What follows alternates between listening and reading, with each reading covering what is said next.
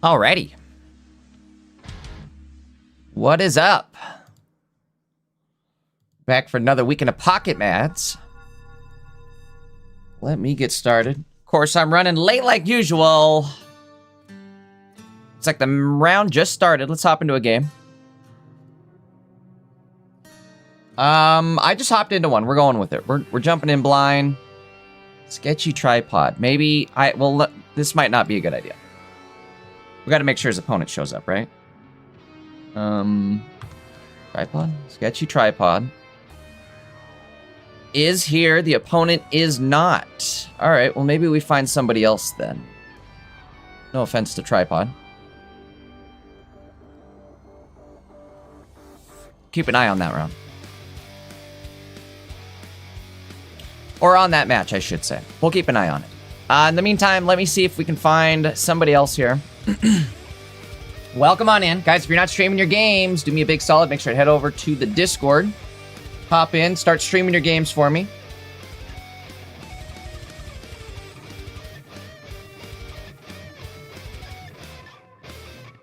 Are they here? They're not here. All right, hold on.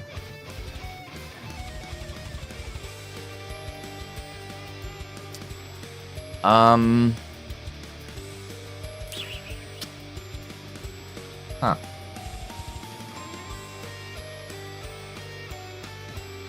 We'll see if we can come back to that match. That wasn't a very great one for the start. Let's see what else we have.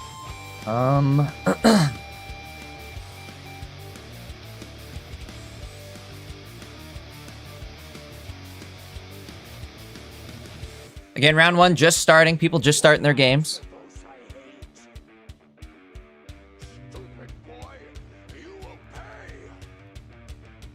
Oh man, what are you running? Perfect. Doesn't matter. He's just starting. Let's do this. This'll work. This'll work for us.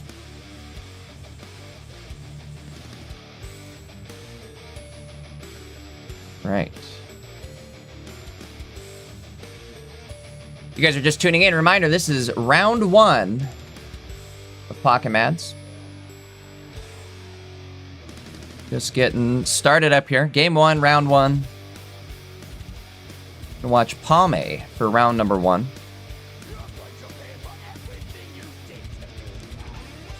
Come here. Oh, let me get my dog. What's wrong? What are you doing? Just give me like the Lassie Timmy fell down the well look. Timmy didn't fall down the well, alright? I know he's fine.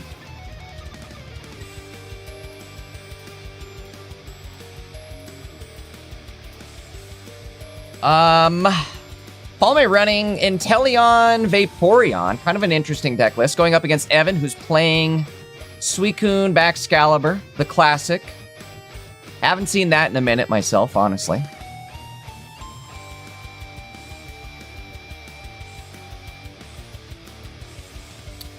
One second here. Just finishing getting the deck list loaded up. Gonna be just me today in Swiss rounds, guys. But tomorrow I should have another co-caster. I could spoil this surprise, but I don't know if I should.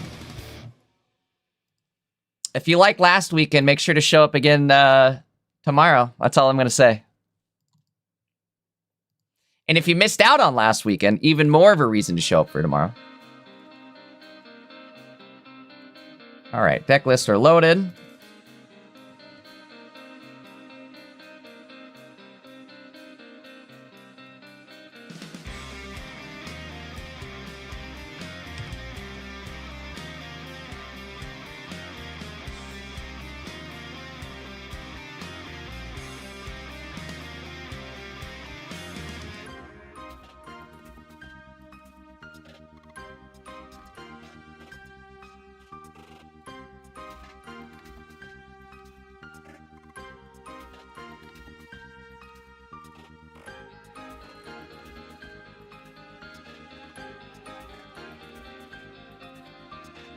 All right, sorry about that. Getting some things finished up in the background here. But again, we've got Palme running the Inteleon lineup with Vaporeon. I was going to say the Inteleon deck, but this is kind of new territory here with a Inteleon Vaporeon combo. One thing we're not seeing here, though, unfortunately, is any way to tank this hit, really. And Drizzle's going to have to take this hit here, which Drizzle is going to get one shot by this. I'm not sure how this deck is supposed to play, but it feels like this isn't how you want things to go for Palme.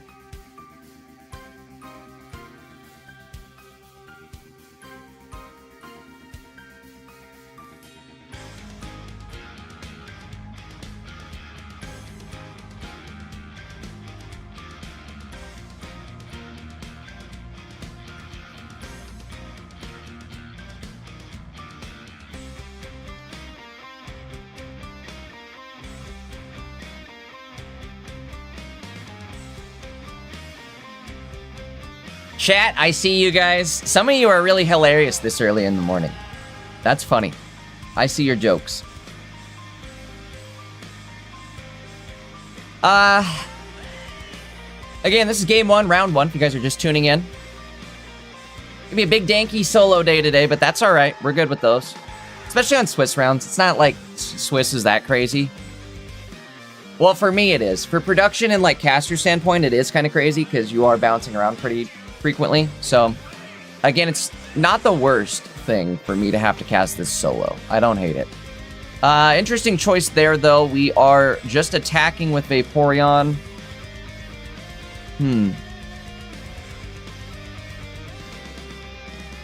I think they've already used their leaf blower. I think at that point you're going to have needed to started your Inteleon line. We're going to have needed to have started the damage, I guess, right? So you get that Inteleon ping. Might be a rough matchup here for this Inteleon deck, to be honest. This Baxcalibur Suicune deck is pretty good at being able to bounce around from Mon to Mon. Which I would say for Inteleon, you probably want just like, you want to focus on like 2 Mons, right? And just drill down those 2 Mons until you win the game. But with there being the ability to kind of bounce between 4 pretty hefty HP Pokemon, I think it's going to be a struggle here.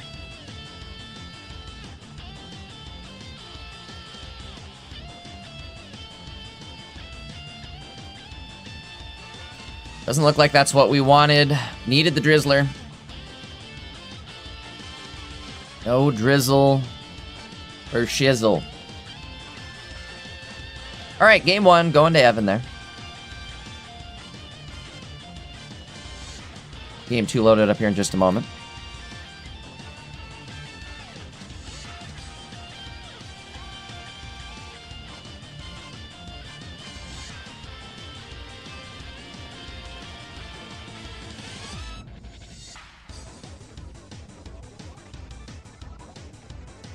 They are searching now. Again, as soon as the gameplay is up and running, I'll have it back on the screen. If you guys are just tuning in, you haven't yet hit that like button, make sure to do that. If you guys are over on Twitch, or you're not over on Twitch yet, reminder, we are dual streaming. Definitely come hop in over on the Twitch channel, drop a follow if you haven't. We're getting real close to 1,000 followers over on Twitch.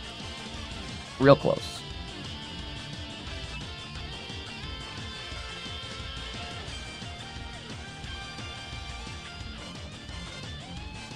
Chat, what are you thinking? What are you rooting for this week?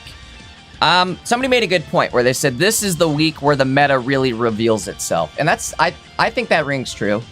I like that assessment. It does seem to me like this is kind of the week where we get a better idea of what we're going to for sure be seeing in ranked dropping on the 12th. So in 3 days. I think less than 3, like 2.5 days. I know I use these as kind of like a guide on what I should be running for ranked. Sometimes I use these as like a guide on how to play the deck too, right? You can learn a lot watching these tournaments. I know I do. All right, game number 2, starting off here between Evan and Palme.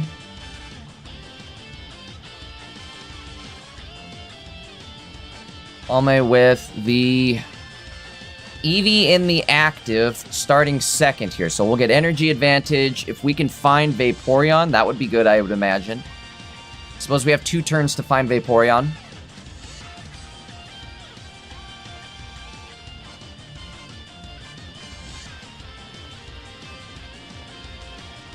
I get a good copycat here.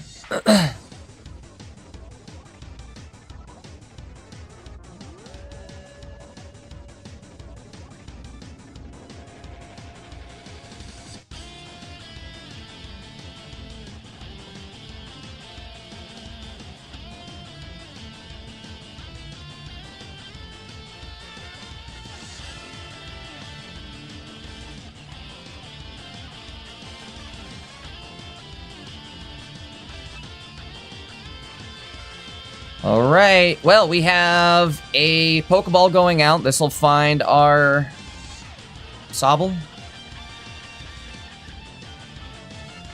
I maybe would have made right there. I may have made.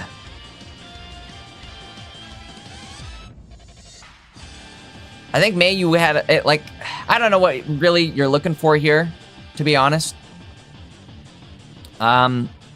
Opponent's not going to be able to attack this turn. Oh, no, maybe they could attack this turn. I'm sorry. I guess all that's going to take is a rare candy. I thought that was it for sure. This could get real ugly real quick. Palme might be getting somewhat lucky here and dodging a rare candy.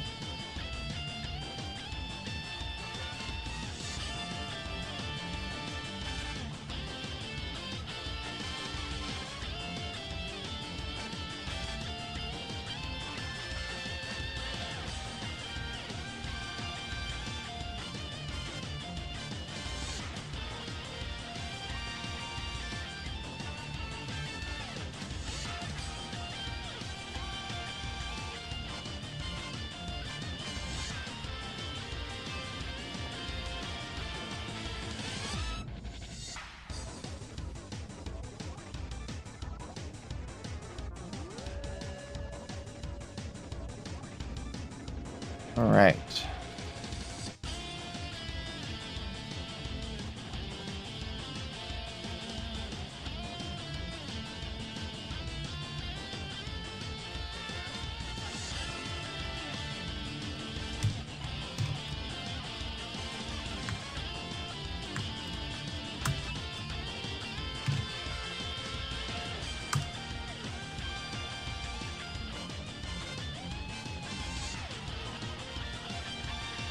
Beast Heal coming out. I'm going to heal Suicune back above KO range. However, we do have Inteleon in hand. Might be in an okay position here. We can attack with Inteleon. And I think as long as we don't find... how do you play this? I would imagine drop that. Yes. Question is, where are you putting this energy? Because there's a possibility that you're... Okay, I like it. I like it.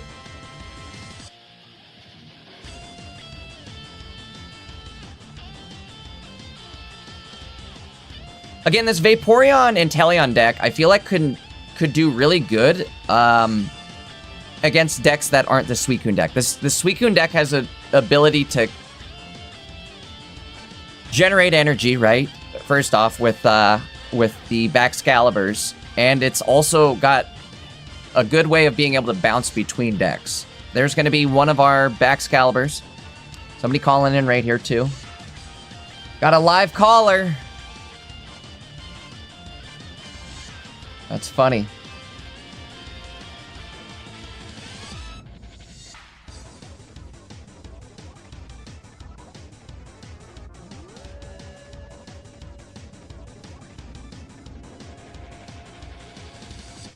All right, so that, again, did mean that Suicune was going to be able to attack. The one good news here is the fact that we have our other Inteleon ready to go. Bad news is we're only going to be able to do 70 damage. There we go. Never mind. We're back. Just like that, we're back. I almost wonder, though, how do you play this? Do you just attack with Inteleon, do 70 damage, Parasol Lady? Okay, I like it. We're going to Parasol Lady the bench, which is actually kind of big here in the sense that it's... Oh, this is huge. Big, big, big. Right, first off, this is big on two fronts, right? They took off another card from the board, so Suicune only going to do 60 damage here. The other positive... Uh-oh, that's not a positive. That part's not good, though. Coming down to this. Had to go in with Baxcalibur. Gonna do 90 damage here, I believe. Cyrus wins it. So 1-7. Can we do it? No, we can't, unfortunately. Well, no matter what happens here, we can retreat, fill up Chen Pausker. Dang, there it is right there, too. Ooh. Ouch. Rough go.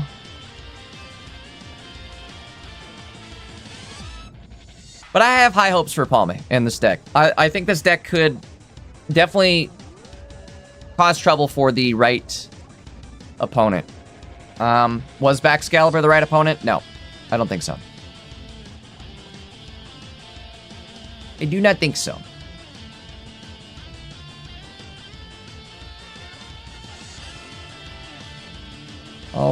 Let me get another game on the screen here.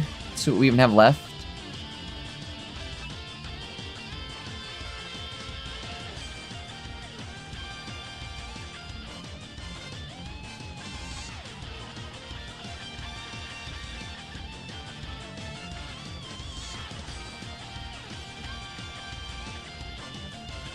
Very interesting Koga deck list. You guys heard that right? Koga. Wheezing. Let me see if we can get this on the screen at all. I don't think this player's streaming.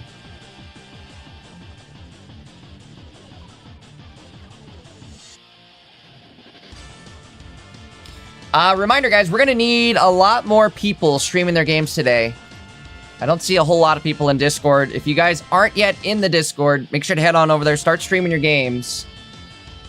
Again, in order to put on a performance today, or not a performance, I guess, but what's the word? A tournament performance for you guys. I guess I'm putting on a performance, but either way, in order to put on this this event, we do need games to stream. So if you guys aren't in the Discord, do me a big solid. Head over there, start streaming your games. I'm trying to find somebody else to watch here for the time being.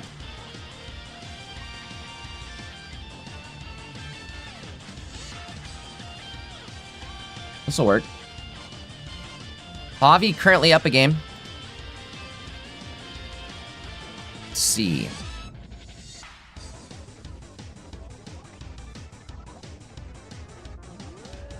We'll hop in here and see what we think for this match right here. In a sec, we'll get the deck list loaded.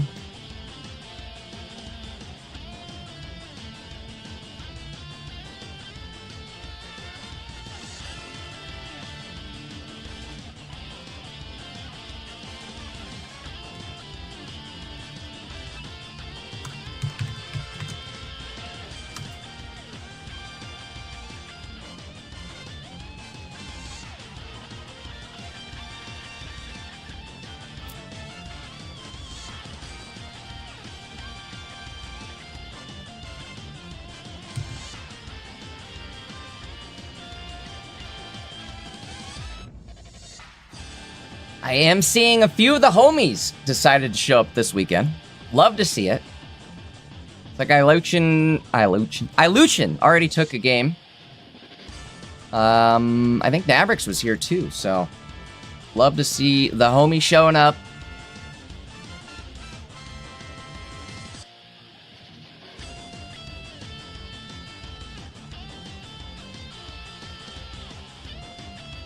Just a second here. I will have the deck list loaded for this match.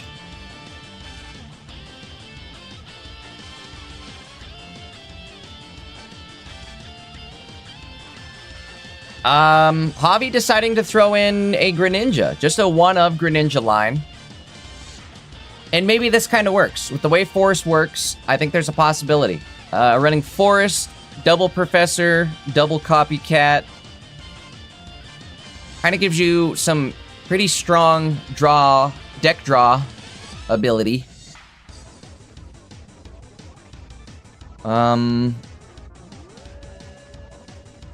Downside here, though, Javi only has one prize point, gonna need 3 to win it. Which does mean he's gonna have to, I guess, tank through one of these Oricorios, but I think he can do it, no problem. We're gonna be able to ping that benched Magneton, the backline Magneton. We'll Cyrus it in. And I know we're late to join the party, but I do believe that's both the Magneton lines down at this point. Javi running a one of for Cyrus.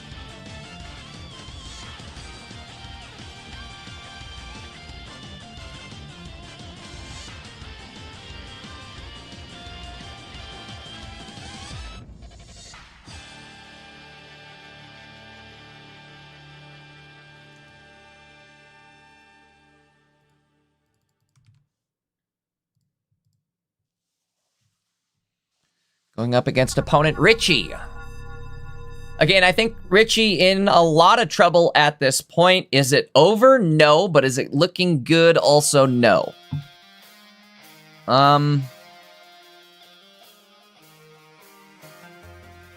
we might get solo choreoed.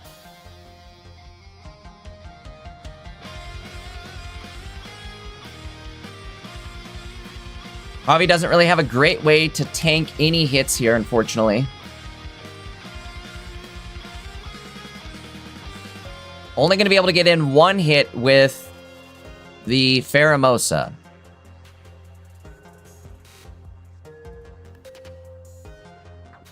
Sabrina going out. This is just going to delay the amount of time that Javi has. However, it also... Well, no, it doesn't. No, it does buy him a turn with Pheromosa. I don't know if Sabrina was the play.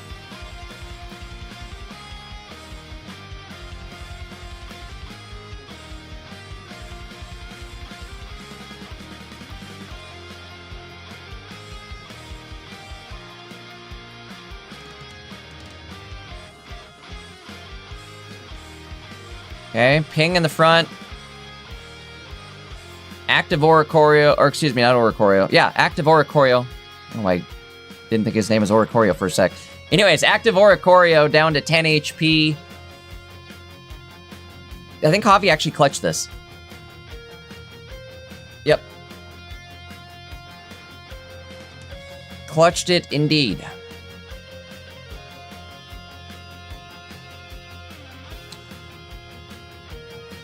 I think actually that was game 2 there. Double check. Indeed it was. All right, let's see who else we have going for the rest of round 1. Ooh. The homie Verum also decided to play. Love to see that. Verum is last week's winner.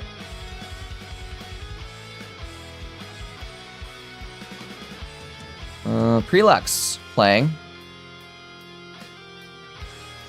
Seen a lot of the homies play, but they're not streaming, which is very interesting. I mean, they're not even streaming on Twitch either.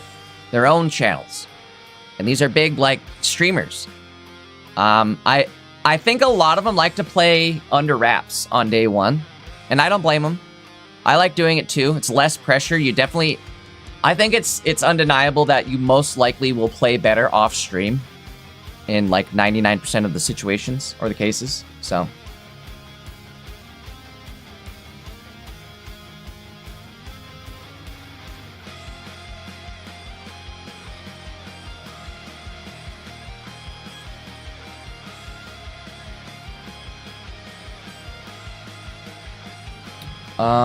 Again, looking for some more games for us to watch here.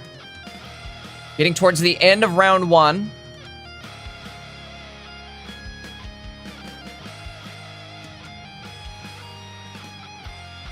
That might be it, honestly. Unless I'm missing somebody. Psychode? Psychode's here.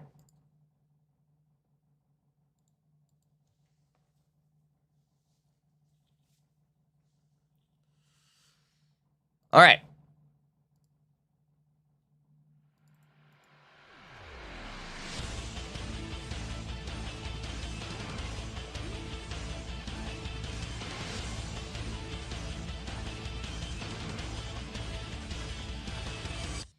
Here we go.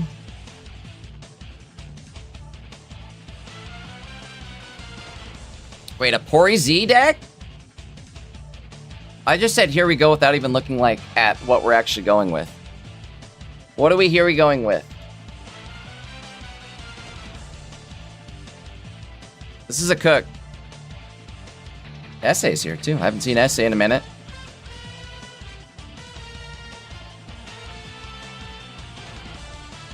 You guys brought all the cooks out this weekend. There's a ton of cool deck lists.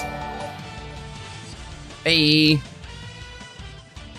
Bearded Nerd, thank you for the Prime subscription over on Twitch. Appreciate it. Again, I really appreciate all the support you guys put in each weekend. Definitely helps me out a lot through both YouTube and Twitch. We are on Maddie's YouTube, my Twitch. So again, appreciate everybody showing up, showing some support. If you guys are over on YouTube, you haven't yet hit that like button. Sure to do that as well. Oh no, I gotta get this deck list on the screen. I know it's over, but we're getting the deck list loaded. because I want you guys to see that. All right, there it is. Porygon deck list loaded on the screen. Again, it was a little slow to get to it, but I wanted you guys to see it nonetheless.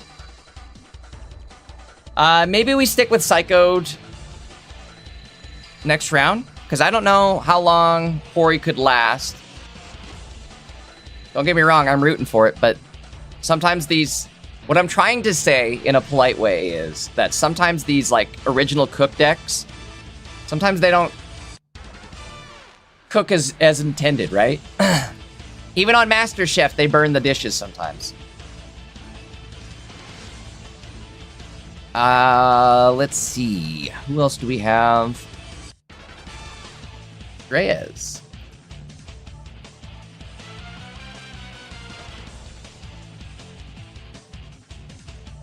Might be it for round 1, guys. We've got some people lined up for round number 2. Bearded Nerd's playing? Maybe we watch him for game 2. Maybe we do that. Here's what we do for the rest of this round. We're gonna go over to the standings, the pairings. First off, this is the pairings. Pokemon's number 30, Amazing Aura. It's a $100 prize pool today.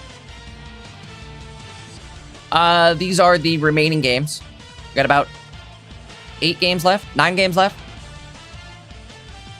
Standings aren't going to be out yet. We can go to the standings, but again, there's no recorded rounds, so we can't really tell where everybody's standing.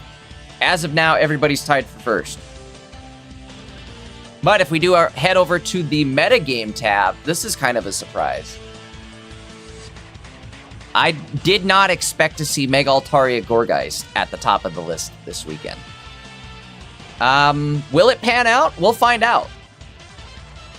I think these guys were banking on there being a ton of Lucario Hitmontop decks, which there's a decent amount, but definitely a lot of Gourgeist. This is a really healthy looking metagame tab this weekend. We've got nothing over 10%. The deck that's at the top here isn't Hydreigon, which is always a win, right? No Hydreigon. There is Mega Altaria still, but we take what we can get around here, okay? It's Gourgeist. It's something at least different. No Sleep Scam here, it looks like, or at least not a whole lot of Sleep Scam. I would imagine that the deck isn't 100% focused on Sleep Scam. Going down the list, we've got Altaria Greninja, Zoroark Absol. In fact, Greninja Absol tied, right? Or excuse me, Mega Altaria Greninja and Zoroark Absol kind of tied this week, both having 33 people running it at about 6.83% of the share. Going down below that, we've got Magnezone. And then here's our guy, Hydreigon. Look at how even this week is. Everything sitting between 5 and 7% is crazy. 33 players, 33 players, 31 players, 30 players, 30 players, 28 players. I mean, for it to be that close between these 5 decks is absolutely nutty. 6 decks. And then the outliers are still kind of close too, right? With Altaria and Mega Sceptile. Blaziken kind of dropping a little bit, it looks like. Only about 3% of the share. After last week, I think that's to be expected. The last week, Mega Blaziken hasn't been doing so hot. So, again, it's kind of to be expected to see it drop in the metagame a little bit here. What else do we have? Again, standings aren't going to be up yet until the round completes. We've got about 4 matches left. Hopefully it won't take us too long here to get through them. Reminder, guys, if you're not yet streaming your games, do me a big solid. Head on over to the Discord. You can go right here, Discord server, hop in right here and start streaming your games for me. Definitely helps. I need games to be able to put on a show, right? So the more people we have streaming, the better chances we get, the better chances we get. Boy, I can't talk today. I don't know. I woke up this morning not feeling 1000%, so bear with me today. 1000%. I normally run at 1000%, in case you guys were wondering. We're only running at about 700%. 700%, somewhere around there. Should we get an idea of who we maybe want to watch for game 2? What is this? Galarian Cursula versus Nzatu? Fortunately, they didn't win. But it's still a cook. Like I said, sometimes people show up to Swiss rounds with some of the best cooks. This is the day where you're going to find the best cooks. Double Cursula, double Xatu, or no, single Xatu line. Mimikyu, and a Comfy. This is a 1 prize pointer Mimikyu as well. And a Comfy. Everything in here, only 1 prize point, no EXs. Running a double Will. Xatu is a coin flip. Flip a coin. If heads, your opponent's active Pokemon now drop to 10 HP. Interesting. I mean, with Poison Barb, this is very annoying. You can't really hit into anything, otherwise you're going to get KO'd. So, I wonder if somebody's going to get caught with that today. Let's go back to the standings here. Flygon Claydol. Interesting choice. Let's take a look here. Claydol is 3 colorless. Does 50 damage, Power Beam. However, the ability is really what the, I would say the benefit is. Your Pokemon, both yours and your opponent's, cannot be healed by anything, by any means. So no PCLs, no Lilies, no Popsicles, none of that. Interesting. This might be like the most consistent looking Flygon I've seen yet. Possibly. Did they win? As they lose game 1. But still, I like the Chingling start. I like the ability to Claydol. You have colorless energy, so it doesn't matter what you get. They've got the Vibrava as well. I've noticed some Flygon decks not running Vibrava. They run into a Chingling and they're just cooked. 100% cooked on the spot. We're rooting for a Flygon deck today. I think that was the last game just finishing up here too, so yes, it was. Round 2 should be starting here any moment. Here's how I've also been seeing people run Flygon. Flygon Ariados. Interesting choice here, running double Goomy for the starter. 1 Spinarak Ariados line, and a double Flygon. See, this is what I was saying, though. They don't run the Vibrava, so a Chingling comes around, and they're essentially cooked, right? Your only option to get through Chingling is Ariados. They did lose. Again, we're rooting for a Flygon at some point today. Let Flygons be Flygons. That's what I keep saying. All right, let's get into game 2, round 2. I gotta find somebody to watch.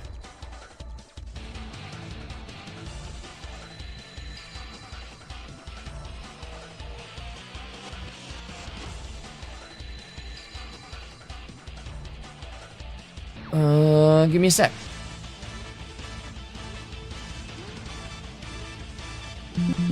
Bing, bing, bing. That was mine. That was me. Sorry.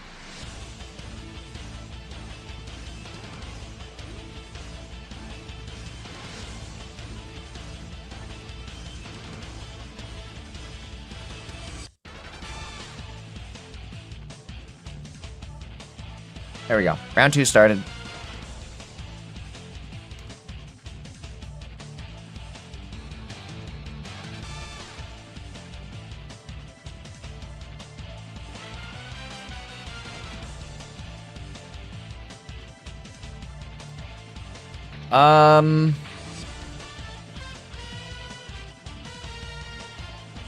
Alright, it looks like we've got some of the streamers starting to pop up out of the woodworks here.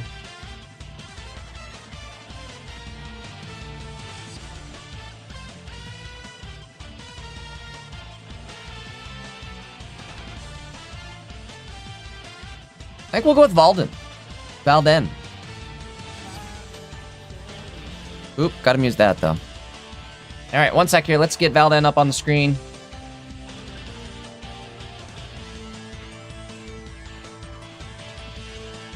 Should be just a moment.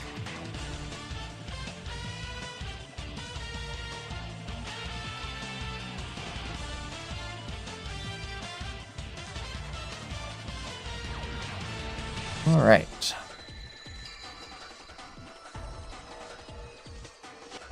Ooh, nice. Going up against Johto Jero. Johto Jero.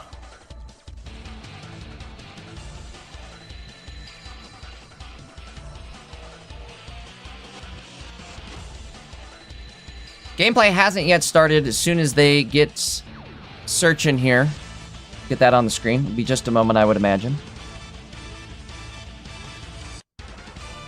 Flygon running Zoroark. What do you guys think? This meta has produced a ton of good meta level decks that all include new cards, and I'm loving it. Ba-da-ba-ba-ba, right? I'm on some Mickey D stuff right now. I'm loving it.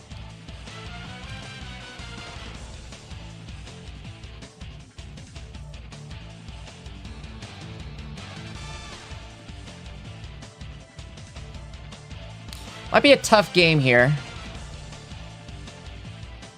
Flygon is going to have to go against type advantage, right? With grass going into darkness here.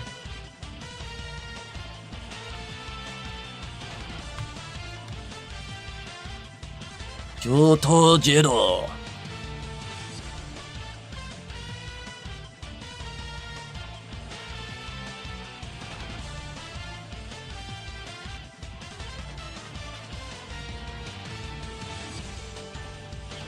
All right, here we go.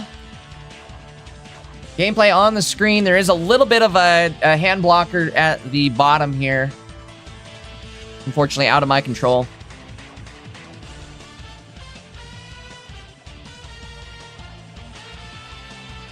The round setup as well. Round 2.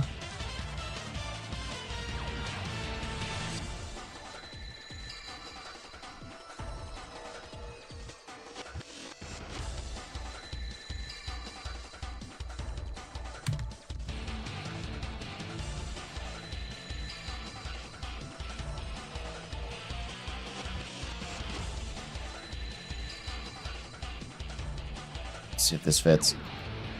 Oh, that's close. I don't know if I like it. Just do PMPT number 30. There we go.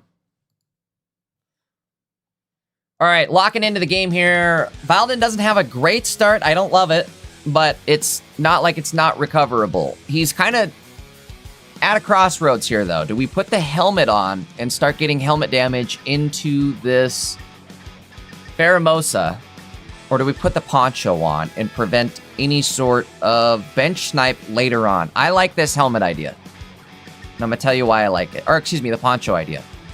Is because he's also got a popsicle in hand, right? So we could potentially heal this popsicle. We could potentially popsicle this damage off, retreat off to the bench, and then be immune to damage on the bench.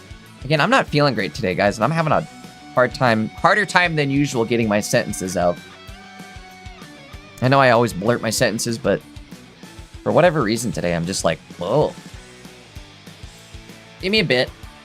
We'll get into it.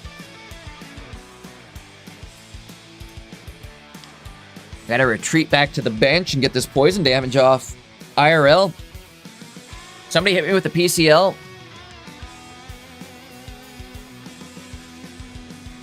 I could use Nurse Joy. You know what I mean? Giggity.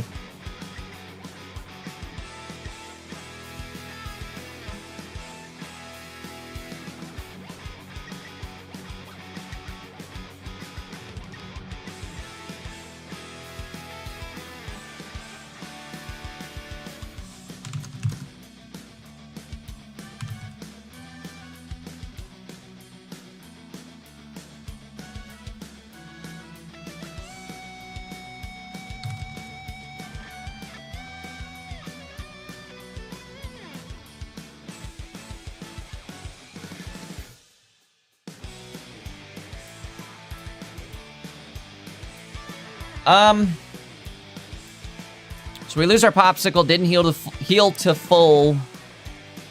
None of this feels great.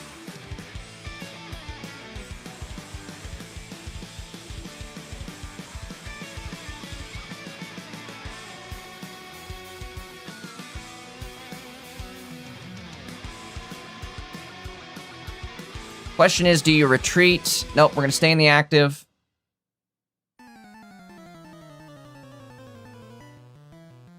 There's a Sabrina.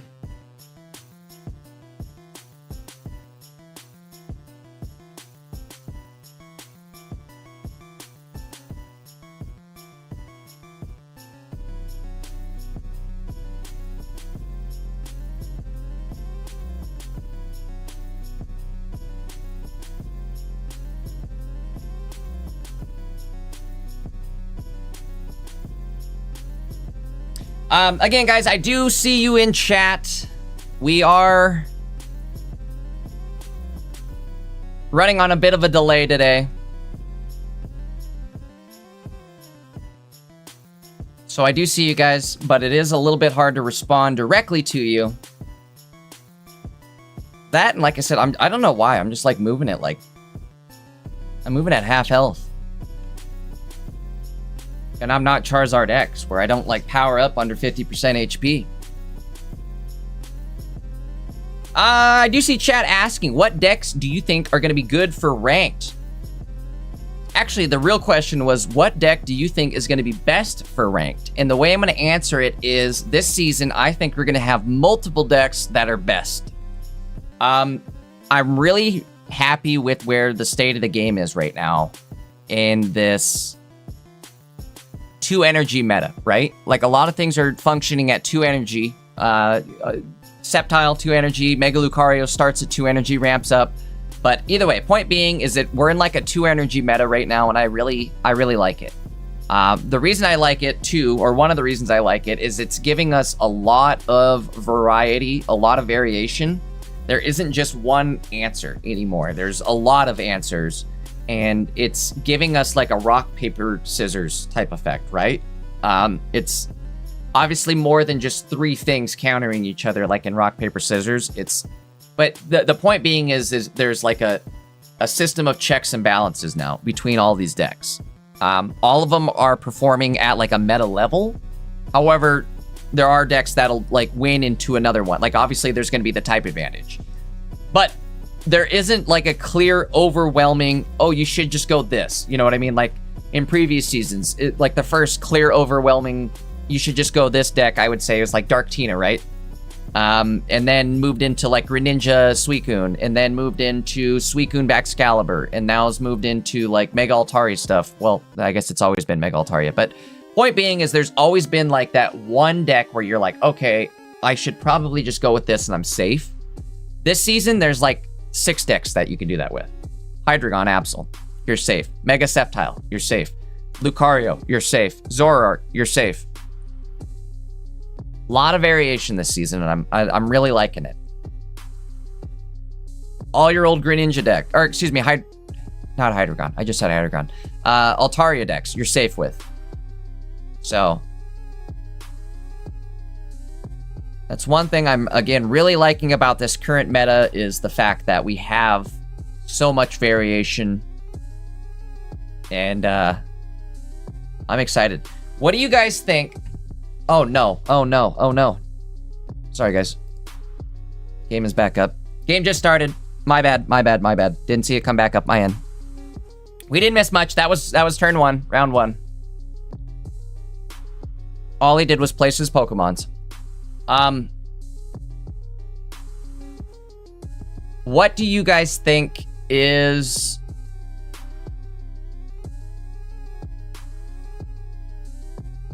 going to be... Sorry, I lost my train of thought there for a sec. What do you guys think of that new... Okay, so let me back it up. Slight teaser, I guess. The information got revealed the other day that the upcoming pack is looking like it's going to, and this is your spoiler alert right here, upcoming pack might be focused around Paradox Pokemon. Not even might be, it looks like it's 100%, it's been data mined. So I think we're getting Paradox Pokemon coming to the game soon. But what I was gonna say also, in addition to that data mine, they ended up finding out we're getting like a raid mechanic. Now, I don't know what this means exactly. My hopes are high, but maybe I should middle them. It's a pack opening raid mechanic is how it's officially described. So I don't think it's going to be like we go in and we, you know, you and 3 friends battle a raid Pokemon in game with cards. Like, I don't think it's going to be that just yet. I hope, like one can hope that that's where we eventually get to one day.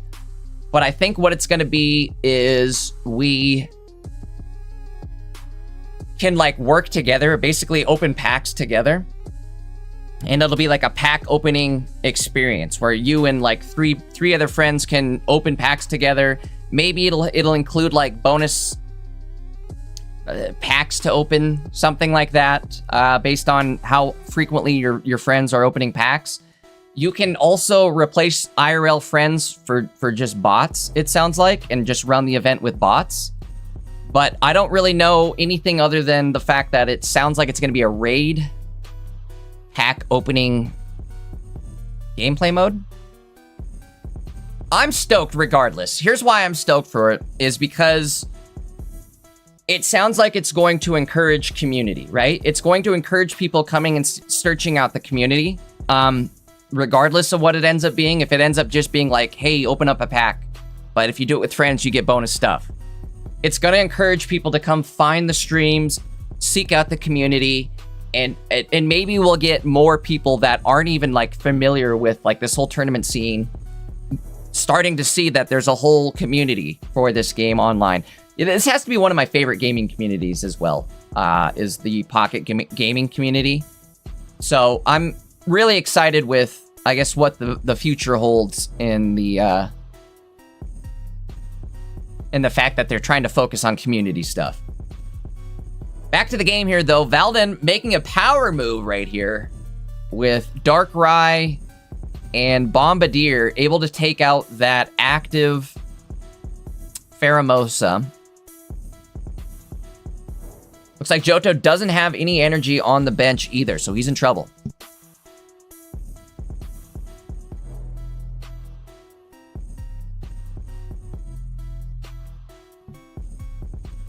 Sorry, I had to yell at my dog.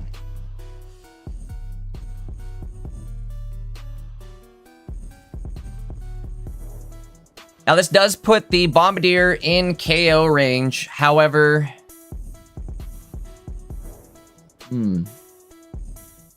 scary, scary, scary. I guess my however was, if they do decide to attack, that means there's no energy going on that Trico.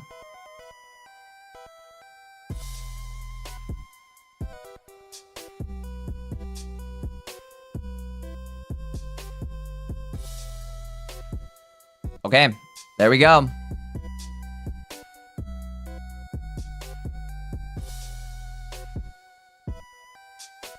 This has got to be a not easy matchup for Valden here. I think what he really was hoping for and what he really needed to have happened there was a Zoroark draw, possibly? Trying to think, how do you get through? Yeah, he's going for it.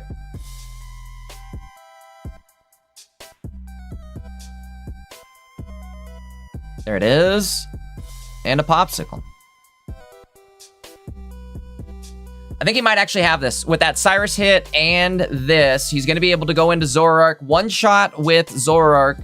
They're likely going to go in with the Trico and go Mega Sceptile mode, which is okay, right? Yeah, we do lose Zoroark, but we do get Cyrus, or we will have Cyrus in hand, so we will be able to Cyrus in that 20 HP Pheromosa and take the 3rd prize point.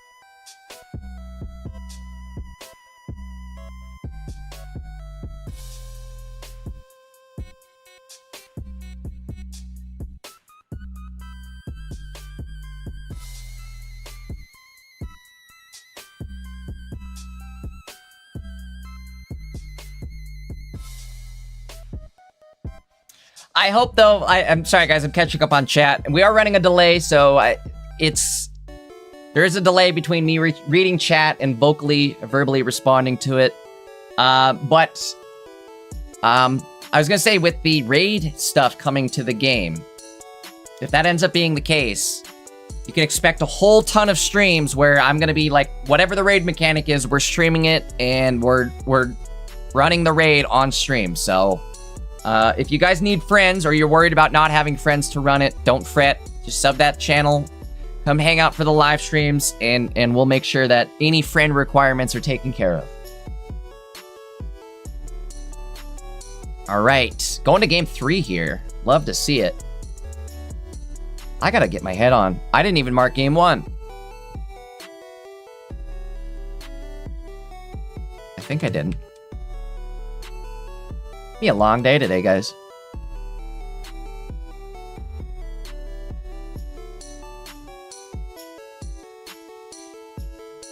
It's Johto Jover. I love it.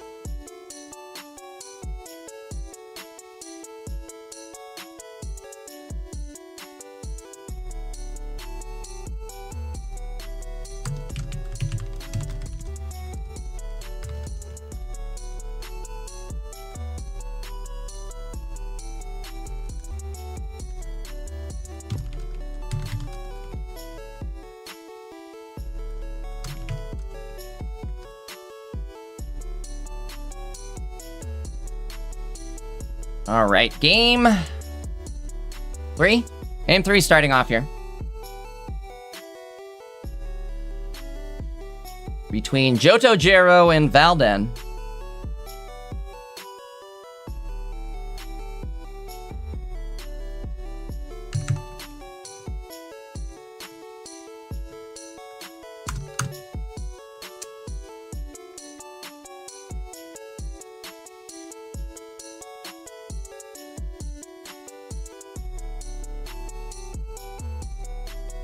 Valden having to start first here. I would say not ideal unless we manage to top deck into a Zoroark.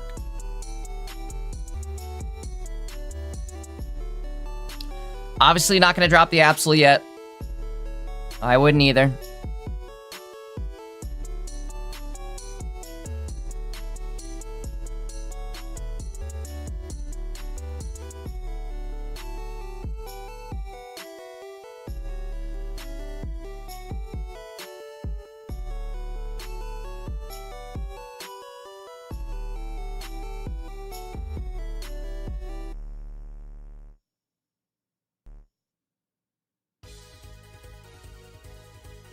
The scoreboard. I gotta show you guys the full screen real quickly here. Where is it? There we go. Perfect. Right above me, if you guys look on, this is Valven's stream, by the way, but he's got a scoreboard. I'm wondering, is this for this tournament? Be kind of cool. That's definitely cool of the Frog guys to run like their own personal scoreboard, right? Where they just have all the Frog guys kind of competing in Pocket Mats, see who gets the highest score. All right, Valden not in a great spot here, having to at least ascend into Zoroark here. This is what it's like to go further beyond. He ascended. I don't know if there's any Asian Andy fans in stream.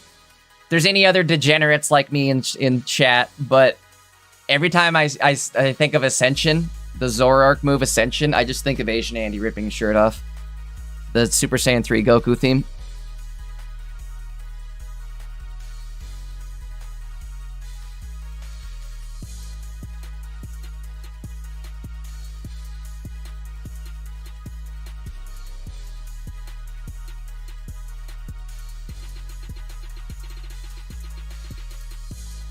All right, active Zorora going down.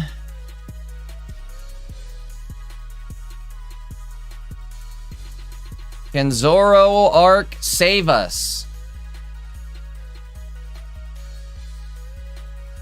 Things are not looking great. That's good. This is a good combination.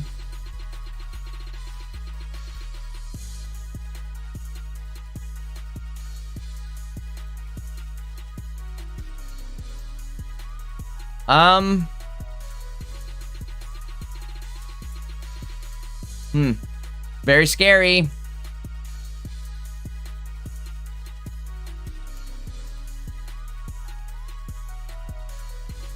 Well, no forest or any other basic setup here, and Valdin might actually have this. Gonna get hit for 40 damage here. Eee, there's Professor. There's no way. There it is. I was gonna say, 0 chance we don't find a forest or something here.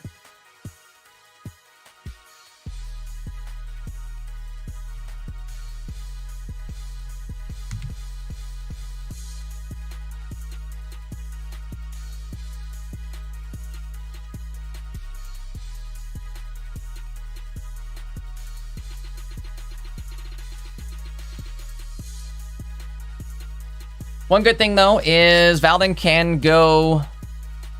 So we've got the poncho on, which blocked that hit. There is a helmet. What did he need? What do we need here? Darkrai. Again, the problem here is the fact that Valdin can't attack here still. He needed Bombardier. Very unfortunate that we drew Darkrai. If that would have been the bird, that'd have been the word.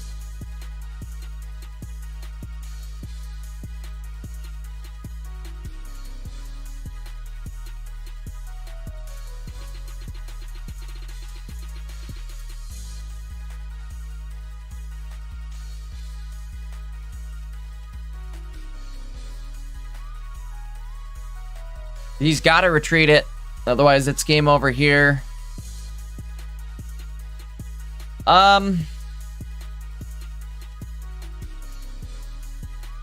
Not a fun spot to be in.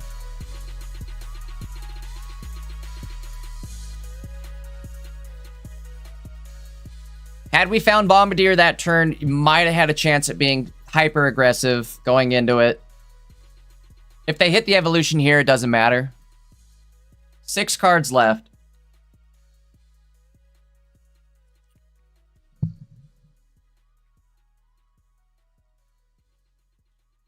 Give me 1 sec here, guys. Actually, I gotta take a quick emergency 2-second AFK. I'll be right back.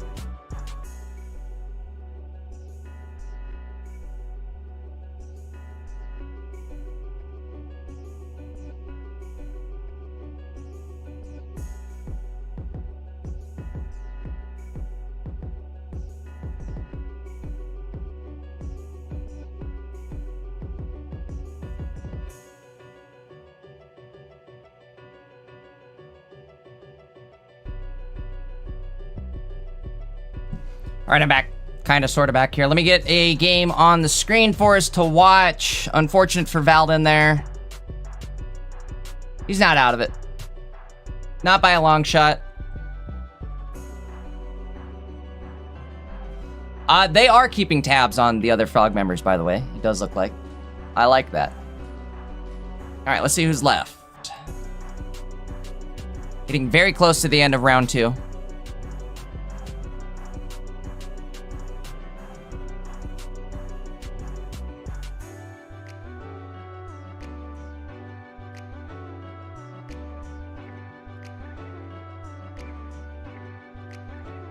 All right, we're throwing this on because he's playing an interesting deck here.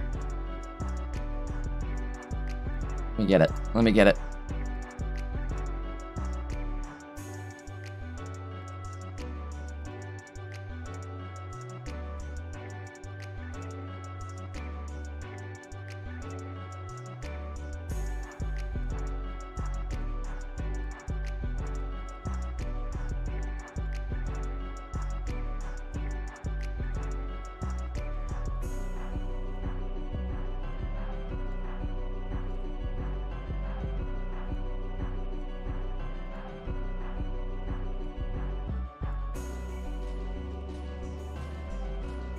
Both players sitting 1-1 here. This is a serious deck that Ilution's going up against here.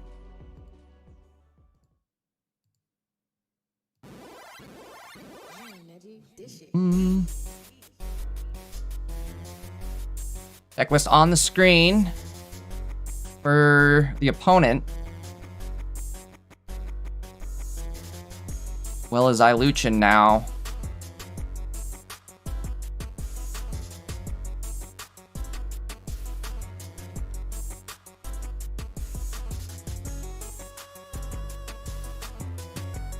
You guys don't know, Ilution, a frequent friend of the show, has helped me guest cast before.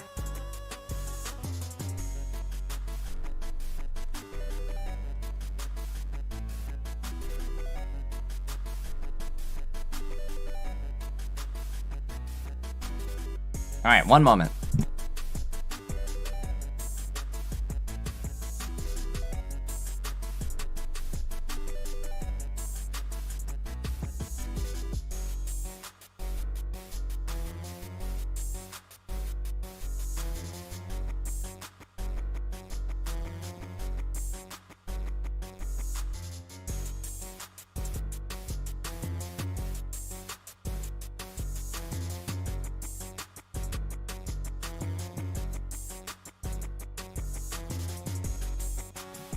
All right.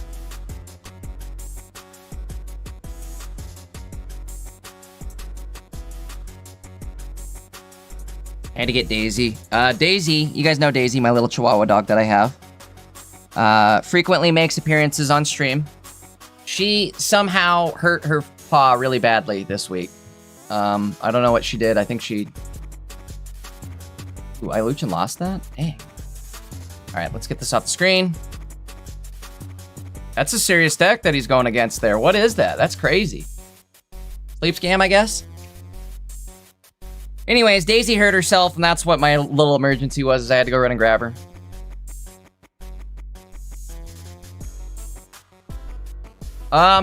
Ilution's still up a game, so he's not out of it. 1-1. Let's see what we have for pairings now. EPT number 30, Amazing Aura, $100 prize. We've got 8 matches left, I think.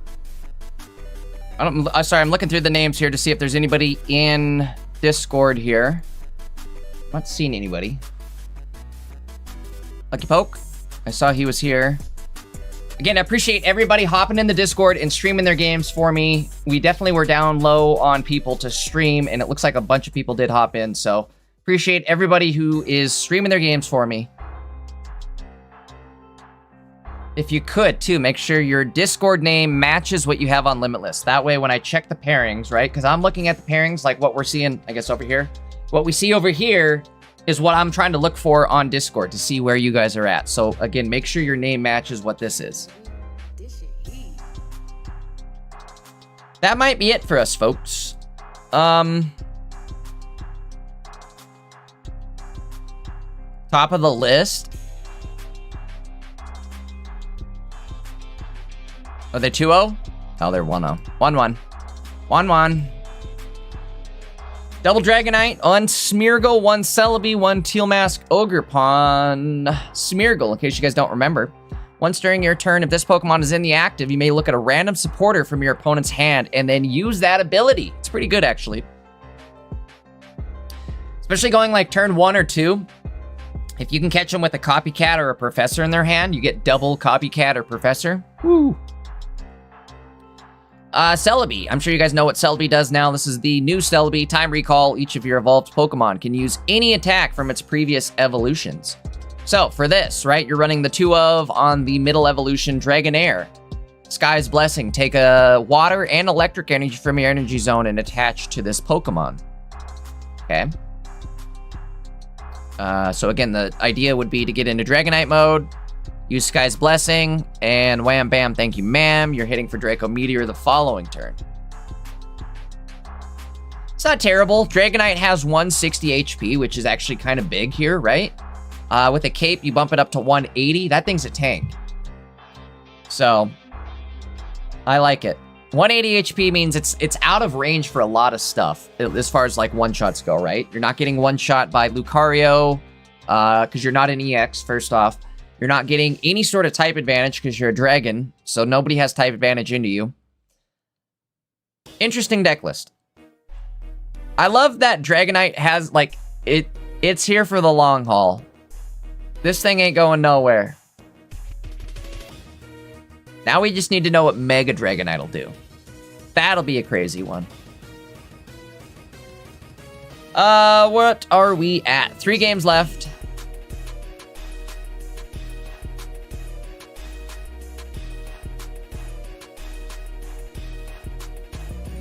Hawk 2-0 with his Dragonite deck. I'm sorry, did I say Dragonite? The other dragon. Flygon. The other Dragonite. Crazy. Okay, so I watched Pac play this yesterday, and he did not have the Vibrava, and he lost to a Chingling. So, it looks like he's definitely covering that weakness by running the Vibrava, allowing him that middle evolution, which will allow him to get into Flygon, even if he's item locked. Essentially, he has 3 ways to evolve now. Interesting setup here. I like it. He is sitting 2-0 with it. Managed to beat Altaria, Greninja, in a Magnezone. That's crazy, right? Because I feel like with Dragonite, a little bit of luck comes into play with the fact that you're just like randomly nuking things. But Flygon is kind of precision targeted. You're AoEing and then you Cyrus in what you want. What else do we have? Harion playing Solgaleo. Interesting. Okay. Soljeezy going 1-1. They did manage to lose that last round, but this is not a terrible setup. Furfrou, Skarmory, double Solgaleo line, running 2 of with the Lucky Egg, 1 Copycat, 2 Professor, and a Bounded Field. So they're getting double Steel type damage. They're hitting for a lot.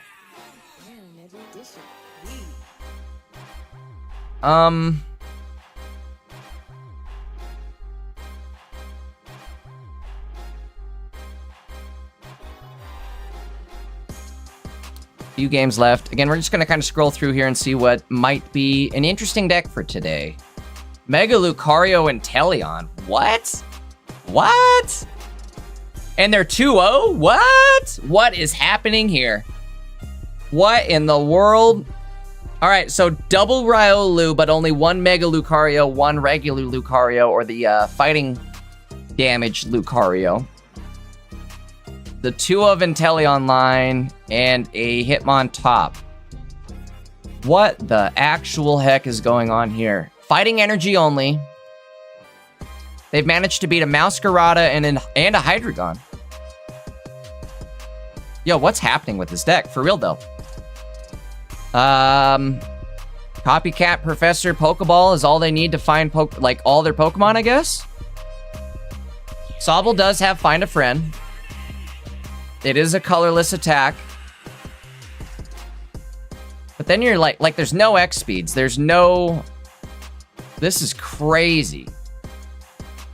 All right, well, let's see if they continue that 2-0 undefeated streak.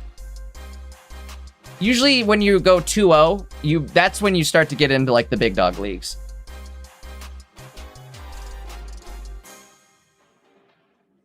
Virtue K, again, this is the deck that just beat Iluchin. Double Vivillon. Double Darkrai Igglybuff line. Nothing here can really tank a hit. Vivillon only is your highest HP Pokemon at 130 HP. They do run one cape, but it's just a Giant's cape, so the max you can get to is 150.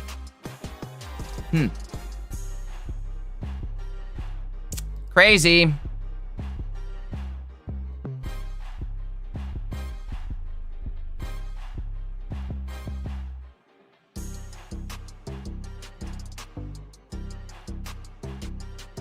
So my Elodic deck, or 1-1. Mega Audino, Mega Lucario, 1-1.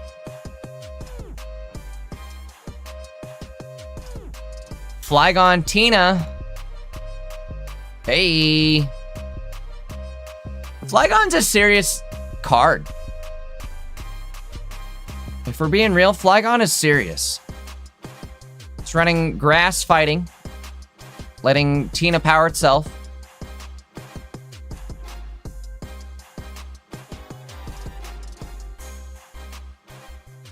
All right, that'll be it. Let's get locked in for the next round here.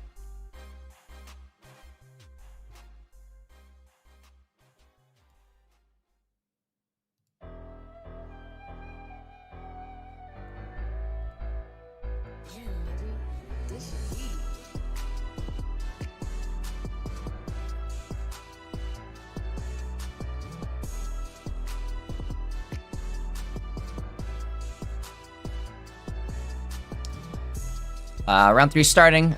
While we're getting the games loaded up here, quick reminder, guys, make sure to hit that like button over on YouTube. Try to get as many likes as we can on this stream. It definitely, again, it really helps push this in the YouTube algorithm, which we need all the help we can get, right?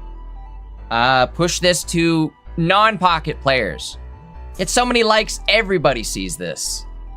Either way, guys, definitely hit that like button. And if you're not subbed up to Maddie, make sure you hit that sub button as well. We are on Maddie's YouTube, my Twitch channel.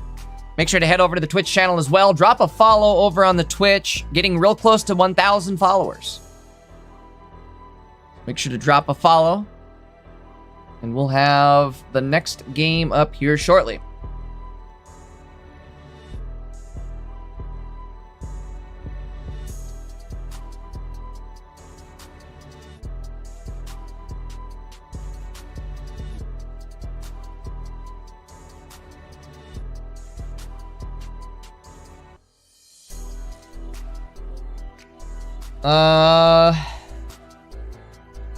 Sorry guys, again, give me a sec. Just get the next round loaded up. There it is.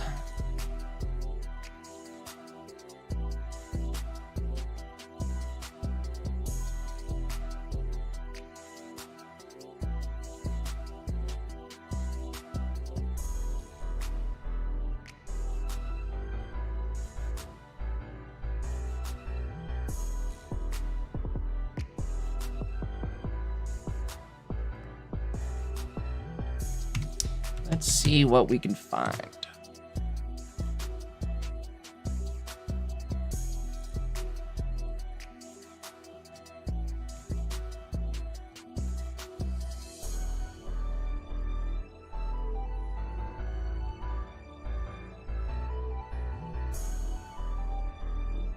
Oh, Pac's here. Okay, I know what we're watching. Shout out to Pac. The homie Pac. Sitting 2-0 with Flygon. We're about to let Flygons be Flygons, folks. It'll be just a minute here. Looks like Pock is currently searching. Oh, he's going up against Javi, too. It's a double. A doubler. This is one of those rounds where it's like, it stings no matter who wins, somebody loses. Highlander rules, there can be only one.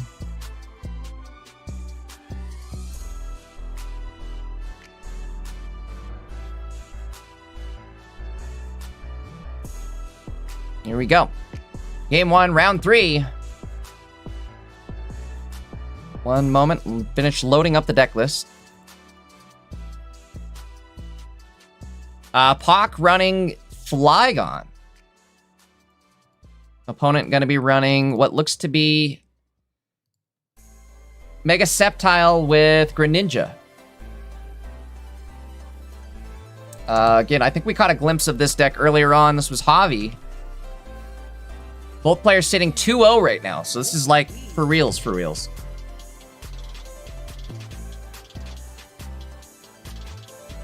I was casting yesterday for Umbreon99. Big shout out to Umbreon. And unfortunately, the internet dropped. Like, everything broke yesterday. Limitless went down. Discord was down. A handful of things were down. I'm sure if you guys were on the internet at all yesterday, you know what I'm talking about. But point being, we got caught in the middle of a tournament.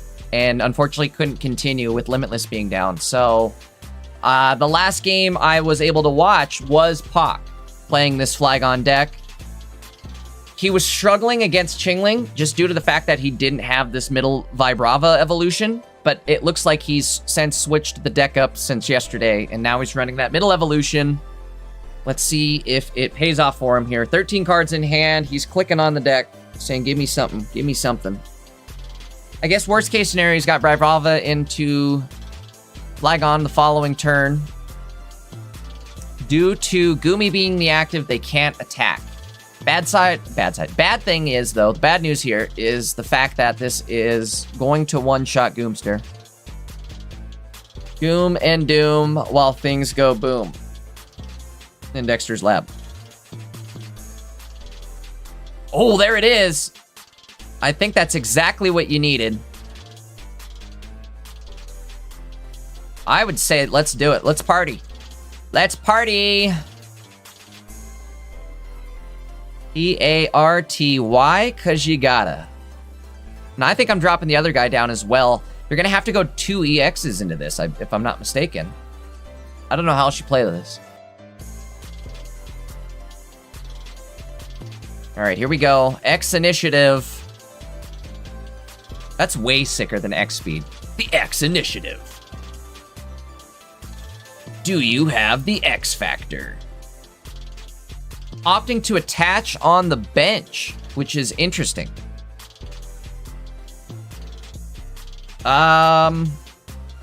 Oops. All right, putting the whole thing on kind of a timer here, right? So if we're taking 20 damage a turn, it ends in 3 turns regardless. Just from triple KOs. Also kind of scary here too, because you then set up damage on the EX Pokemon or your Mega Pokemon, and all it takes is for Pock to hit a Cyrus, and Flygon can hit for 140, which combined with its effect is more than likely going to be able to like KO you. There's Cyrus right there.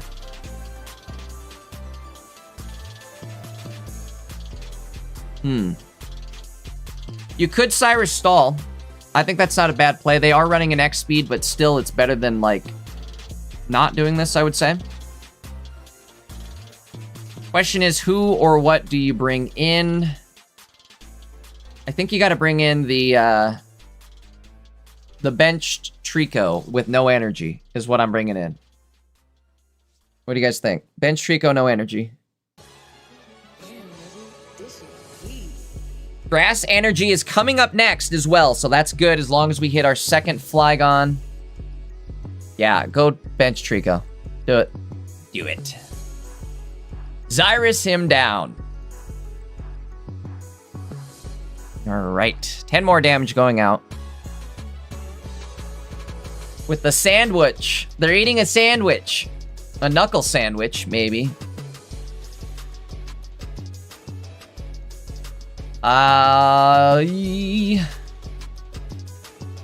Scary moment right here. You know, one thing I just realized too. Was that Goomy might actually be a viable play. They don't have it, so they're gonna have to go in with the Pheromosa. The Hosa with the Mosa. Oh no, but that's not good. Because Goomy can't tank the hit. Uh-oh. But what is good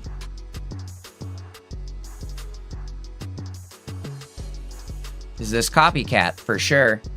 There we go. Cape going out. Cape is actually massive right here as well. Sure, why not? Question mark?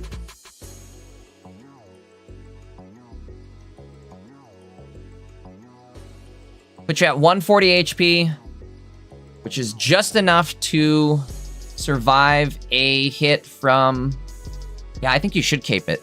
Because otherwise you're going to get hit and put into KO range. Tough call. They hit exactly for 140, so maybe you do need to go the active. I don't know. I don't know. I don't know. Tough call right here. This is like game-breaking cape right here. Or game-winning, excuse me.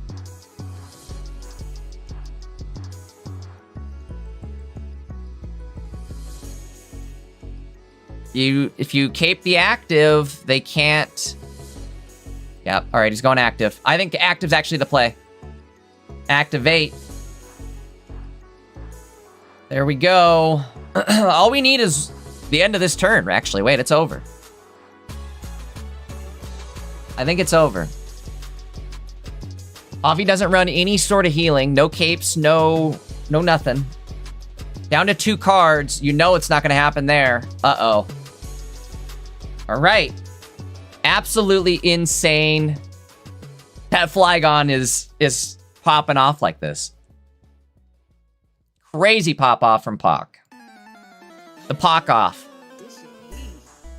All right, guys, a quick reminder while we're getting into game 2, make sure to hit that like button. I think that game definitely deserves a like. If you're watching on YouTube, you're not yet subbed, make sure to hit that sub button as well. We're streaming on both Maddie's YouTube and my Twitch.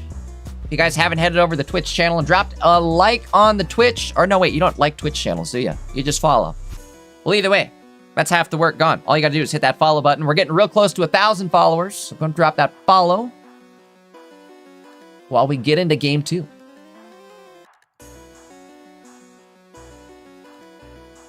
Man, I'm like rambling. I feel like I got like a head cold almost. Let's see.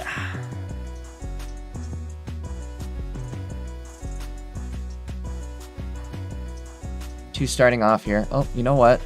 Let's do this. We'll fix it. Just realized we didn't have the game fully in screen.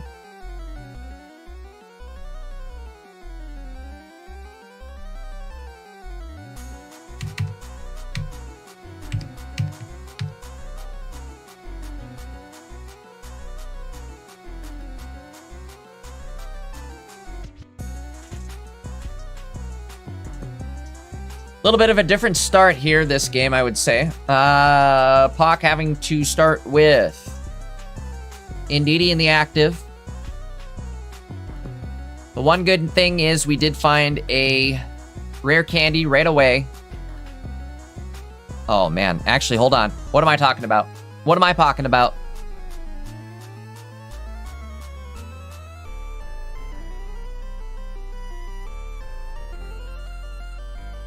I don't know if I would have dropped that, actually.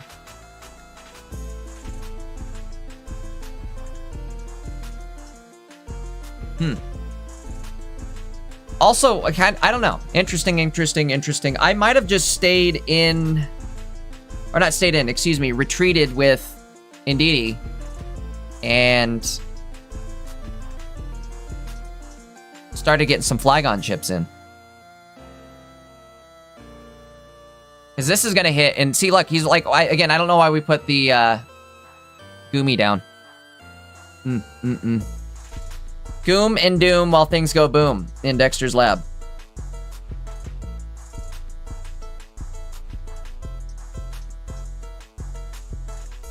see what we get here. X speed. All right. Get him out of here. Get him out of here.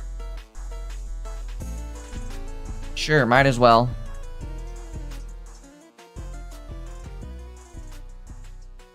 Heal up. And get yourself out of there.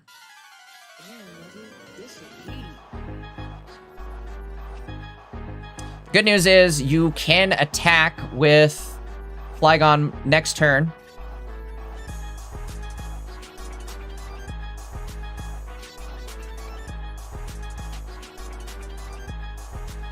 Bad news is you have a Goomy as acting as a free prize point. And then a Cyrusable Indeedee. We'll have to see.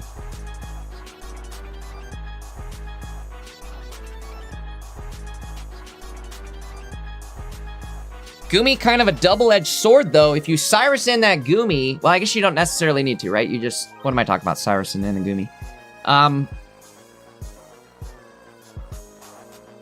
Javi only runs one Cyrus, so he's probably saving that Cyrus for the Indeedee. The problem is Javi does not have a way to get Trico even started here, it looks like. And the fact that we have Grass Energy coming up next means... things are going to start going goodbye.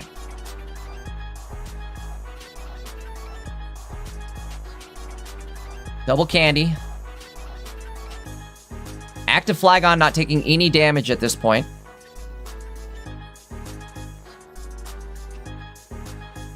There's the other evolution.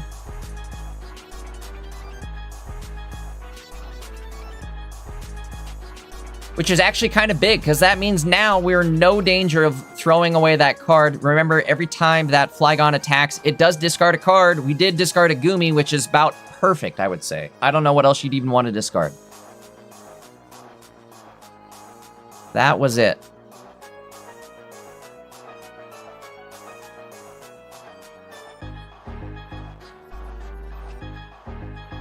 There's the forest.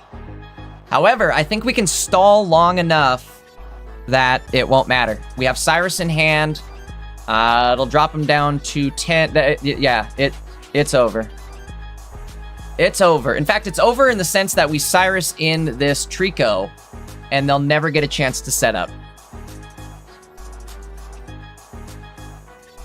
So, this is the power of Flygon. You know what I mean? Like, look, this is crazy. Flygon attack happens here, so it opens up the Cyrus. And now we just get rid of this Trico that's never going to grow into a full tree.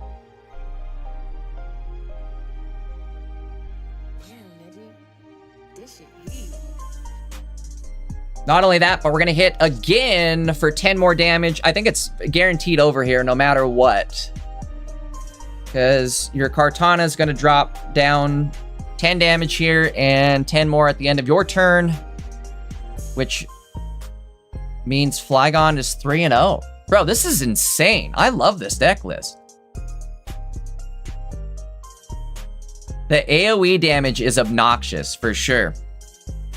All right, Pock goes 2-0 with Flygon. Even with a misplay, right? Like, I would kind of call that Goomy a misplay. Didn't matter. Again, shout out to Pock, though. That was nutty. Shout out to Javi as well. That was one of those matches, like I was saying at the beginning of the match, where it's going to hurt no matter who loses. Or who wins. I am kind of glad to see Flygon going crazy, though. That is something I am excited about. Let's get another game loaded up here.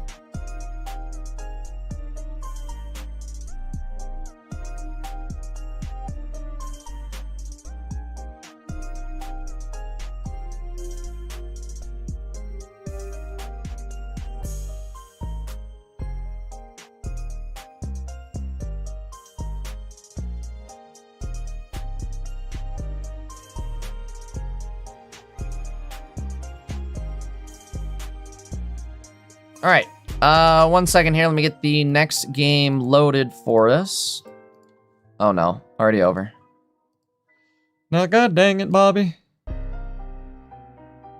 think the game just ended.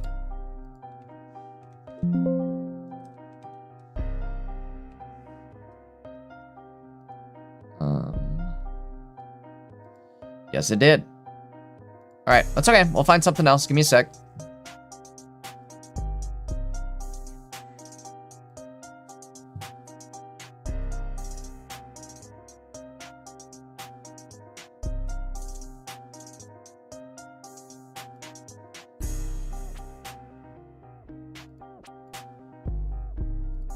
Here's what we'll do. We didn't get to watch this earlier. Not in its entirety.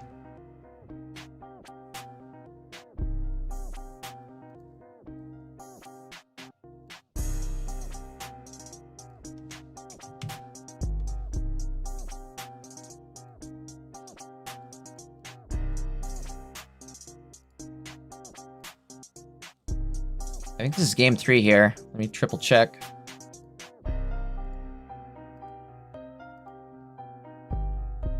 Game 3. One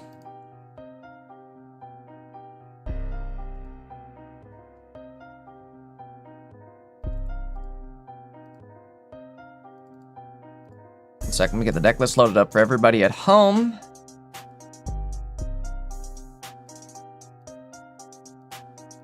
At least swapped over. There we go. So we are looking at Porygon versus Hitmontop.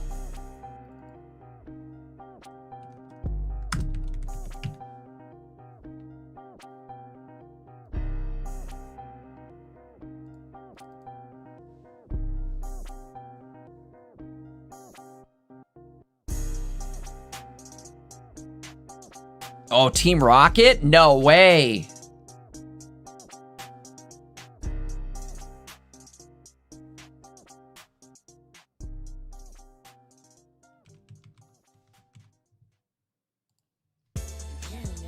That Team Rocket definitely didn't get the hype it deserves. Stealing an energy there, I feel like is big. That's gonna be probably end up winning the game even. No type advantage. Oh, there is now plus 20 damage to fighting Pokemon or for fighting Pokemon, which means Pichu is getting KO'd. Brandon out of cards, but he did slap down a Riolu. All right. On the opposite end of the field, Psychoed also kind of out of cards here. Ooh, Copycat, not what you want.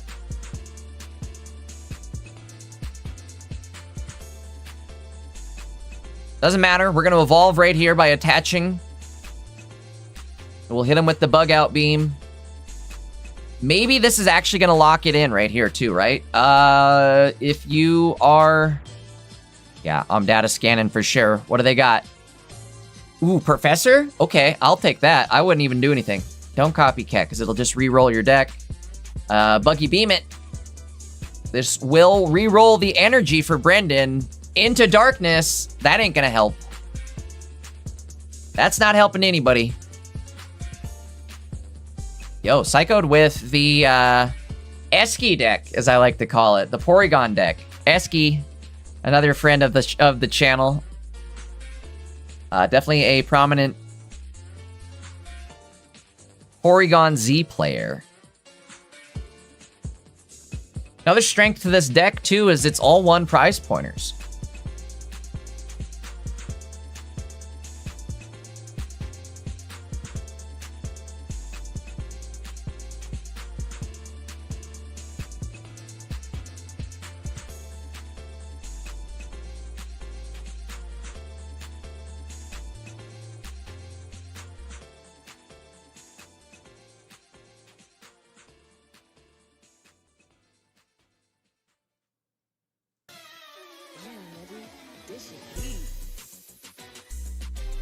All right. What was it? Was it fighting or fire? Okay, fire energy.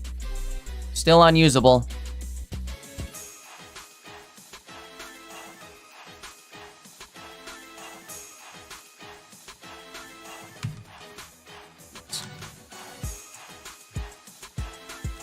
God dang. Oh, God dang it, Bobby.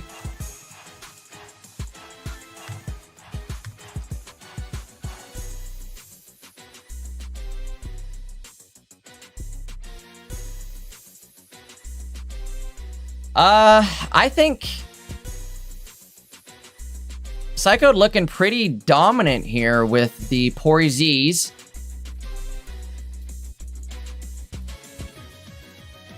I mean, I might even drop a Pichu, throw the X speed, Copycat down to 0, something like that.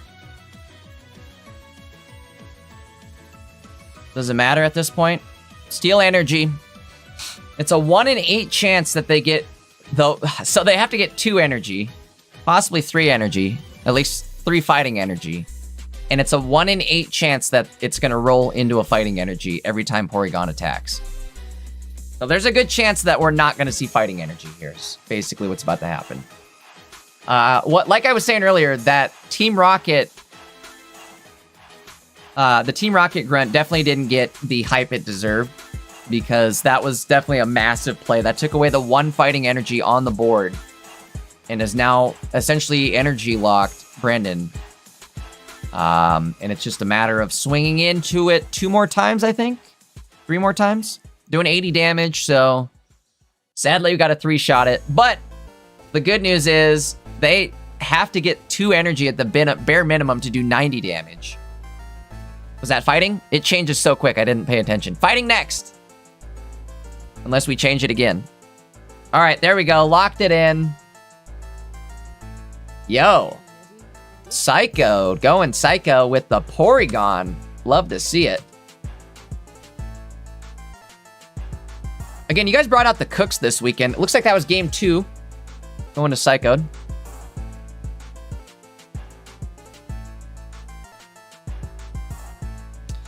Let's see who else we can find for round number 3.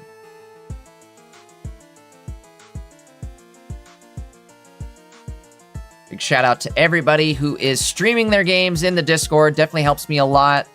Thank you so much to everybody that showed up this weekend as well. If you guys haven't yet dropped a like on the YouTube stream, make sure to do that for us. Also, if you're not followed up over on Twitch, head on over to the Twitch channel. You're going to want to follow up as soon as possible, because tomorrow we're going to definitely be dropping predictions. AKA, we're going to do a little gamba, right? We're going to gamble on the streams, or the casts, I guess, the games. With channel points, free and legal gamble. I don't even want to call it gambling, because that implies like a bad thing. We're having fun with channel points. You have the chance to make a lot more channel points. All right, let's tune in to Golfer MT. Another homie. I could say everybody, like, that's all this is I get to come hang out with my homies and watch my homies play Pocket. You're all my friends now.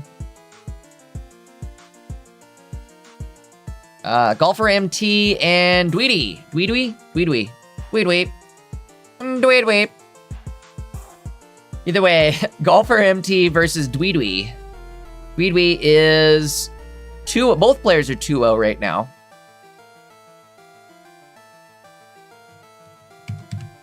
Let's see if I can get the deck list loaded up here.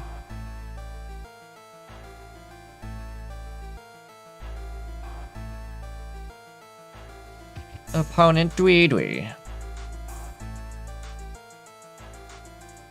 Golfer MT playing Mega Manetric, bringing it back. In a minute.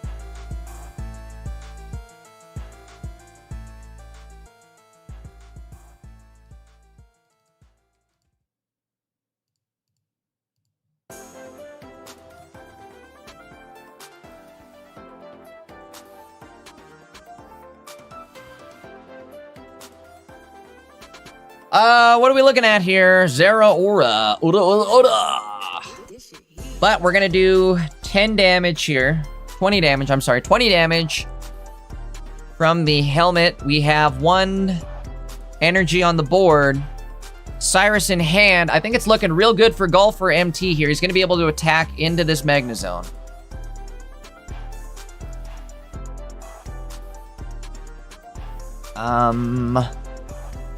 No Sabrina on the opponent's end. barring any sort of, like, popsicle miracle play here, should be good. Opponent does run 1 popsicle, 1 cape, so there is a little bit of potential healing here. And it's gone. I think that locks it in. I think we needed that popsicle to hit like 3 more times. Maybe 2 at least.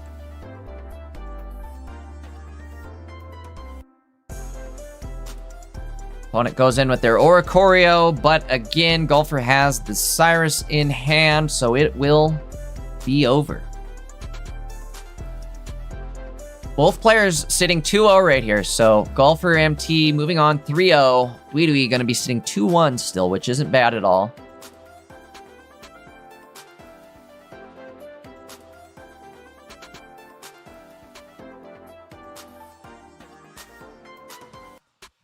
There it is. All right, congrats to Golfer MT. We've got a few games left here in Top Cut. I'm sorry, not Top Cut. We are not in Top Cut at all. I don't know why I said Top Cut. Few games left here in round 3 of Swiss rounds. Top Cut. Top Cut's happening tomorrow. You guys aren't going to want to miss that.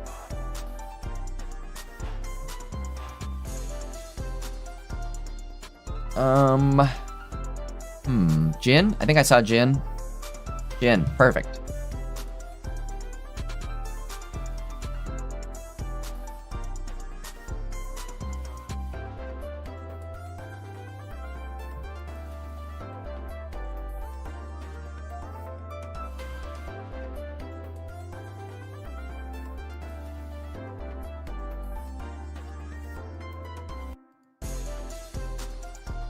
All right, let me look up what's going on with this game here. Jin, both players, again, sitting 2-0 here.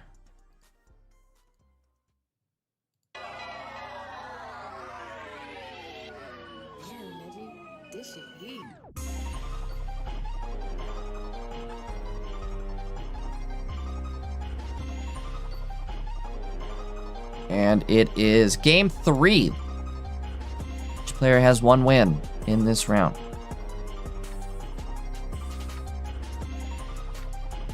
Sleep Lucario versus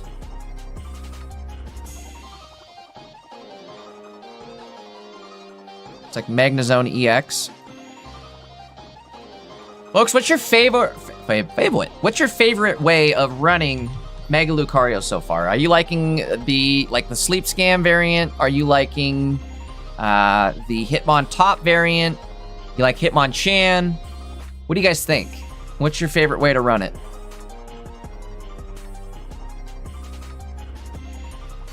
I'm actually really liking the Sylar Sekiryu Third Eye deck list that's been going around. The double Hitmontop Mega Lucario deck list. With 2 helmets for your Hitmontop / Mega Lucario. I think that's a good deck list. Very consistent, pretty easy to use as well. The Sleep Scam variant, also effective, but it's like, you lose a little respect for yourself even playing Sleep Scam, so there's that. All right, that was game 3. Congrats to Jin. I think Jin won that, if I'm not mistaken.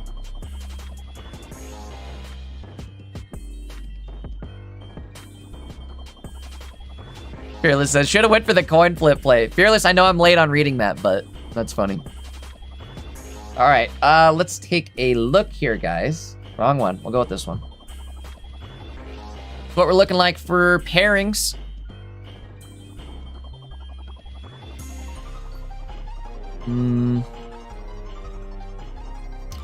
Just a few games left here. I think 9 games left here in this round before we move into round number 4. Got Bobby02. Now, god dang it, Bobby.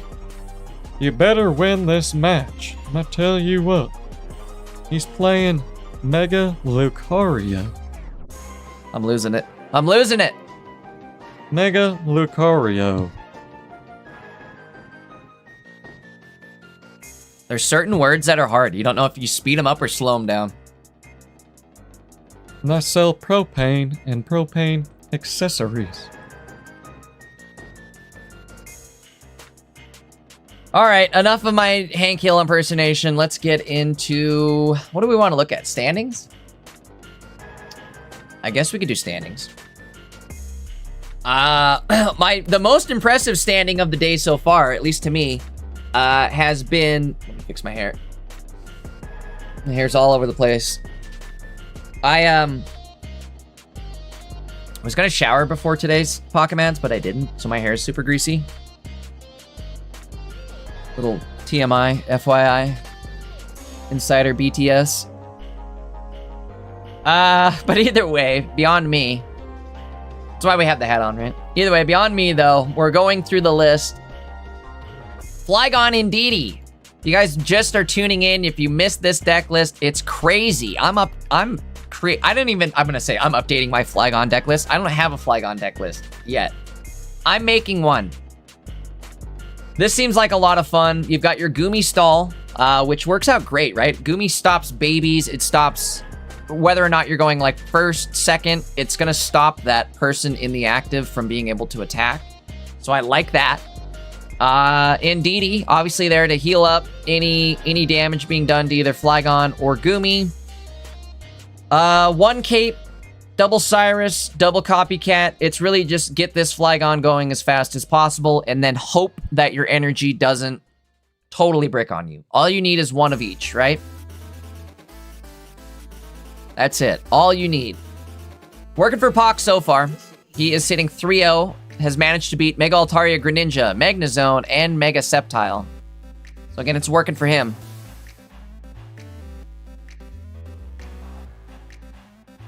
All right. Gonna be just another few moments here. I'm gonna take another quick 2-second break, guys. I told you earlier, or I've been complaining about it, but I'm just not feeling great today. Really not.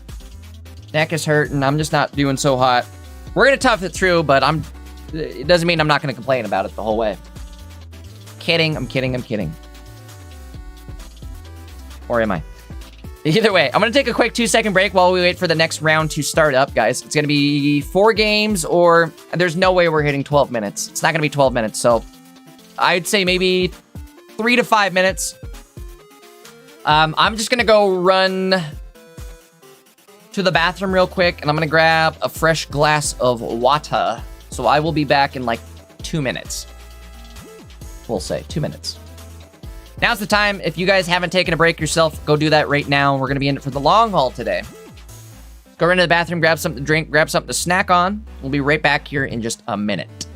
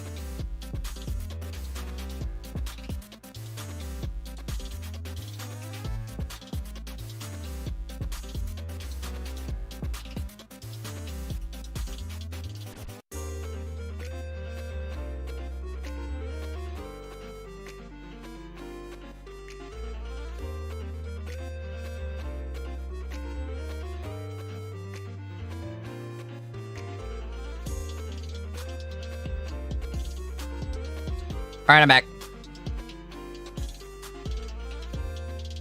Everybody in chat being very, very nice about my King of the Hill impersonations. Somebody asked, can you do Beavis and Butthead? I can kind of do Butthead's laugh, but it's dangerous. That's a laugh where it's like, once you start doing that, you can't stop. Butthead ironically laughs kind of just like Hank does.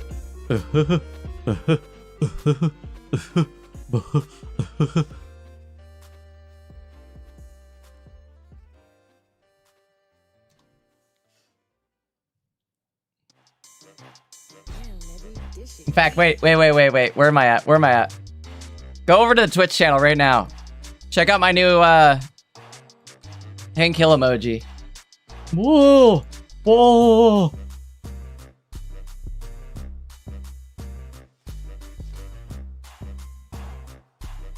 Peggy, they put me in the video game. Whoa! I'm part of what these kids call a Twitch stream. Now, god dang it, make sure you hit that follow button if you haven't yet followed up.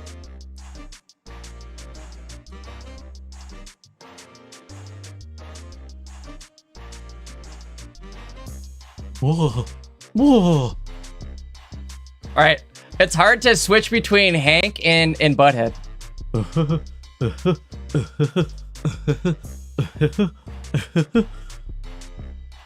Beavis, you dumbass. I can't do Butthead.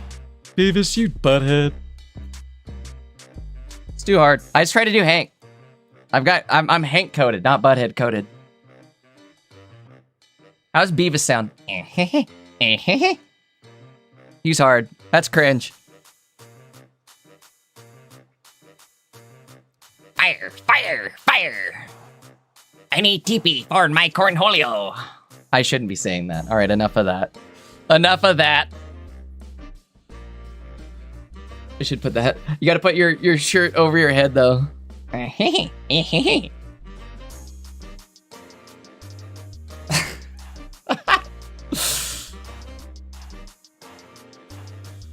Oh, boy. All right, is the next round out or what? Holy moly.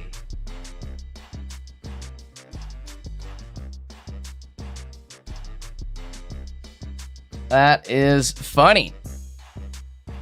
Wet nose says, should have taken that shower. Trust me, dude, I'm feeling so shitty right now that, like, I wish I would have taken a shower.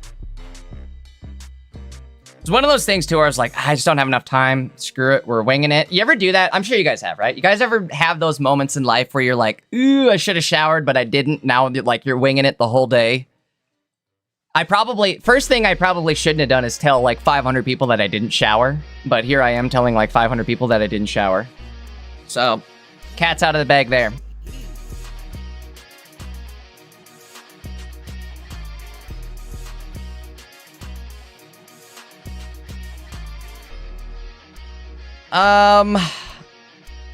Oh, show the Flygon deck. Okay, let's take a look at it one more time. Sorry, guys. There is a delay on the chat. I do see what you guys are saying, but it's hard to kind of reply to it. At least in a timely manner. Oh my god, excuse me. Flygon, double Flygon line with a Vibrava. This is definitely crucial. I watched Pock play this yesterday, and he didn't have the Vibrava, and he got Chingling locked. So Vibrava, I would say, definitely important for trying to get to the Flygon as fast as possible. Not only that, but it just gives you like another line. You have 2 rare candies and now Vibrava. I think it's the more ideal way to get into Flygon ASAP, right? Double Goomster. If you guys haven't seen Goomy in a minute, Sticky Membrane ability. As long as this Pokemon's in the active, attacks used by your opponent's active cost 1 more energy to use. So it delays, and it works against babies as well, right? So if you put this in the active to start a game, and you're going second, for instance, it's good going first or second. Means they're gonna have to attach energy to have that baby attack. So if it's something important where they need like It's like a Pichu to set up energy. They're going to have to attach to the Pichu to even have that Pichu to be able to attack. So, again, it's great for being able to just stall things, slow things down, which is really all you need here, right? Get into Flygon mode, and then it's over. Let Flygons be Flygons. Indeedee there to do Indeedee things, heal things up. Cape, I would say, is very important. The Cape kind of came down to, like, a game-winning play last game, so this is, like... Cape is in the deck, but this is, again, like one of your most important cards, because you're going to need to block damage with Flygon or Goomy, I suppose, with that Cape. By block, I mean soak. Be able to take that bigger hit. Either way, that's the list. 1 X speed to help kind of correct things or get yourself in the active faster. Flygon does need 3 energy to attack, and it has to be 2 fighting, 1 grass, or 2 grass, 1 fighting. Either way, it has to be 1 grass, 1 fighting, 1 of each, and then a 3rd colorless. 3 energy total. But this, I'm surprised how well this worked. One thing that's great about this, too, is the Flygon effect is ticking every single turn. It ticks during their turn, it ticks during your turn. So, you can set up a Cyrus play during their turn, be able to play it during your turn. It's kind of disgusting, actually. Again, Pock sitting 3-0 with it. Is that it? 1 game left. What do you guys want to watch here for this round? We could do Pock one more time, just to see if this is real, right? Is this legit, or is this just, is he getting lucky here? 4 in a row would be beyond legit. Or do we go with, ooh, what about Kenneth? Is Kenneth winning too? Kenneth is 2-1. Still, I'm rooting for my Flygons. Okay, so my other option here, I would say, is we go with... And I'm basing this just purely off the games I have available to watch. Ooh, Red the Champion. Is he here? It might be Red the Champ.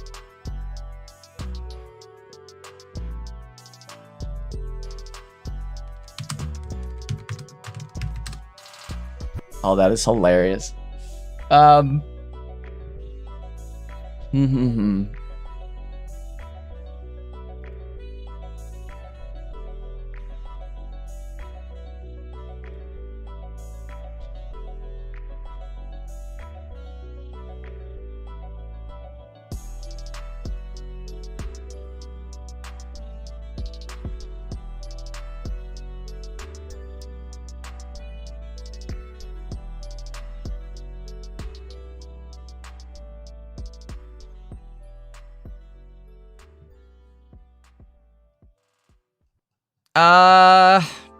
Are we still waiting? We're still waiting. Porygon Z is insane. What do you guys think then? Pori Z or Flygon?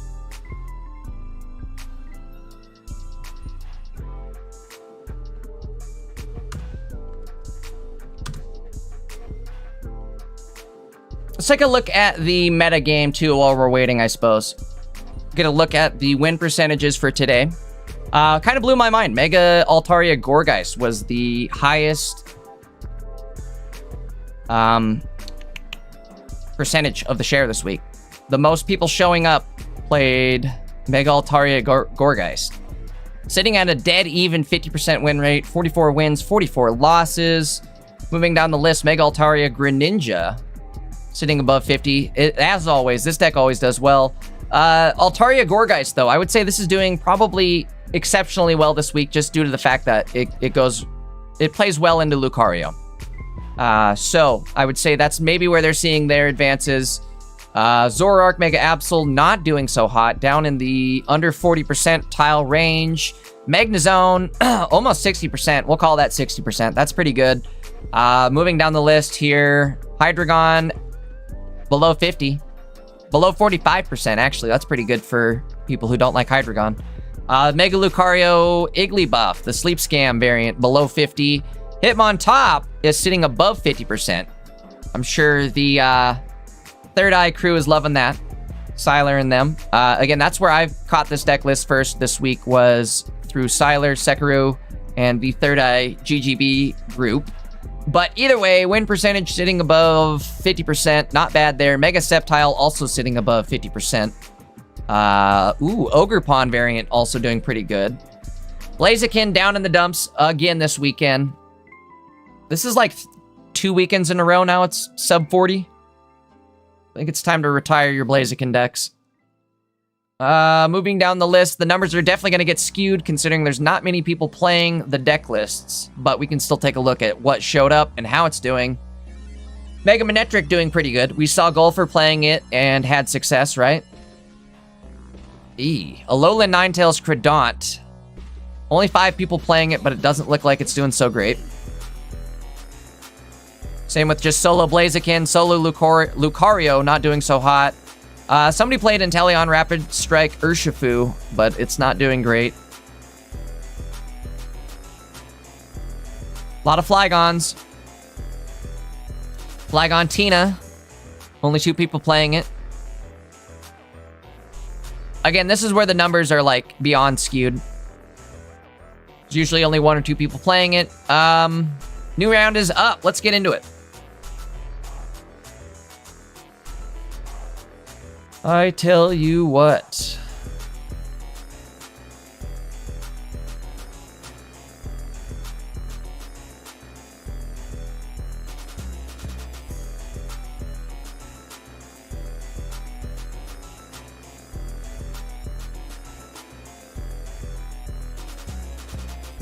Flygon? You guys want to see Flygon again? I think we should lock in on a Flygon.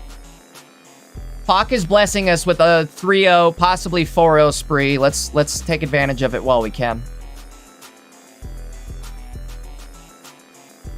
We'll get plenty of chances to see the other decks tomorrow throughout the rest of the weekend here. So I say for now, let's lock in and see if Hawk has what it takes to go 4-0. Give me just a sec. We'll get the deck list all swapped over.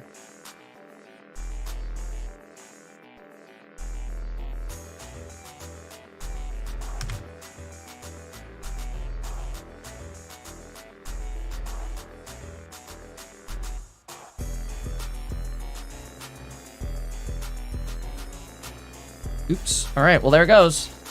Game found anyways.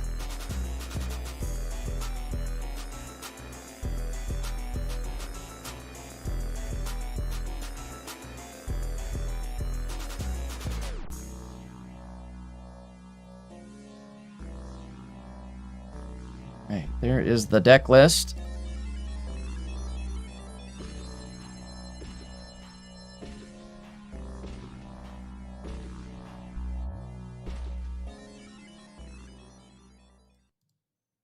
I've not seen what he's going up against here. Let's pull it up and take a look. Oh, wait. Oh, I thought it was Golfer for a minute. It's Blaziken. Oh, okay. Hold on. We were just talking about Blaziken not doing so hot, but one player's still sitting 3-0. Let's see how it fares up against the Flygon. This could actually be very scary here. This might be our first loss on Flygon.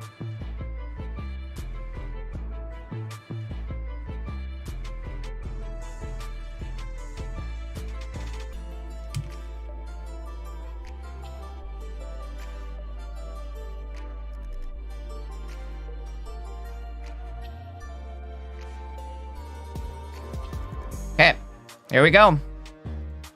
Round 4. Game number 1 between Sour Baldy TTV and Pock55. Sour Baldy going in big. Looks like he's already got it, and this is not what we want to see. Oof, oof, oof, oof. Really going to... Wait. We benched the... Or, no, I'm sorry. We, evolved the bench. Okay. Does that mean he has the Flame Patch in hand then? Running double Flame Patch. All we would need is 1, I believe. Let's find out. Hold on.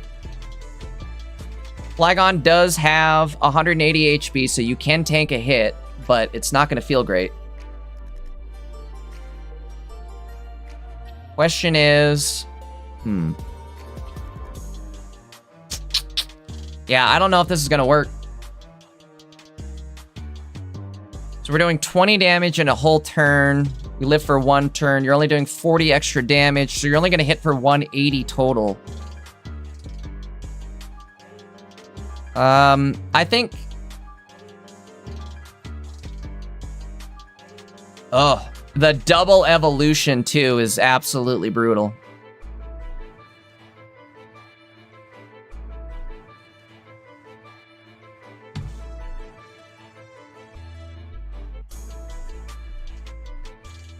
Oh, and we don't flip out of it.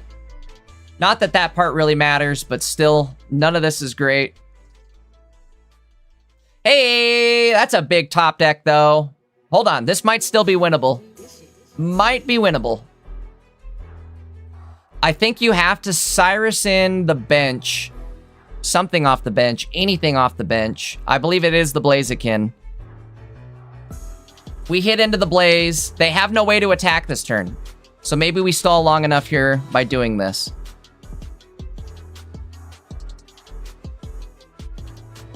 $140 goes out. I think we just lost our middle evolution. Oh, we have no way to evolve the other one either, so we're stuck. We do get rid of the burn effect at the very least. Ugh. They have one fire energy in the discard, which means all they need is a flame patch to pull this off.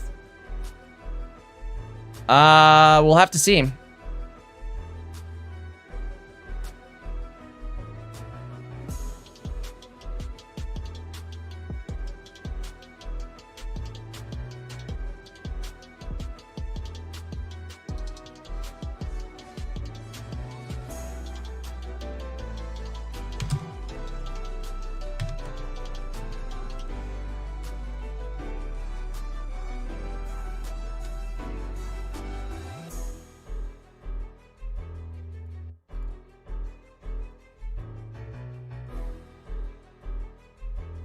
Wait, we won?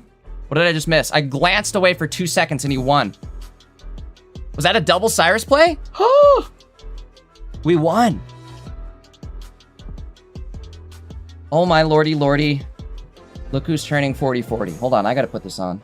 And put it on my third monitor. Oh, I glanced away for 2 seconds!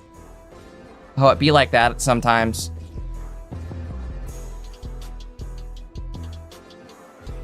All right, hold on. We'll get it up there. What was that, though? That's crazy. Hawk taking game number 1. We haven't seen if he's, like, completely lost a game yet. Like, has he had to go to game 3 at all? He went 2-0 last round.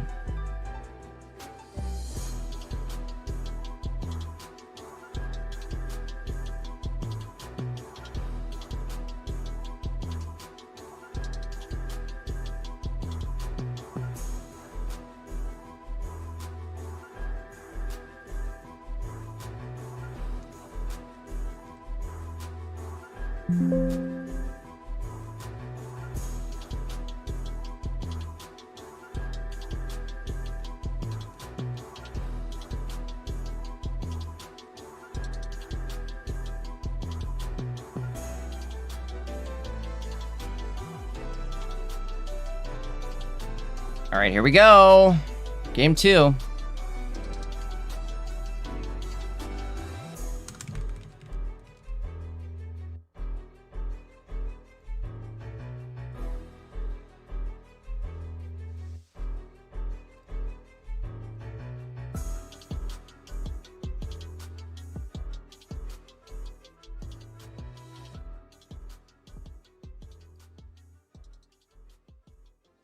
Hawk's got to start here.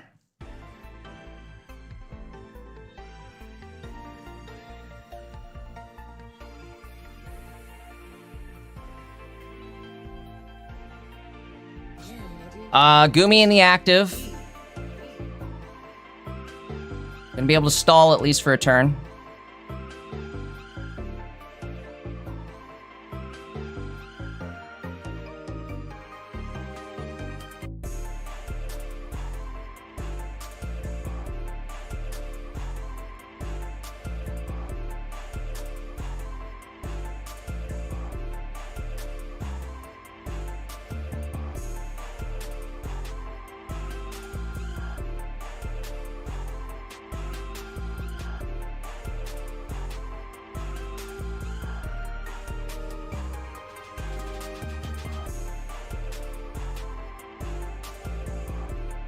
Oh, wait, the opponent didn't...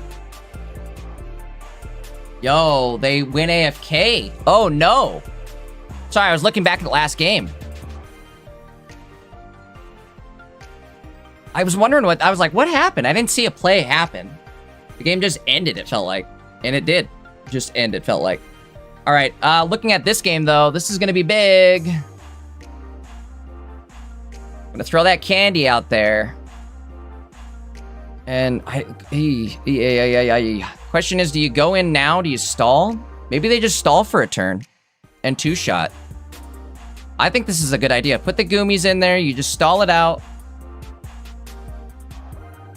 Stall it and ball it. Oh, we're getting big effect, too, from the hiking trail. Cyrus in hand. This could be good. If there's somehow no Blaziken this turn, that'd be nutty. Hawk does run 1 X speed.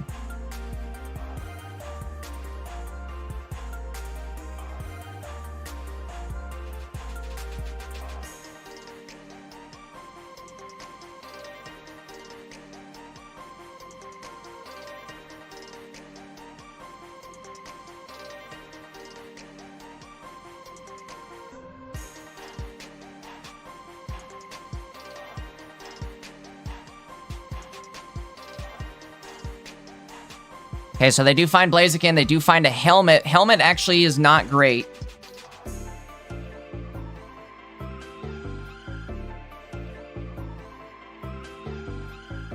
But I think we're still okay here. If I'm not mistaken, I think we're okay. The Cyrus is what's gonna, like, win this game for him.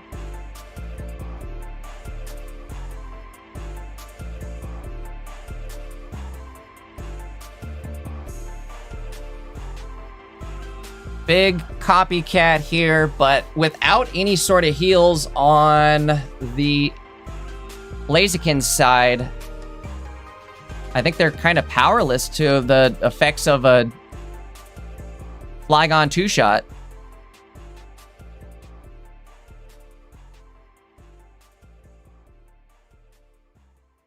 And that's what's kind of strong with this Flygon deck, too, is it's kind of like, it's damned if you do, damned if you don't. What do? Do you not sit in the active? Like, do you let them just go in the active first and start terrorizing you? That's not the play either, because then they're going to AoE damage you and hit you with the Cyrus first hit anyways. Again, damned if you do, damned if you don't. But I think this is going to be enough to take it here. If I ain't mistaken. Let's find out. No Mars red card on the opponent's end. We'll survive this hit. 160 HP. We survive with 10 health. Or 20 health, excuse me. And then we have Indeedee to heal us back up into be able to attack range.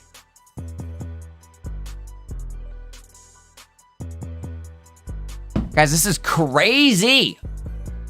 Flygon, 4-0. What is happening?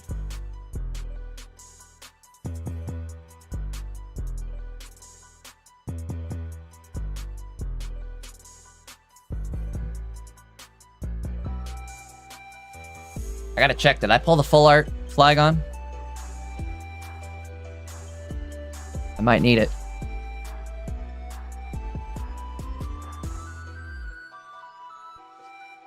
Again, I think that's it. I don't know if there's anything they can really do here. You could attack, but doesn't matter.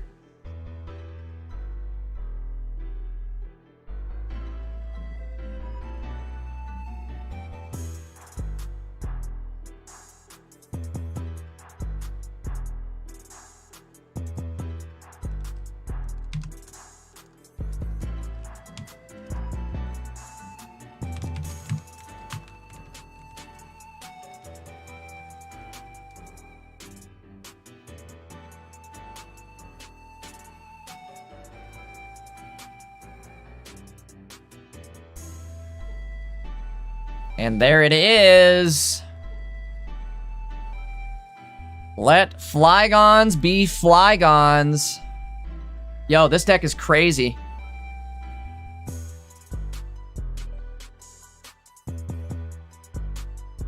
Shout out to Pac. He is 4-0 in this tournament now with Flygon. Absolutely nutty. In the meantime, let's see what else we can get. What else can we get into?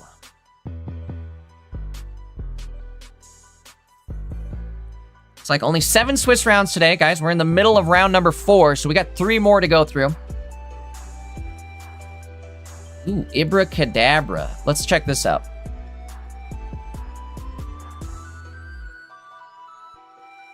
Where is he? Where is he? Where is he? I saw him here earlier.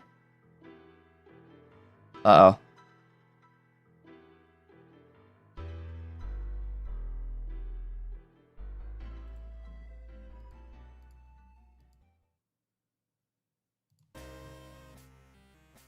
All right, let's see what else we can find.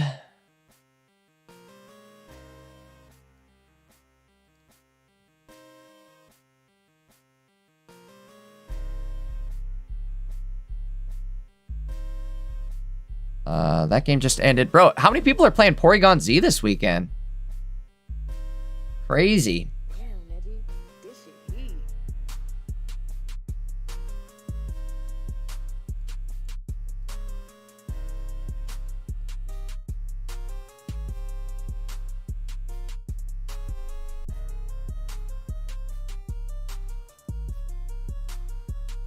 All right, what do we got? What do we got?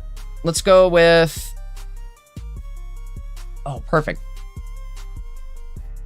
I have no idea what their standing is. They may already be, like, sitting 0-3, but let's get this on the screen here. This is kind of an interesting one we glanced at earlier. It's Cursula with Xatu. Xatu.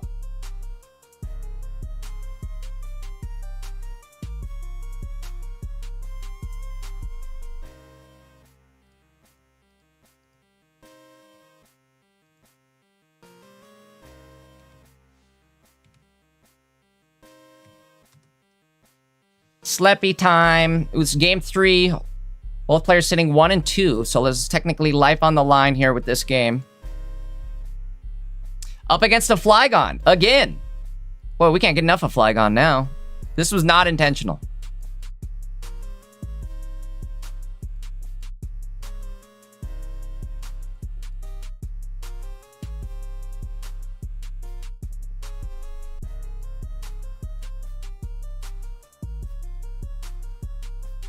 All right, deck lists are loaded.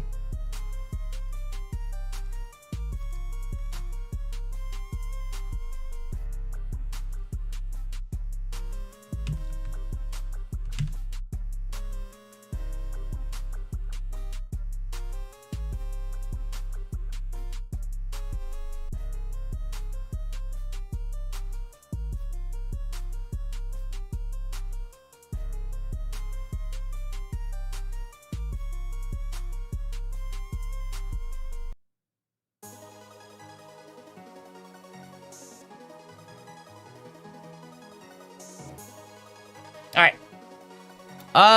What do we got here? Poison Barb set up. We've got the Natu. We've got a ooh. I maybe would have dropped something else, but I guess the more you drop down, the more you're just setting up for that Flygon.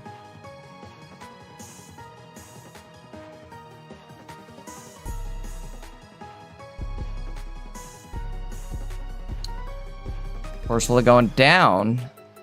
I would put the energy on your Natu, because I think Xatu's a 2 energy attack. Could also just be setting up so that, like, you do that last, right? Maybe that's the play. Tough call. Can't attack here. Does take 3 energy to attack. Maybe, see, you don't want to attack either, because then you're just going to get one shot by Flygon. Tough call. Good news is with Corsola, though, right? If they attack into Corsola, they're going to have to Oh, and the Poncho is huge. Poncho deflects that AoE damage from Flygon. You know, if Flygon becomes popular as a result of this weekend, everybody's going to start running Ponchos. Double Ponchos in every deck, and Flygon's eliminated. Looking for something, but that wasn't it, apparently. I think they're still looking for that Xatu setup. But I would say we have to get rid of Gumi anyway, so let's do that. Let them attack into your Cursula and possibly set up a Xatu coin flip play the following turn. So there's two ways to KO this Flygon right now, right? They can attack into Cursula and get the ability proc, which will leave him with the coin flip. I think it's a coin flip on whether or not you just destroy the active Pokemon. Is that the right word? KO it? Destroy it! They are going with Mimikyu first.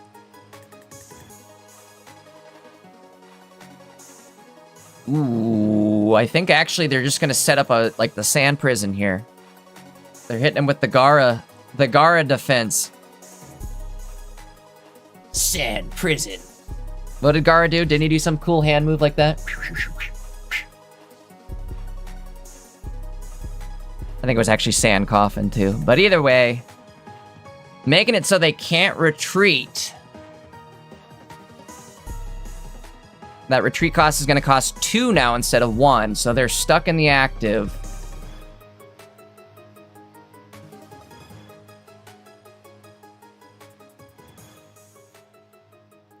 If Flygon's able to KO these Cursulas with just its AoE damage, it won't proc that effect.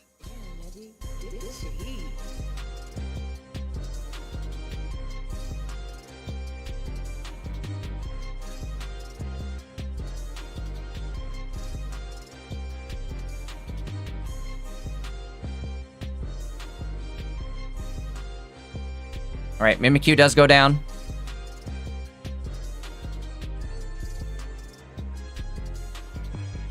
Have to go in with Corsola this turn. We're running out of time, though. That kind of helps.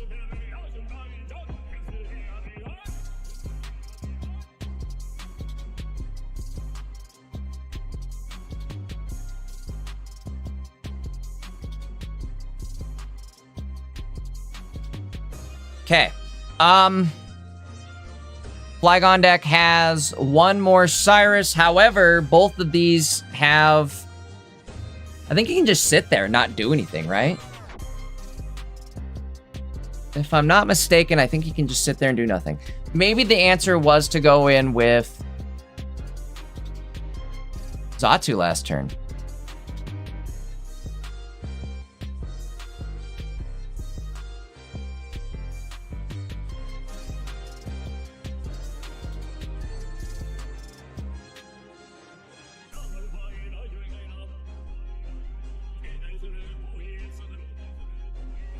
June believing fully in the power of Flygon. He's running double rainbows. I just noticed that.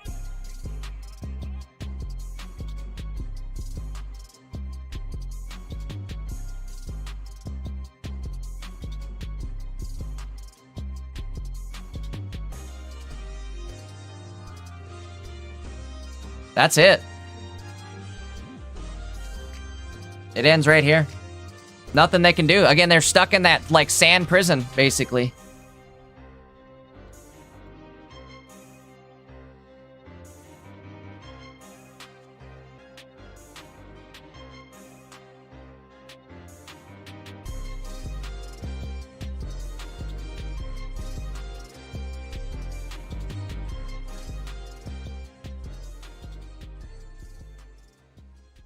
I'm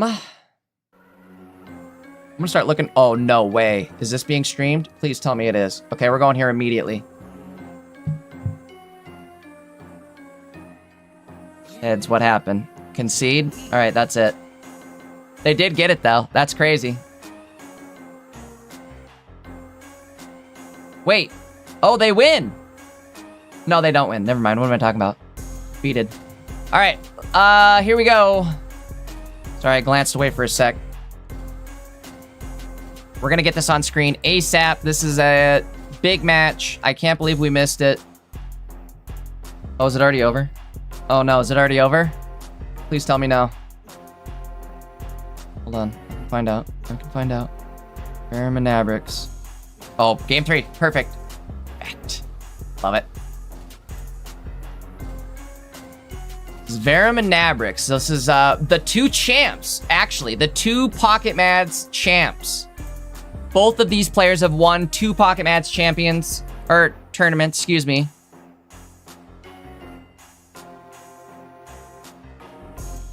Damn. What a game here. All right, let me get the deck list loaded for both these players. Definitely an uphill battle for Verum, I feel like. Nabrix is running the Gorgeist deck, whereas Verum running the Hitmonchan, so they have... Nabrix has type advantage going into Verum's deck.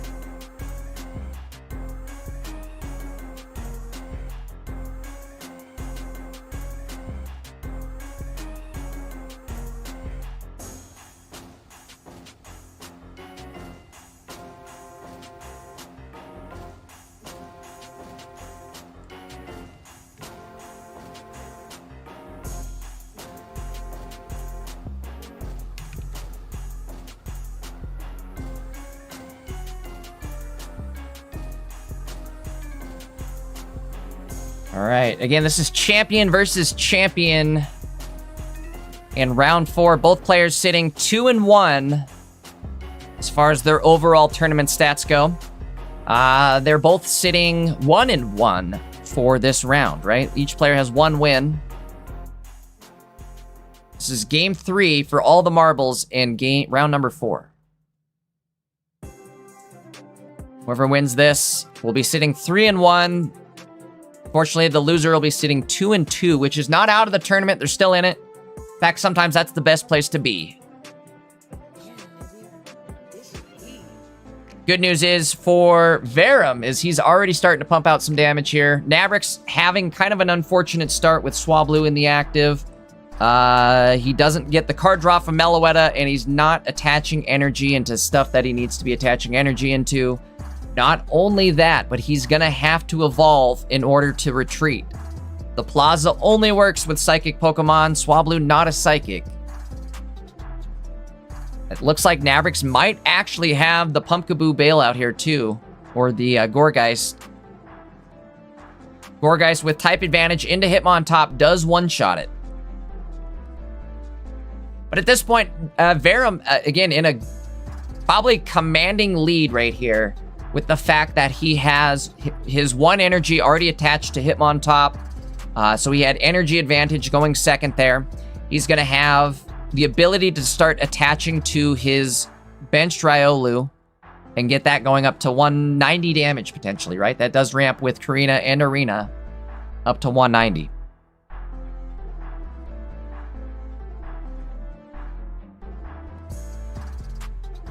Nabrix deciding, do I want to drop this J-Roch? Answer is yes, I does. He's going for the sleep play. He has to. This is really the only thing he can do here. Otherwise, he's just wasting the energy. It happens. Sleep does... Oh, no, wait. It doesn't happen. What am I talking about? Wrong side of the coin. Verum is safe.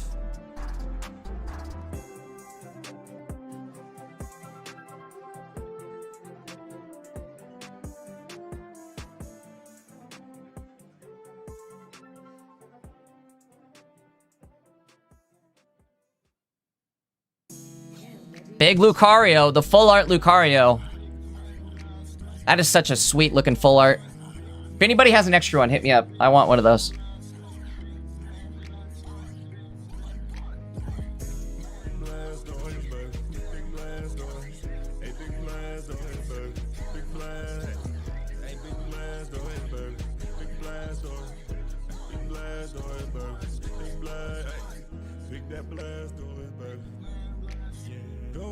Stack 'em up, hit 'em with that hydro pump. 160, them cannons tough, baby. Celesteela gonna tank it up, rotate till he got enough, baby.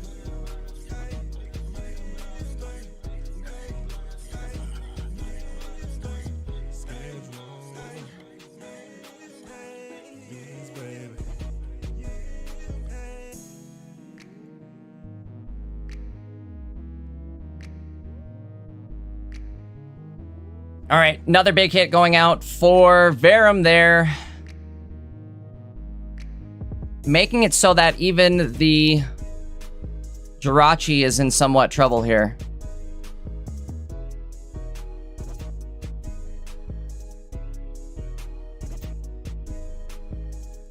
Verum, again, in a great spot. He's got a helmet on the first Hitmontop. He's ready to go with Lucario on the bench. He's also got his second Hitmontop ready to go and start, basically just continue chipping down damage here. I think once Verum locks in 1 KO, he'll be able to... actually, how do we do this? Tough call here. One thing Verum could do is just Hitmontop, hit that Swablu down if we're not going to evolve it. And just kind of prevent Nabrix from being able to get a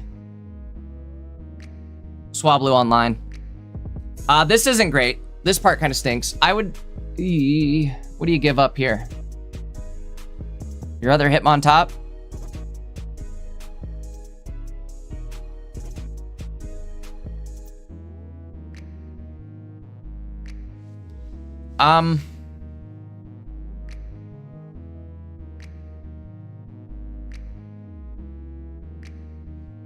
We'll see. That was definitely an aggressive Sabrina, if you know what I mean. We're throwing away a copycat. That's how crazy that hand is he doesn't even need the copycat. I don't even need it. I would assume Hitmontop goes in the active here. Okay, so that means 1 Swablu hit goes goodbye. And then, I think he's going to have to evolve that second Lucario. Yo, this is getting scary. Smart energy placement. He finds the other Lucario. Does have 2 X speeds in hand as well. So... something to keep in mind there. But it doesn't matter. We're going to get rid of that Swablu. Again, prevent any sort of setup there, I think is the name of the game. Verum at 1 prize point. I did get a peek, though. It does look like Nabrix has that other Swablu in hand.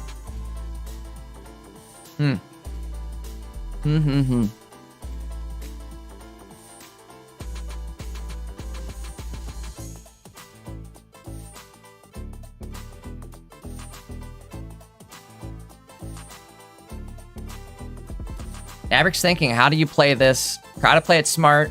Again, these are both the 2 best players in Pocket Mads. Both players have 2 wins under their belt. What a game. What a matchup between the 2 champions.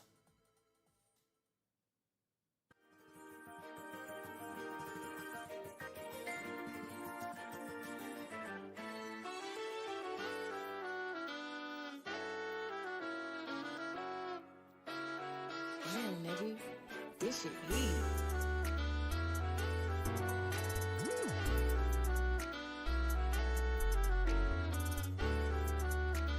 Type advantage, going to be able to knock out Hitmontop. However, we're going to have to discard a card to get to where we're going, right? Nabrix doesn't have any sort of helmet on or in his deck.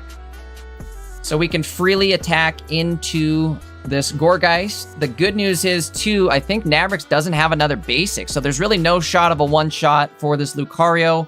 What we need on the opposite end is Arena and Karina. Needs to be the one boom boom Arena-Karina combo. At this point, we're gonna have 4 energy on our Lucario, so we are going to be able to hit 140 damage. No! Smart. He's able to split, right? Don't need to get 140 going this turn. Split it up. Verum at 2 prize points. Next prize point wins it, and the only thing left that can tank a hit is Mega Lucario. Or possible sleep scam. Do we do it? Does Navrix go for the sleep scam? Both Lucarios ready to roll. Energy going on the Swablu. Oh, no way! I can't look. I can't look. I can't look. Oh!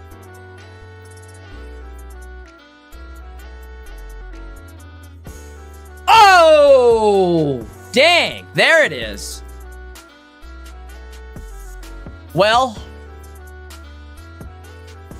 gotta be real. It would have been real dirty if Navrix would have got him with the sleep scam. Navrix trying to fight dirty at the end there. I'm just kidding. I'm kidding. I'm kidding. Obviously, you've got to go for the sleep if you're playing Swablu. Wow, what a game that was. Again, between two titans here. Two of the best players in the world going at it in round 4 here. Verum gonna continue on 3-1. Navrix still in it. Unfortunately, sitting 2-2, but that's sometimes right where you want to be, right? It's a place I like to call the loser wave. Or excuse me, it's what I like to call riding the loser wave. Because you're in loser territory, right? You've got 2 losses, you're down there in the dumps with everybody else. So ride that wave. You ride that loser wave. Alright. Congrats to Navrix, congrats to Verum. What a game that was. Again, I've had some of my best comebacks though with 2 losses. That's where I've again climbed out of the dumps, risen to the top. If anybody can do it, it's Navrix.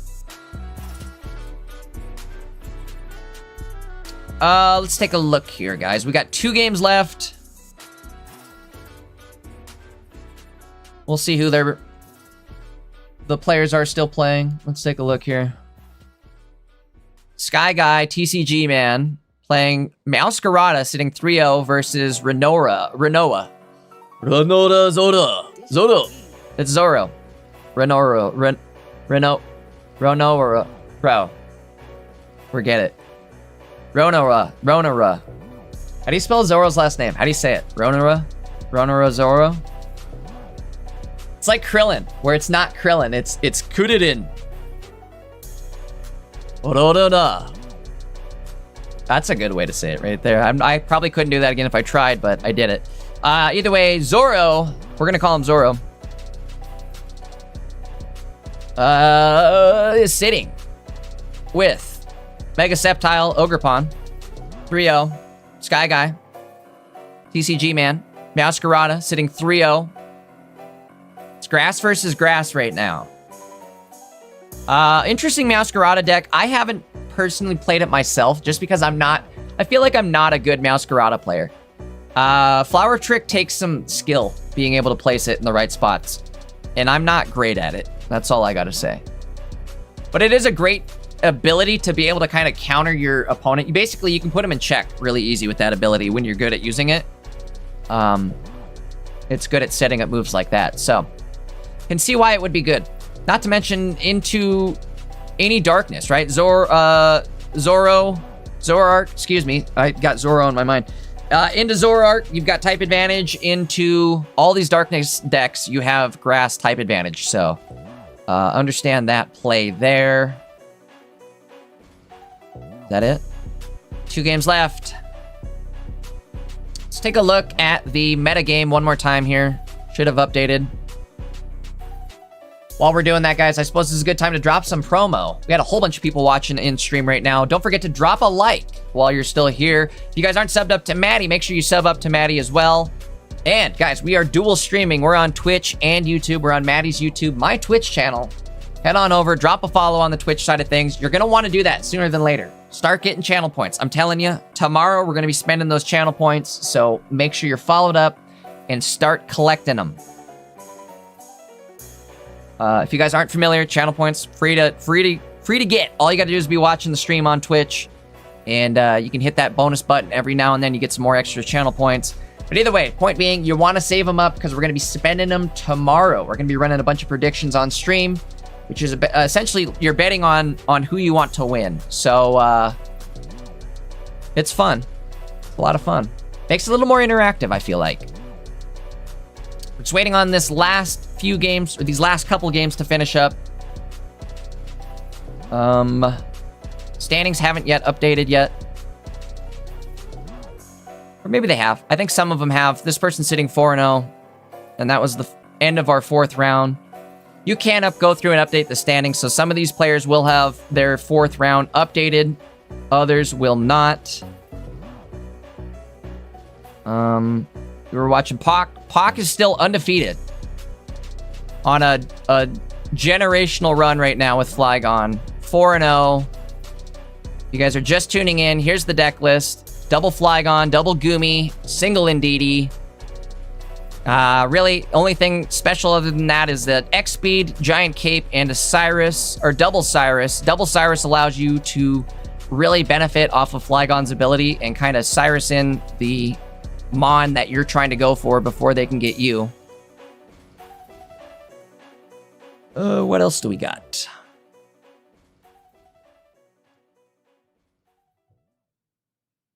Keep glancing at this one. Moltres Charizard. 4-0. Nap 3-1. 3-1, playing Charizard Y with a 1 prize pointer Charizard and Crimson Storm Charizard. What? This is Genetic Apex?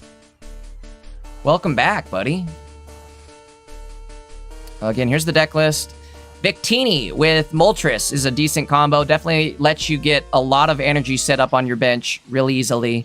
Not only that, but Moltres still hits for 70 damage too, so kind of an interesting deck list. Let's see what they've beaten. A lot of Mega Altaria. They beat a Blaziken as well. Obviously, Hydreigon gonna step in and give him problems. There we go. Looks like the standings are updated. Pock. Wow, Pock is in first place right now. Shout out to Pock. What do we think, guys? We're getting down there in games. So I'm either going to start running into, like... Let's see who Ilution's going up against. Blaziken? It's either going to be we continue with the Pock spree, or we move into some of our other players here. These are other decks that, like, we're going to be seeing for sure. For sure. Do I executive decision and say, let's just go with Pock till he loses? He's on a potential 5-0 spree. Executive. If you guys are sick of it, let me know. But as of now, I'm not sick of it, so we'll continue.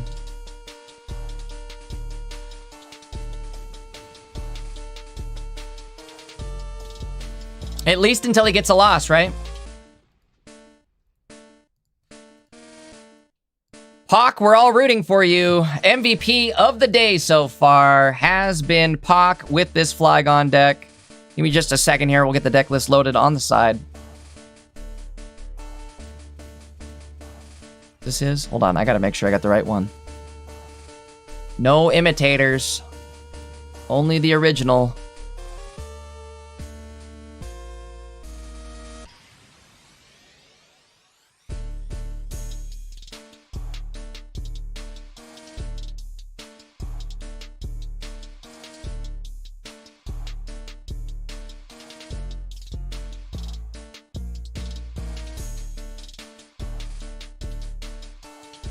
This is actually going to be a really good match. Pock going up against H. This is one of the top players in Japan, HQR.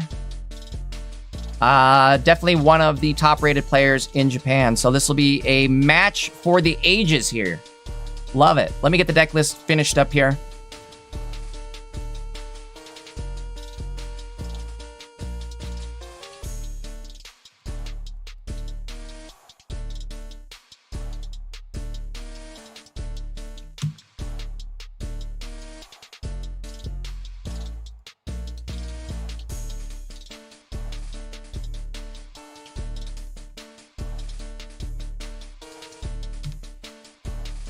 All right, again, this is player HQRC Q&Q. We're just gonna call him HQ. They are from Japan, and they have been consistently one of the top ranked players in ranked for a long while now. So We'll see here. Does Pock have what it takes to get through Magnezone? I think he might have to just go big. Why not go Vibrava in the active and try to find the Flygoner next turn? I guess you can't because you have to get through... this sucks. Because you've got to get through Ori, right? But your ability is going to hit every turn too.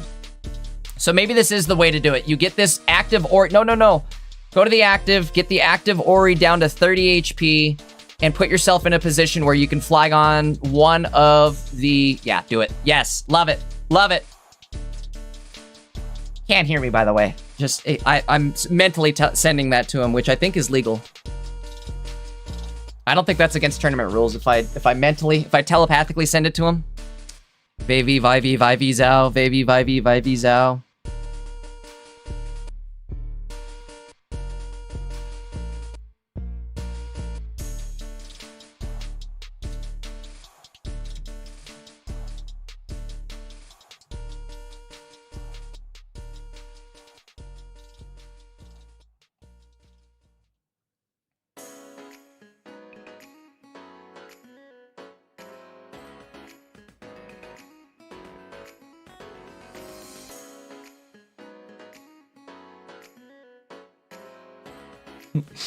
Chat, you guys are funny today.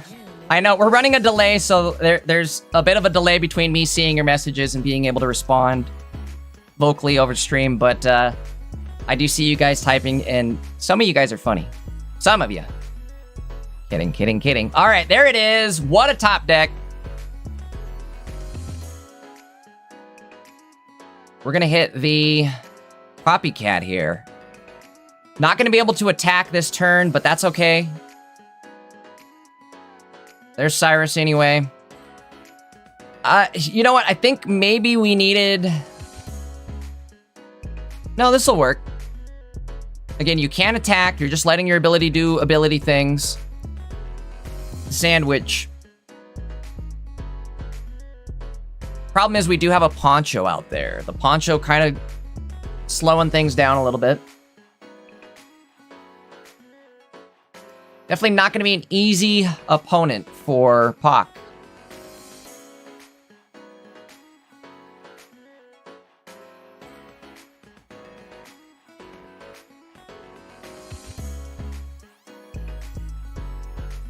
Okay, we're going to see Magneton go into the active. That is telling me we have Magnezone. Get in the zone.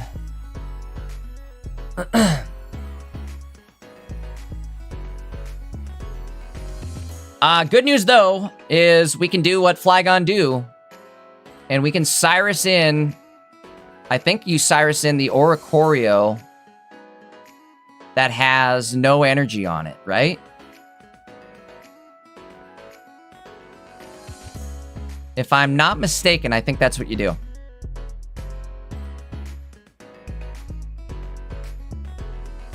Because then it's over in 3 turns. Do it, Cyrus. Also, all we need to do is find our other Flygon, and I think we're sitting real good. Opponent doesn't run any sort of Sabrina, just double Cyrus. So running would be a bad idea, but if you just stay in... Actually, again, go with the Oricorio play. They won't have the energy to attack on Magnezone again. Yeah. Come on. Nope. Uh-oh. Oh, he's checking the list. 20 seconds left. You gotta hurry.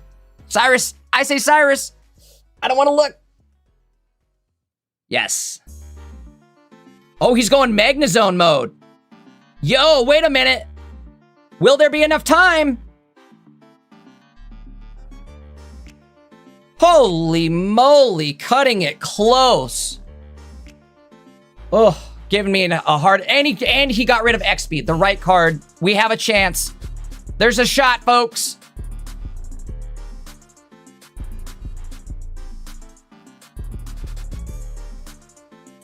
Except for there's not a shot because they have a popsicle. Ugh. This is going to take some cards here.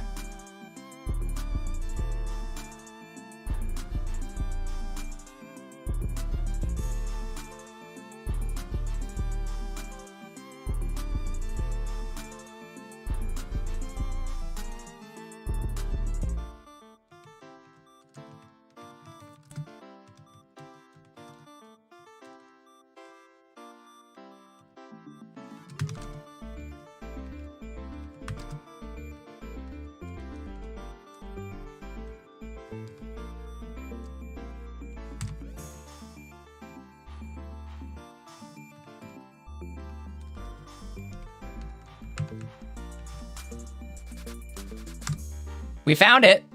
We found it. No way. He actually just hit it with that copycat there. Everything you need and more. The problem is no grass energy in sight. Doesn't matter, though. They have to retreat. And popsicle up one of these Oris. Or they lose. Doesn't matter. Holy moly.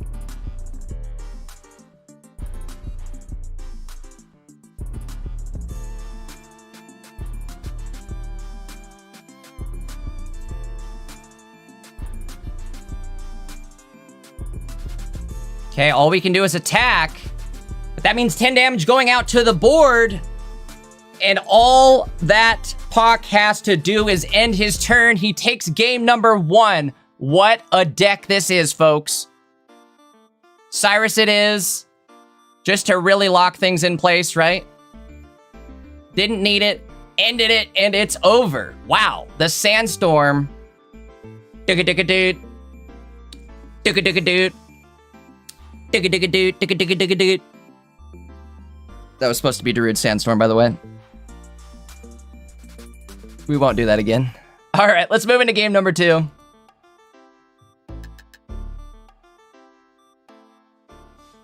Folks, while we're waiting for game 2 to start up, again, don't forget to hit that like button if you haven't already. We've got a bunch of people watching today. Again, it's going to help just push these streams in the algorithm. The more people that like the stream, the more people we can expect to show up on the stream. Not only that, but guys, if you're not subbed up, make sure you hit that sub button. Tomorrow, I've got a super fun guest showing up. So, again, make sure you're here for that. Make sure you're subbed up so you don't miss it. But tomorrow will be fun. Today's been fun too. I'm really enjoying these Flygon decks. Game 2 between HQ and Pock. These are the top players in the tournament right now as far as like rating goes. Top rated players. Pock undefeated with this Flygon deck. Let's see. And he's currently up a game. If he wins this, he's guaranteed top cut.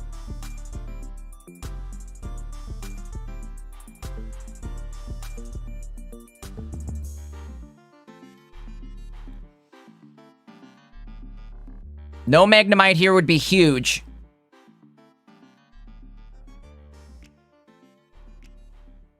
Wow. Wow. Wow, wow, wow. Uh-oh. Uh-oh. Not only that, but we're going to get a massive copycat here in return. 2 cards into 5. Uh-oh.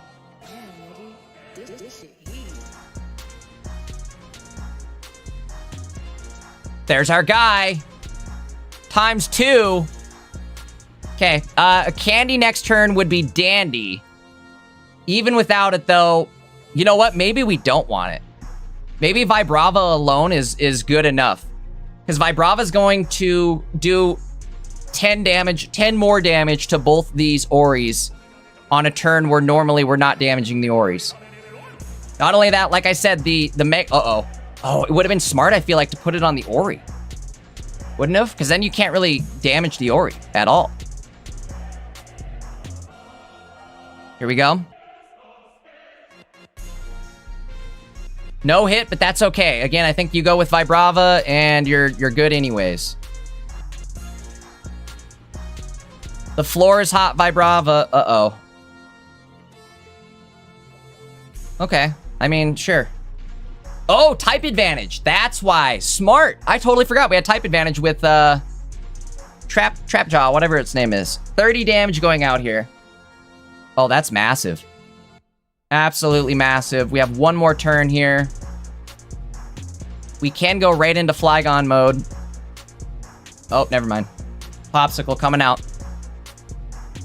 If this drops here...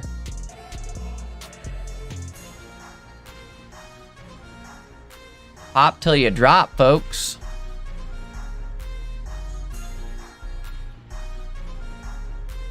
Only Popsicle is now gone. Popsicle and Poncho. Basically, all of their the deflection is gone.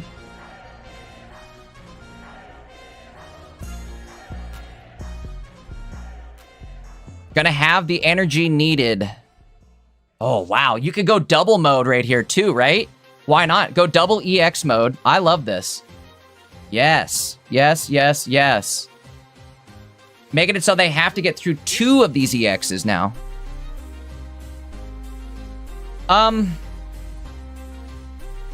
Could attach to the active and then attack the following turn. This will be big.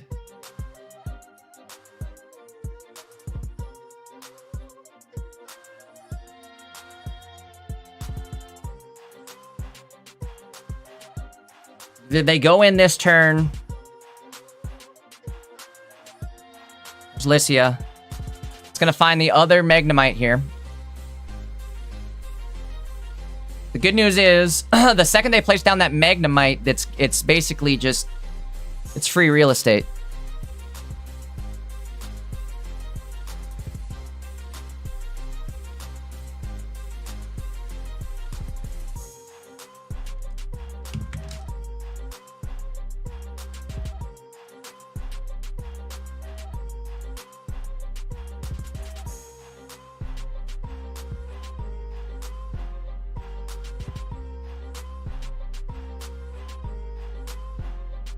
Ten more damage going out. They're in a tough spot right now. HQ is, the longer you wait, the worse it gets, right? They have to get through this active Flygon somehow.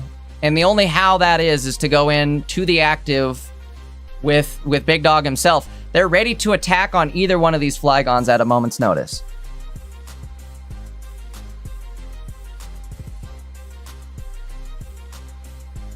HQ also can't place down that other card because it's going to take Flygon damage the second you place it down. Before you even get a chance to evolve it, anything, it's going to take damage from Flygon, which opens it up to Cyrus, or in this case, Xyrus.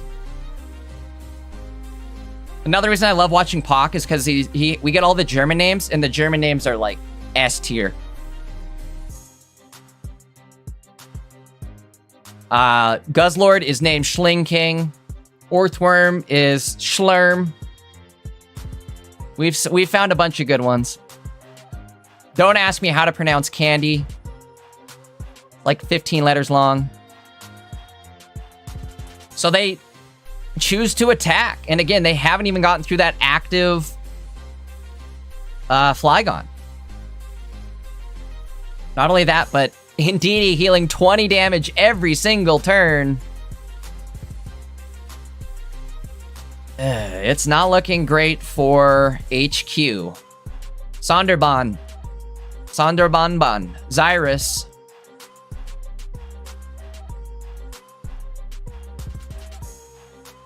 Could really use that other fighting energy, I suppose. Even without it, I think we're okay. There's 1 prize point for Pock in the bank. Just waiting on that other one to show up now. And by other one, I mean the other prize point. Which is at the end of Pock's turn. Guaranteed. Tough spot for HQ to be in. The moment they go into the active spot, that Poncho stops working, so they're going to take damage from Flygon ability somehow. That's it, folks. 2-0. Pock is 5-0 right now, undefeated, going into... He's guaranteed a spot for Top Cut tomorrow. But he's got 2 rounds left. At this point, he could just tie his way into Top Cut. 5-0 with the Flygon deck. Wow. And again, HQ, big shout out to HQ, one of the best players from Japan, gracing us with his presence this weekend at the tournament. So big shout out to HQ. Excellent player. Again, that's like literally one of the #1. I think he's actually been #1 in ranked before, if I'm not mistaken. I don't follow ranked as much, but I know that HQ is an excellent player from Japan. So again, big shout out to both players. Pock, though, what a performance. Brother is on fire this weekend. 5-0 with Flygon. Pock, you're shifting the meta. People are asking, what deck am I running for ranked?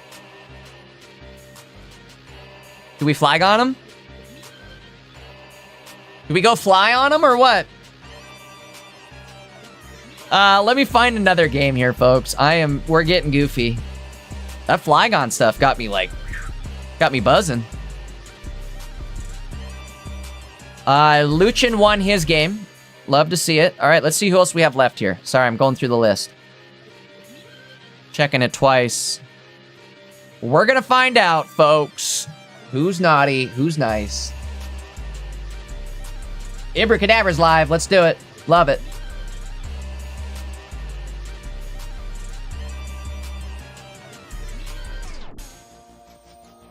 Wait. Did the game just end? I've got black screen. Hold on. Let's find out. Abracadabra. It should be working. All right, I got a gray screen for Abracadabra. Sometimes that happens. Let's see what else we can find.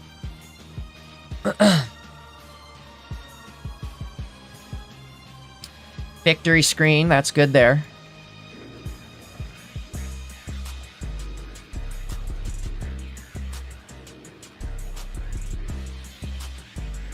All right, yep, we're doing it. We're doing it because opponent is last week's champ. And we're kind of running down on games here, so this will work. This is a twofer.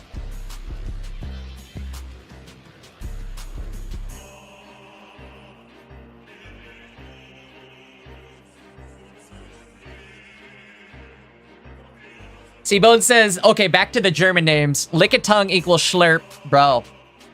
Imagine running a Lickitung Orthworm team. The Schlurp Schlurm? The Schlurp Schlurm team. Snorlax is Relaxo.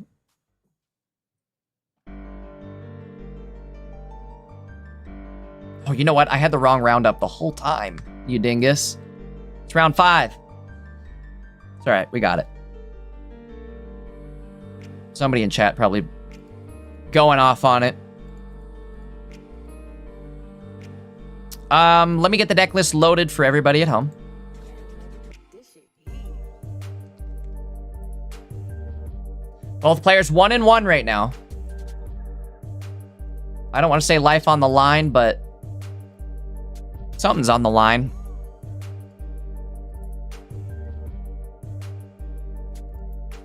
I'd imagine both players would want to win here.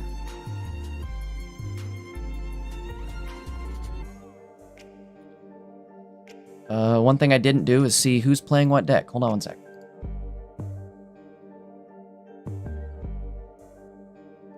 Goran's deck.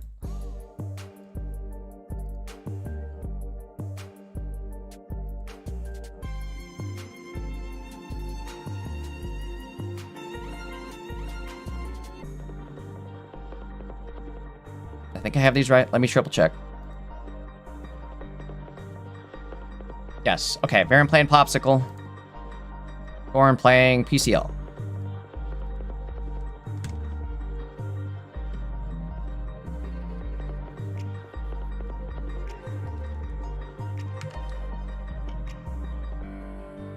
There it is.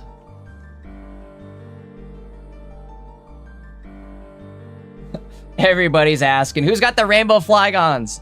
Because I need one too. There we go. Verum clutching the dub.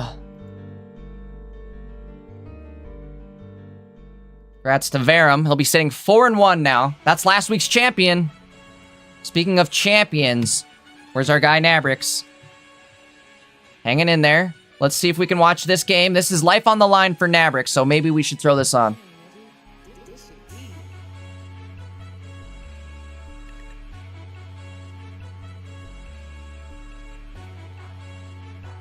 Did he get it? Game 1? That's game 1. It's not out. It's not over yet. He's not out of the woods yet. But he is looking good. And he's also playing good.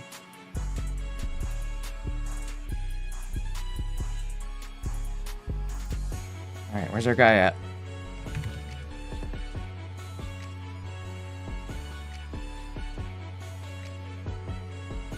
Nabrix up against Law, Trafalgar Law.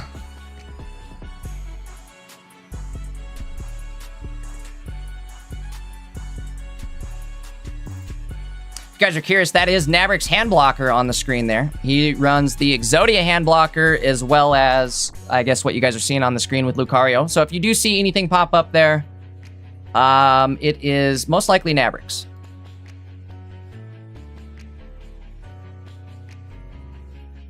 I think we have everything set up here.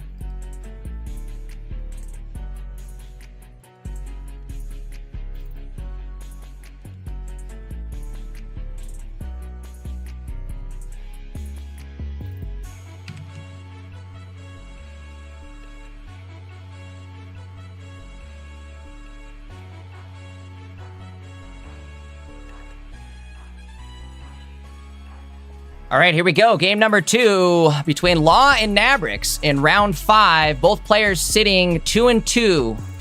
In other words, they can't afford to lose this game here.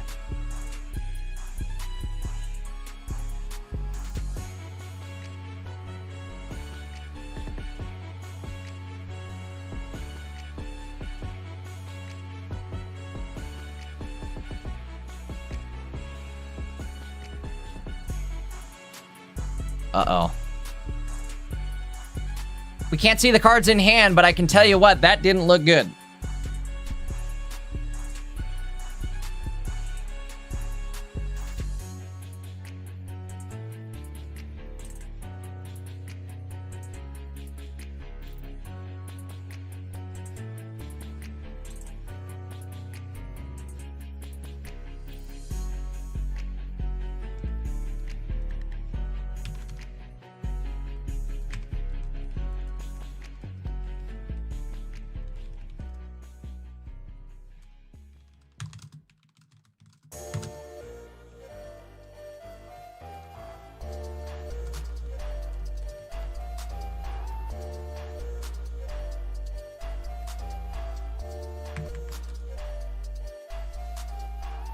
I just said it in chat, but I'll drop it here as well. Guys, if you're wondering, dang, this music, it's sick. I love it. What am I listening to? This is Neji For Real instrumentals. Dude puts out the dopest beats. He is also a fellow Pocket content creator. So if you guys haven't checked out Neji For Real is his gaming channel. Neji For Real instrumentals is where you hear all the beats at. Go check him out. He's super dope. Tell him J Dank has sent you too.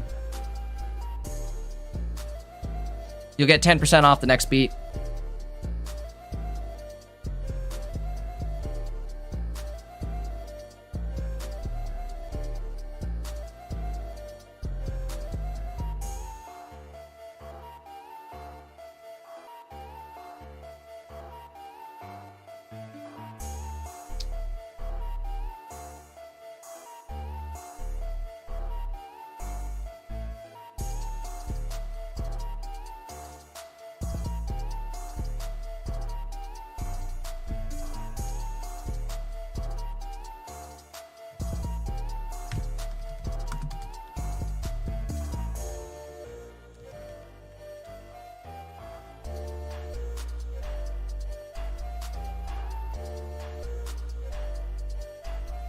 You know, definitely kind of a slow starting game here between both these players. Law getting a little big for his britches, possibly, and going in with Trico.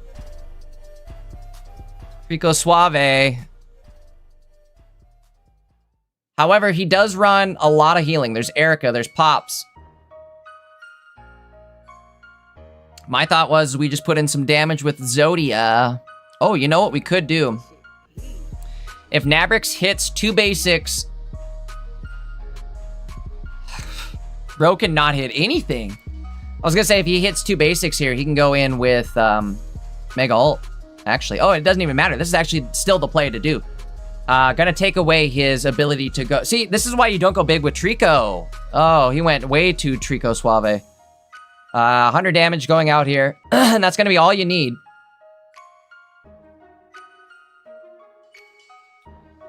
Because now they're going to have a lot of trouble getting anything else set up in time. It's not impossible, but boy, it's not going to be easy.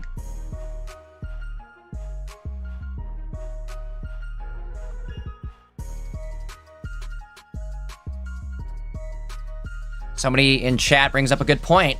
Law's deck, or the funny thing about Law's deck is that Celebi ends up doing nothing if you're forced to rush into Mega Sceptile. And unfortunately, that's what we saw there.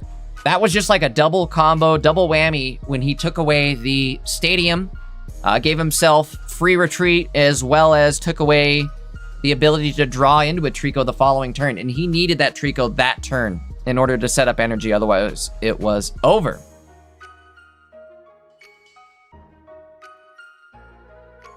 Nabrix taking the dub there. Moving on. All right, let's see what else we have.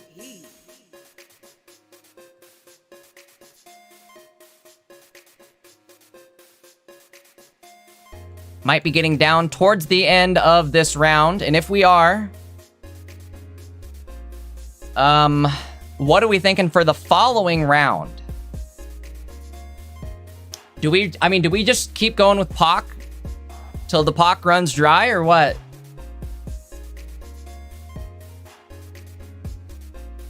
We could go with somebody else, because at this point, Pock is guaranteed top cut, no matter what. So at this point, we're just watching for pleasure.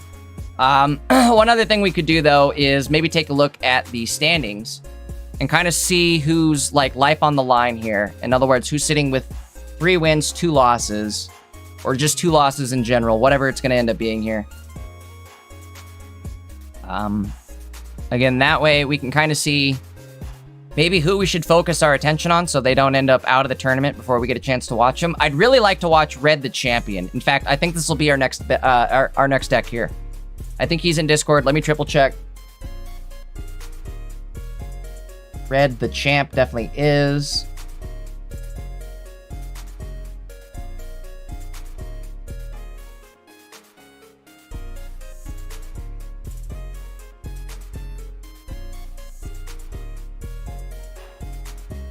Okay. Again, sorry, I was kind of glancing over here. This is what we're looking like for next round, I believe.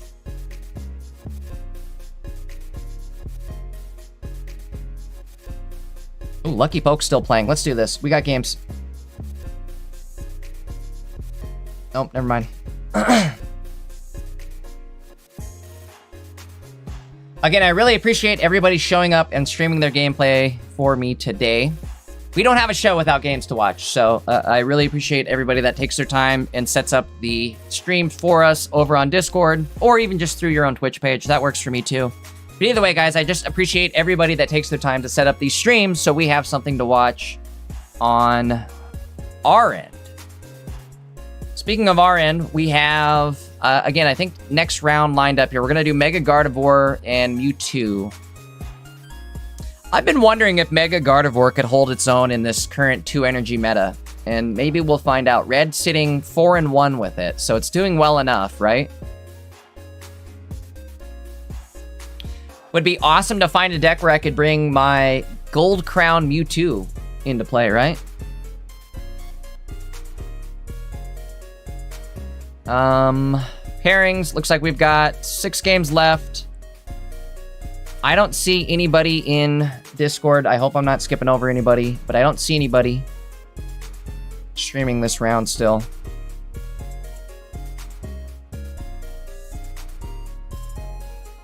Triple checking. Yeah, okay. So again, I think we'll just get set up for Red on the next round here. Might be a few minutes. If you guys are just tuning in, it's gonna be 7 Swiss rounds today. We're going into round 6, so we've got 2 more left. Again, appreciate everybody that's been hanging in there with me for today. If you guys haven't yet hit that like button over on YouTube, make sure to do that. Drop a like, definitely helps push this in the algorithm. In addition to that, guys, if you're not yet subbed up to Maddie over on his YouTube channel, make sure to do that. Make sure you got bells on. Maddie drops content pretty much every single day, so make sure you got bells on so you don't miss it. And then make sure, guys, make sure you're over on the Twitch page. Make sure you're followed up. I would follow today. Start getting your channel points going today, because tomorrow is going to be a big day. I'm going to have a special caster on for tomorrow. And you're going to want to have your channel points, because I'm going to be setting up predictions where you can spend those channel points, right? So again, make sure you're followed up today. Make sure you're collecting channel points for tomorrow.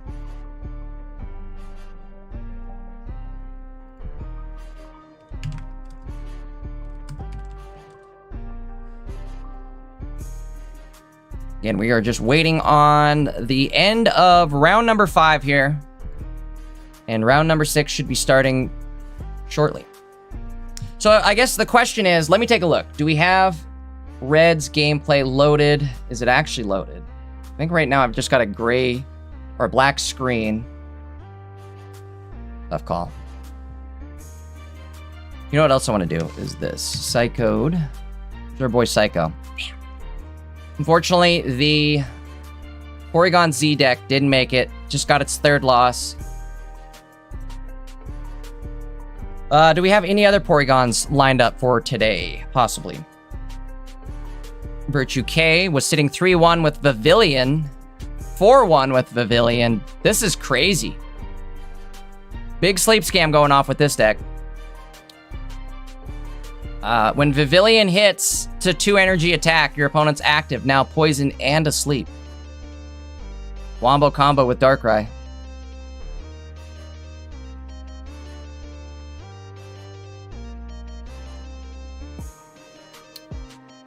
Again, moving down the list here, see if we can find other unique decks just as a backup here in case Red's game doesn't load up. Red, I don't know if you're watching, but you may need to restart your Discord. Hey, Indeedee Stoutland, Coffee Guy going 3-2. Okay, they're still hanging in there. Is Coffee Guy in Discord? Haven't seen them. This would be a fun one to watch, too. Stoutland, if you guys remember, has the ability where if it's in the active, your opponent's active costs 1 more colorless energy to attack. You run this with Psychic Energy and Indeedee. Basically, Stoutland just forces your opponent to set up all that energy on their Pokemon, and Indeedee can come in and nuke it. This shit heat.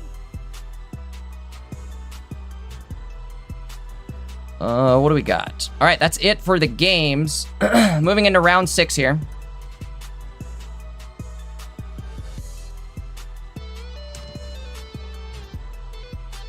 Let's take a look.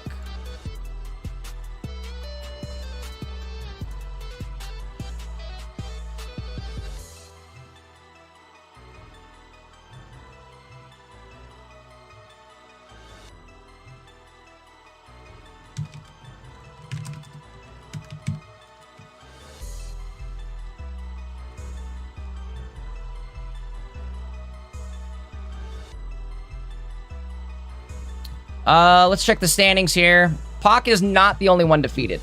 That's for sure. There's definitely other people undefeated. Pock actually dropped down to 5th place there, and that's purely dependent on how your opponents are placing or ranking. So, Pock tied essentially for 1st, but based off the rankings off the opponents there, he's down in 5th place. Currently, Sky Guy TCG Man holding that top ranking spot. Who do we have? Who do we have?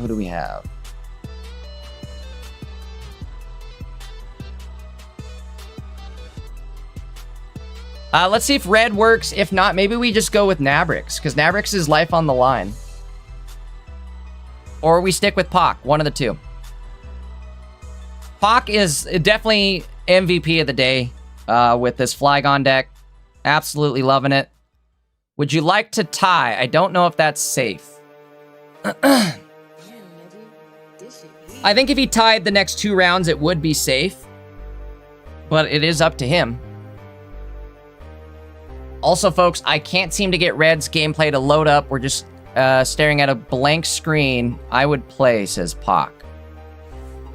What do you guys think? Do we do it? We're both 5-0. We made it shop cut tomorrow. It's my first time too. Hold on, let's find out. Let me just weigh in on this. About 99% sure they are safe.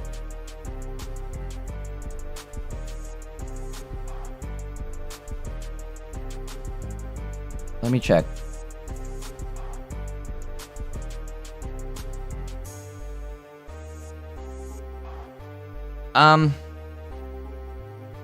Yes, 15 points, so 5-0 is top cut.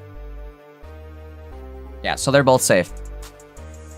All right, the judges are definitely here. That's funny.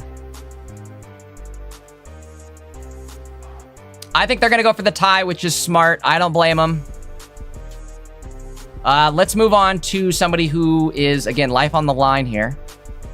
We'll see more of Pock tomorrow. Absolutely. Big shout out to Pock for putting on a heck of an exhibition today. Loved it. In the meantime, again, let's see who else is still standing.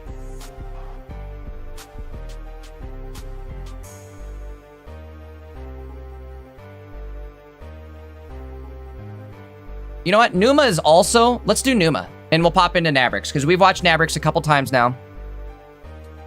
Numa's going to be playing a interesting and new, unique Zoroark deck that I guess it's not new or unique, but at least it's something we haven't seen a whole bunch this weekend. So let's throw that on. There is a hand blocker up, just a heads up, outside of my control.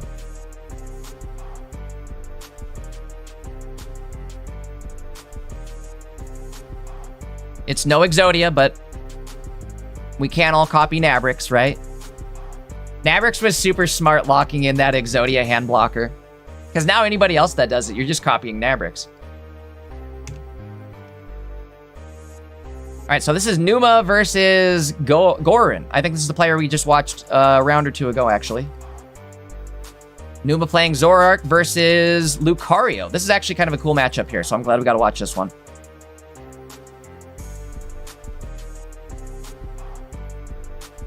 Give me just a sec, I'll have the deck list loaded.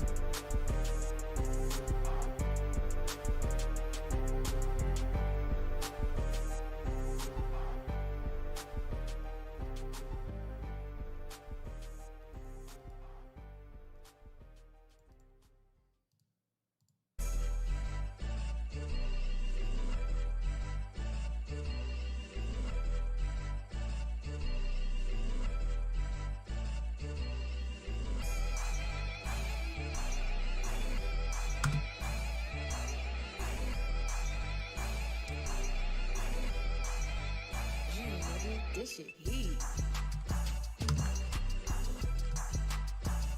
All right, here we go.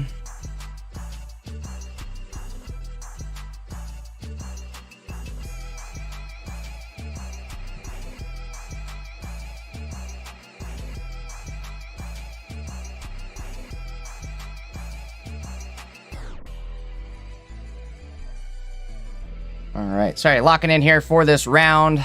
Quick reminder, guys, make sure to hit that like button on YouTube. Make sure you're subbed up. We're also streaming over on Twitch. And, guys, if you're not followed up on the Twitch side of things, you're going to want to do that at least before tomorrow. You're going to want to start collecting channel points. Tomorrow, we're going to start dropping predictions on the rounds. In other words, you can bet. You can spend those channel points on which player you want to win. So, again, make sure you start collecting those. All you got to do is head over to... We're streaming on my Twitch channel. So head over to my Twitch channel, drop a follow, and start getting those channel points going for tomorrow. Plus, you can spend channel points. I'm trying to update it so you can spend your channel points on all sorts of cool and fun things. Right now, for instance, we've got a Daisy cameo, right? My little doggy. You can spend points for the Daisy cameo. Or, recently added is you can spend points for a Hank Hill impersonation. So these channel points are worth something.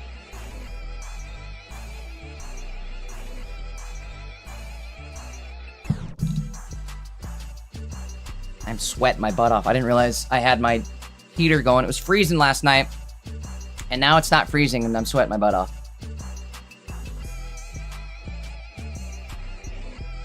I live where it's cold. You guys are lucky I didn't have my hat on today. I say you're lucky like it's a threat. I swear I'll wear my beanie. I'll do it.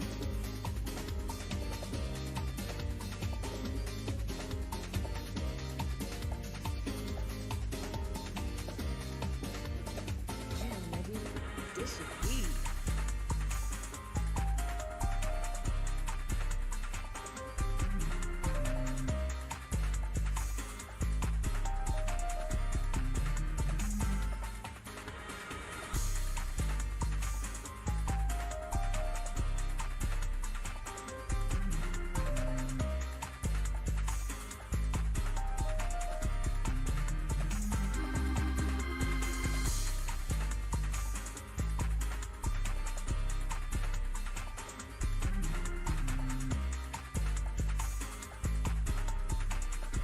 All right, guys, we're locking in. Boy, I am like out of it all of a sudden.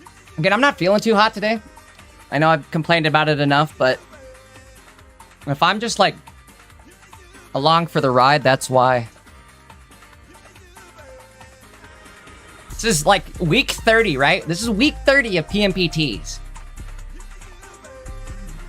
I think I'm finally having an off week. It's not even that bad, right? I don't feel great myself. I know I've definitely, I don't want to say performed worse. It's like like you guys are judging my performances every weekend, but some of you are. I guess some of you are judging my performances every weekend, but either way, I hope that I put on a good show for you guys every weekend, even when I'm not feeling good. I'm trying my best here, so. I'm having fun still. Flygon has definitely, like, saved the weekend for me. I'm having fun with it. Big shout out to Pock. You saved the weekend, broski. Popsicle is popping off right here, and he might need it to, right? I think we have to hit...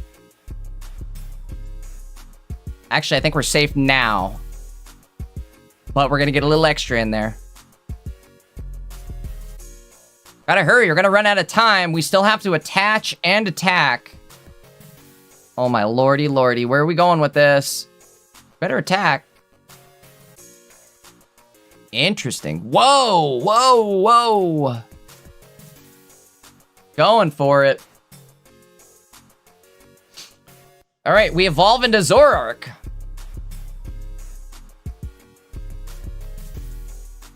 Renoa Zoroark.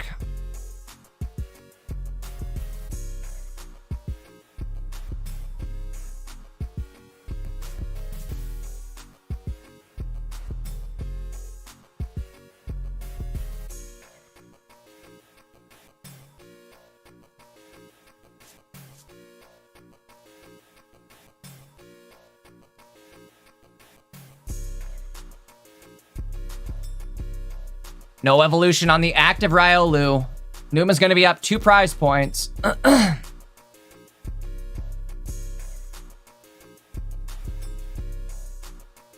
Let's see. Unfortunately, we can't see the energy. It's kind of blocking the energy there.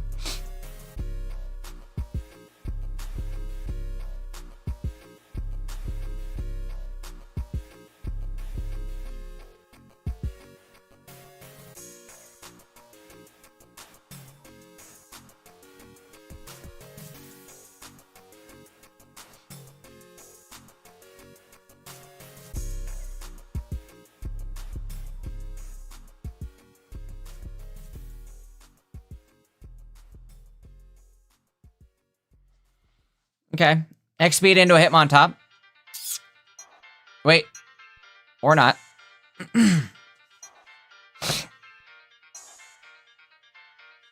We might be okay here. This is not a great spot to be in for Numa. Unless he has Sabrina?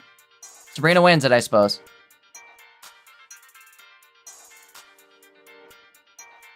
Five cards left. Is he clicking to see if he has the Sabrina or what's... Doesn't have it. Uh-oh. Well, the good news is, if they have Karina, which they have all their cards, we can get rid of Karina. That way we're not getting one shot. They hit into... Oh, it's over. I think Numa locked him in no matter what, right? You, attacking... Oh, never mind. Didn't lock him in no matter what.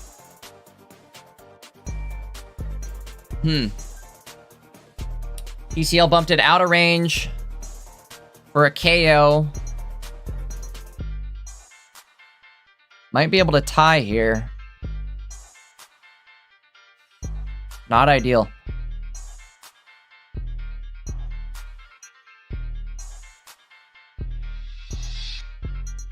Still no Sabrina. Oh, no way. Popsicle scam.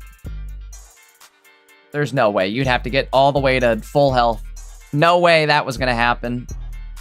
Cape goes out on Darkrai. Is there enough energy for Darkrai to survive the hit? I don't think there is either. I think you're hitting for 160 no matter what.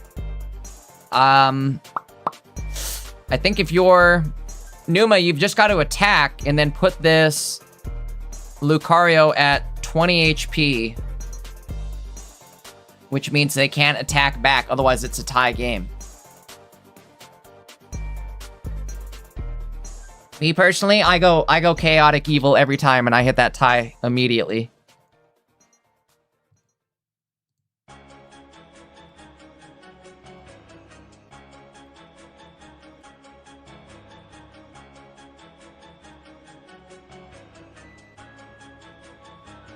nigga. This shit heat.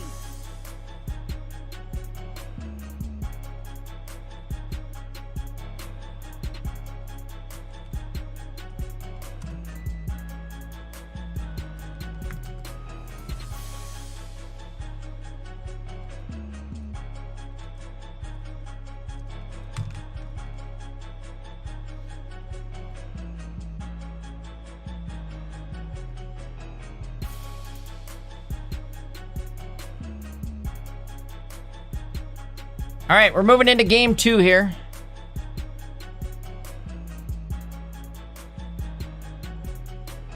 Numa clutching game 1. Boy, that was close though. Like the whole way. That was a close one.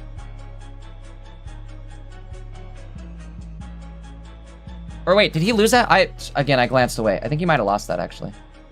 Now that I'm thinking about it. Chat's gonna flame me. I was just talking about how like good I was doing too. Their chat was at least saying how good I was doing, and then I'd blow it. I blew it. Let me check. Let me check the pairings. I'll find out for sure. Oh, it's 1-1. It's a tie. They did go for the tie. Okay, perfect. I gotta quit looking away at the like crucial moments of games. I've done that like 3 times today.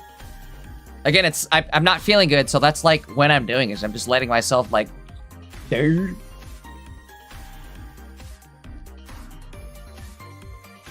I appreciate you all putting up with me today. Putting up with me for today. Excuse me. It's been a day. I'm to the point where I'm just saying things and hoping it sounds good.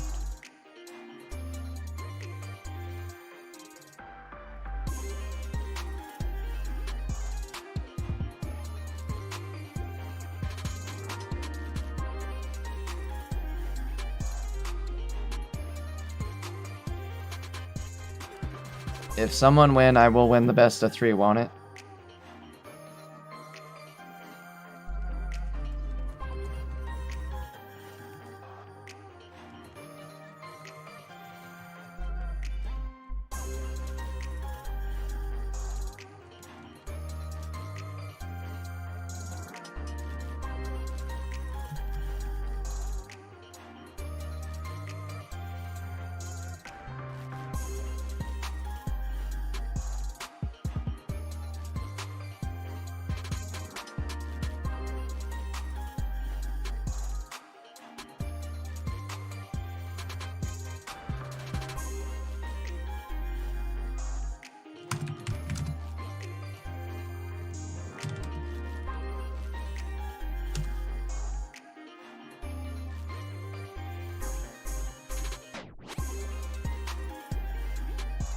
All right, that was funny. I checked in on the room. Sorry, it took them a sec. They weren't sure what to do since they tied it. They kind of were trying to just figure out, make sure they were doing the right thing. They are. I popped in there just to let them know they were doing good. So we're gonna hopefully have the gameplay up now. Scratch that. Now.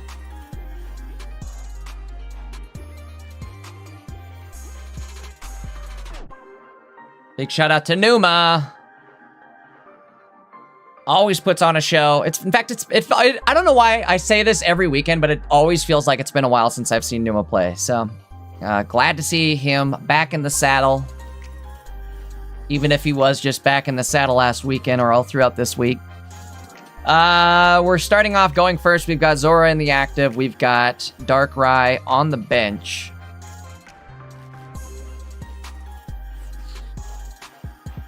Okay, a helmet's good.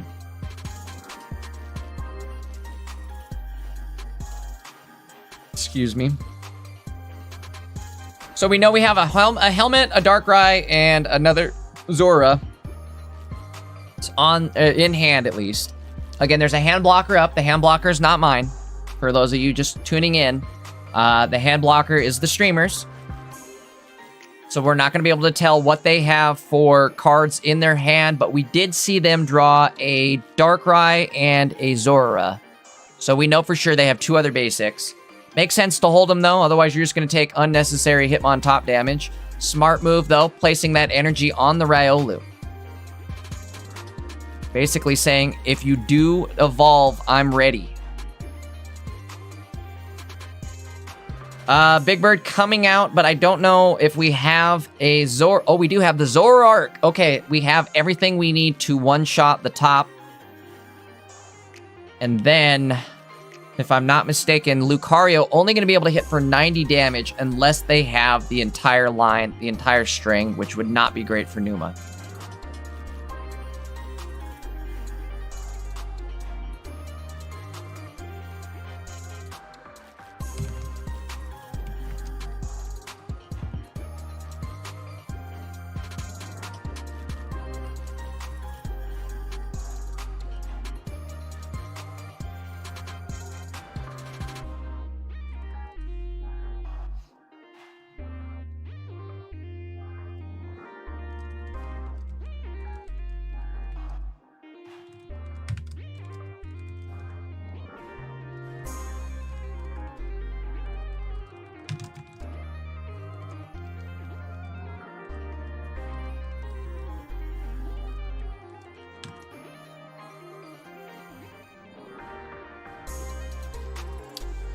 I had a friend ask in chat, are these tourneys still free to enter?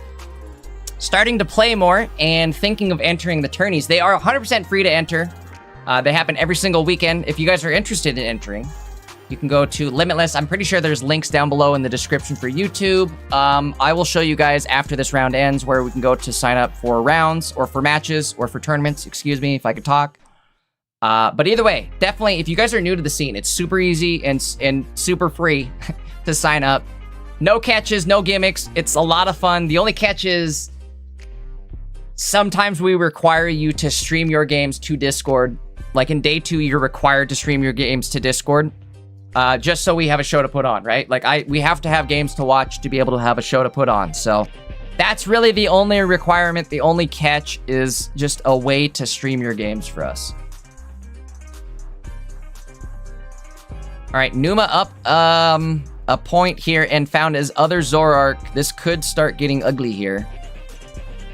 The Field Blower, that's also big, and a Popsicle. Bounces back up to full HP.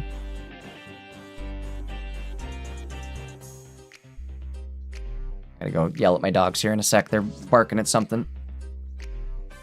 I would like this round to finish, though.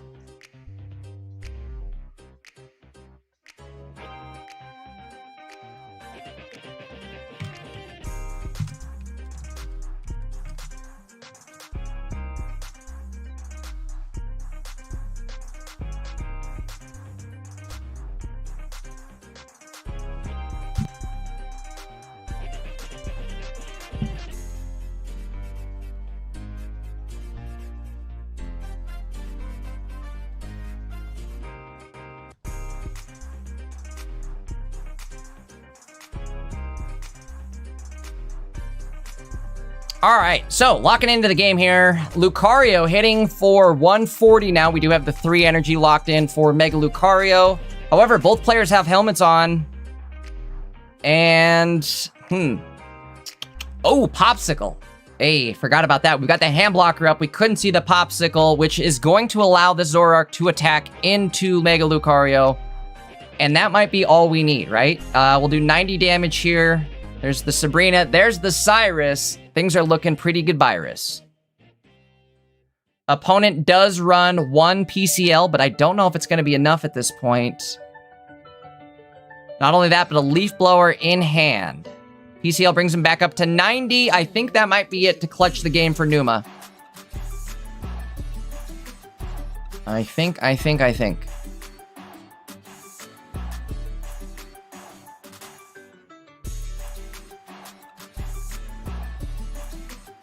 Already have an energy on the bench, Zoroark as well, so we were going to be able to attack and Darkrai attack, right, for that extra ping damage.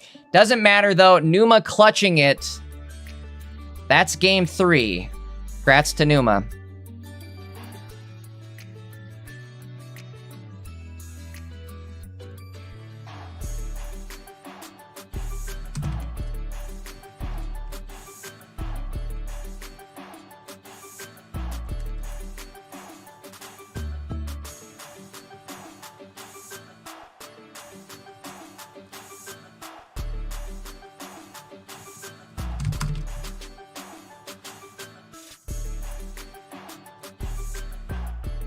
Okay, let's see what we have going on here. We're almost done with round number 6. Quick reminder, guys, if you are not yet subbed up to Maddie's YouTube channel, make sure to do that. If you're not following over on Twitch, make sure to do that as well. In fact, you should be over on the Twitch channel following as soon as possible. You're going to want to gather as many channel points as possible for tomorrow. Tomorrow, we're going to start predicting the matches. We'll set up predictions on who you guys think is going to win, and you can spend your channel points, or at least kind of gamble them around, right? See if you can earn some more channel points based off who you're backing. But either way, make sure you're followed up so you're getting those channel points. Make sure you're subbed up to Maddie, and make sure you guys show up for tomorrow. Tomorrow is going to be a big, big day. If you guys had fun last weekend, you're going to have fun again this weekend. That's all I'm going to say. No spoilers for who's going to be here tomorrow. But if you guys had fun last weekend, you'll have fun tomorrow. And if you missed last weekend, tomorrow's your chance to unmiss it. Again, I'm looking through the list here. Let's see if we can find somebody to watch. Nabrix, the boy, the homie, Nabrix. He's 1-1, life on the line. Ooh, it doesn't get any closer than this. Let's get the gameplay up there. Hold on.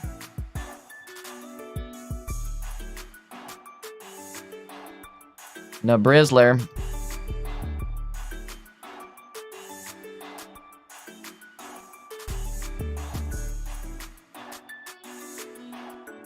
I know it's we're getting down there to the point where I'm kind of showcasing the same people over and over, but it's towards the end of Swiss rounds, so it's sort of inevitable.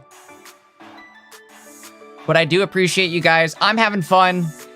Even if we are showcasing the same players, the players are good, right? Nabrix is a great player to watch.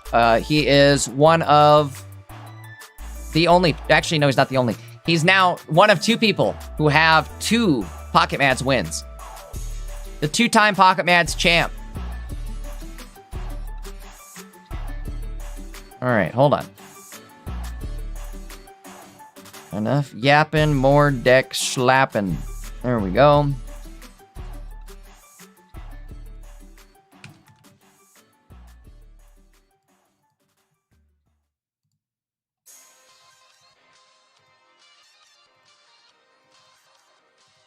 Nabrix going up against some Zoroark action himself. Who's he playing against? I didn't even look. Kaze.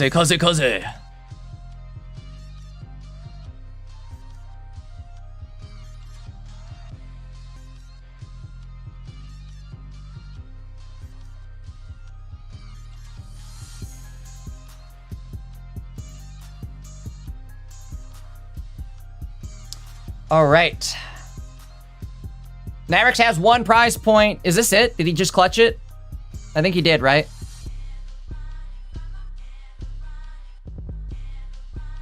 Opponent has, I'm assuming, would have trouble getting through anything but that Gourgeist there with Zoroark.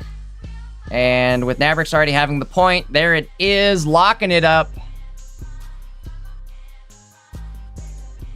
Shout out to Nabrix, one of the best to ever do it.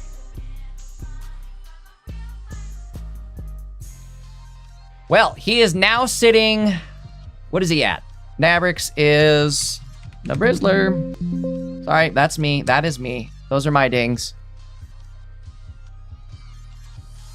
4-2. I should have known that. He's still got to win 1 more. You've got to get 15 points, or in other words, 5 wins in order to make top cut for tomorrow. It's 7 Swiss rounds today. You've got to win 5 out of 7. You can only afford 2 losses. I think, let me see what we have left here. Definitely getting towards the end of the round.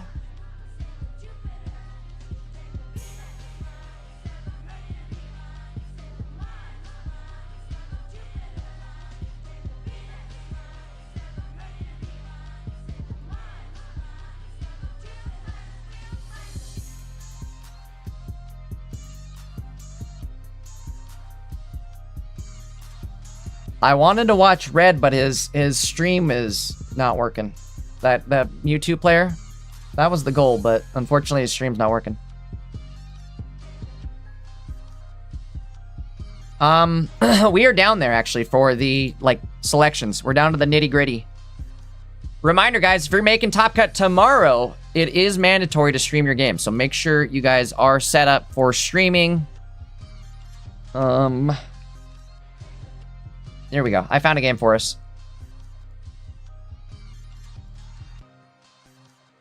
Big shout out to everybody in Discord who is streaming, though.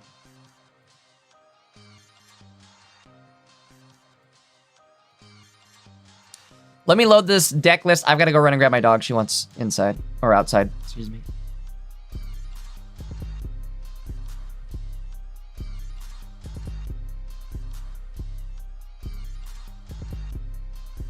Folks, after Swiss rounds today, what are you guys thinking so far? Have your choices on what you're running for rank this season, has it been altered at all yet? I don't know. I mean, all the decks that I thought were good are still good, but I'm also adding Flygon to that list. Again, I need somebody to send me them full art Flygons. Where are those rainbows at? I need them. Oops, I think that's the wrong deck list. Did it backwards.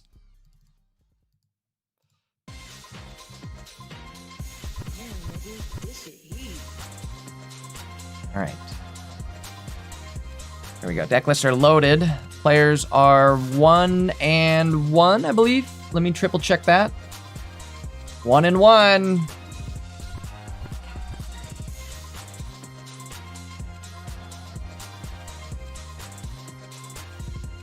Oh, that's it.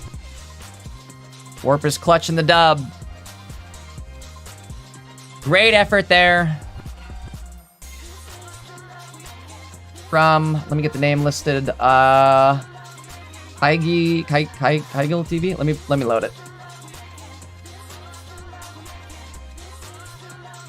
Again, great effort.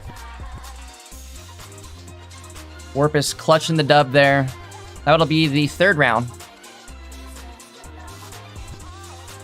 It'll be just a minute here till we get into the next round, guys. I think there's like 10 matches left. Ooh, Marco's playing. Is he in Discord? I saw him earlier. Marco, where you at? No Marco. Okay. Marco, life on the line. We're rooting for you, buddy.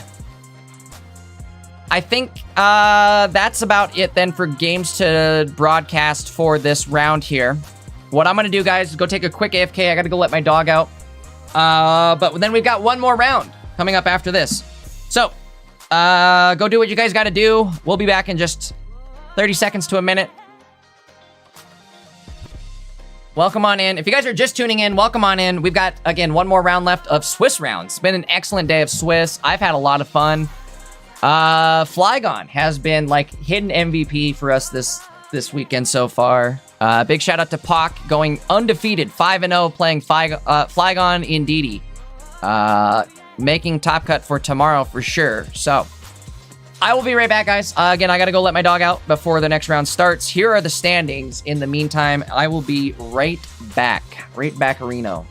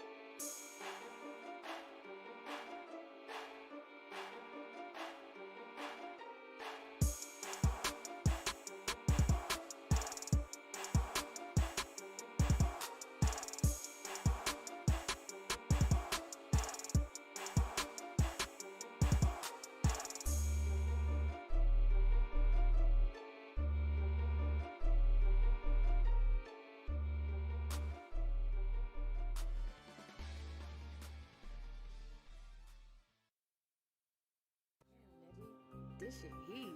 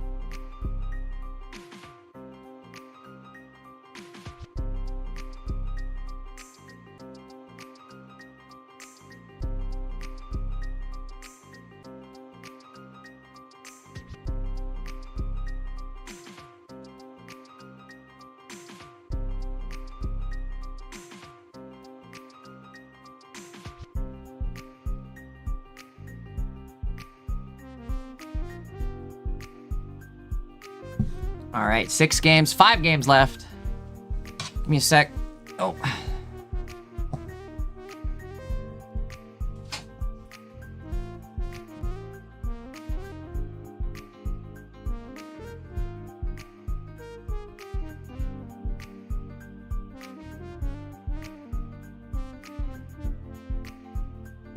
All right, I'm back. I had to get Daisy. Oh, she hurt herself. Huh. Yep, see, I hurt myself. I don't know what she did, but she really hurt her foot. Oh, good burp. Jesus, criminy. All right, she wants in her bed. Settle, settle, settle. Dog's out of control. Slimed me up, too. If I was an IRL Pokemon trainer, I would absolutely have nothing but, like, Eevees. Small dog Pokemon. Eevees, Zoroark, Zora. It was really funny the other day. So, my mom also has, like, a tiny little black Chihuahua dog.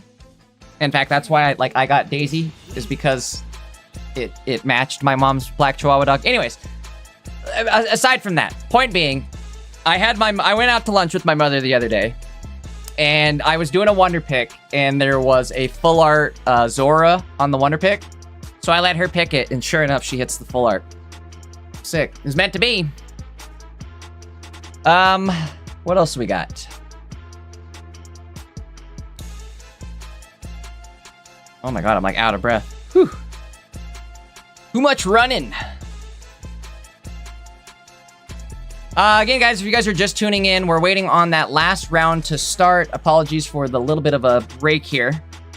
Just waiting on some games to start up in that final round. Reminder, guys, if you're not subbed up, followed up, make sure to do that, especially over on Twitch. You're going to want to start getting channel points for tomorrow. Got a big special guest returning. I don't want to give it away, but tomorrow's going to be fun. Red says, I fixed the stream. Please check it out. Oh, good. Yay, Red's watching.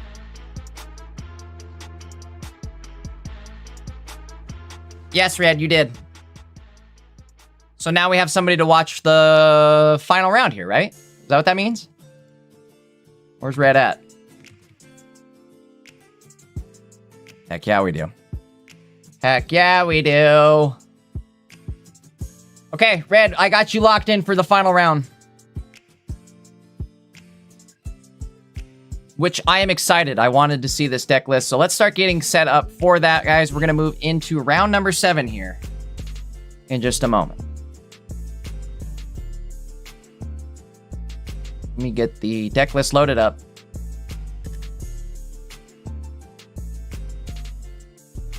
Doesn't look like the pairings have yet to go out. 2 matches left in round number 6.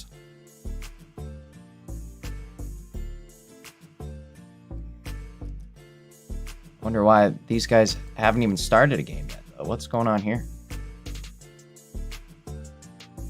Maybe they're just gonna enter both of them at the end.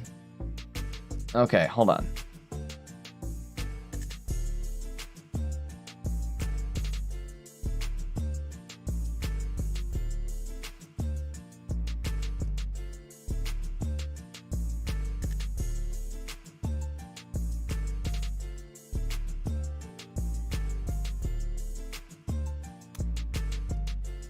All right. Well, I think one of the rounds got handled. One of the games. Looks like the other one is a legit match between YFRH, I think it is. Hold on, let me pull it up.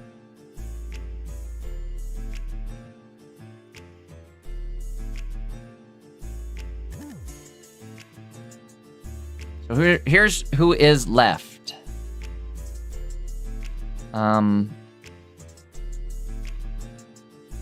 Hydreigon Mega Absol up against Mega Altaria Greninja. They're in their final game, so it should just be another minute or so. While we wait, here's another quick glance at the standings. What is this? Suicune Greninja, huh? Okay. I've been seeing ya. Twangy playing Sui Ninja.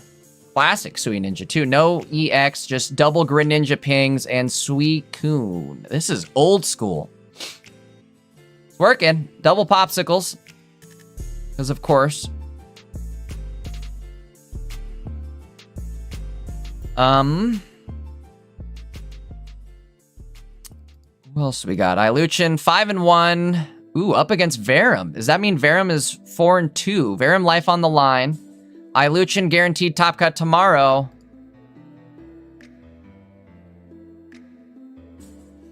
Garchomp Lucario. Okay, hold on. A mini cook? What is this? Somebody set something up in the crock pot. I like this. Okay. Double Riolu with 1 Mega, 1 buffing Lucario, 1 prize pointer Lucario. And then a 2 of line for Garchomp with a 1 middle evolution for Gabite. This is kind of cool. Garchomp has that really strong ability of 1 energy, linear attack, hit 50 damage to anywhere on the board. And that could be really good. Not only that, but it does scale with Arena if they're in the active, I guess. But that only if they're in the active. But it does scale also with Lucario too, right? So 1 energy could end up doing 90 damage, I guess. Is that what it would be? If they're in the active. But still, that's that's Zoroark, right? That's Zoroark on steroids, actually. 1 energy does 50 damage anywhere, but then you... Well, I guess... Okay, so it's a lot more setup than Zoroark, obviously, but still, like... I like this. Kind of a cook. 4-2, having trouble against some grass decks, but that's to be expected. Again, we're just waiting on that last game to finish. Looks like it just finished. Let's move over to the deck list. We are going to watch... Why did I not get it loaded? What was I thinking? Should have it.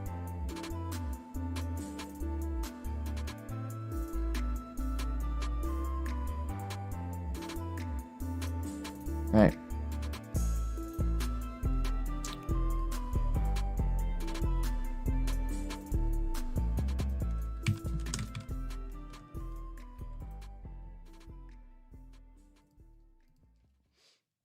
All right, looks like the new round just went out. Let's get loaded up here. Red the Champ up against Chilly Dude. He's a chill dude. He's a chilly dude. I'm a chili dude too. You know what my favorite is? Chili dogs. Dang, those are good. That's one of my favorite ways to eat chili. All right, Red the Champ versus Chili Dude.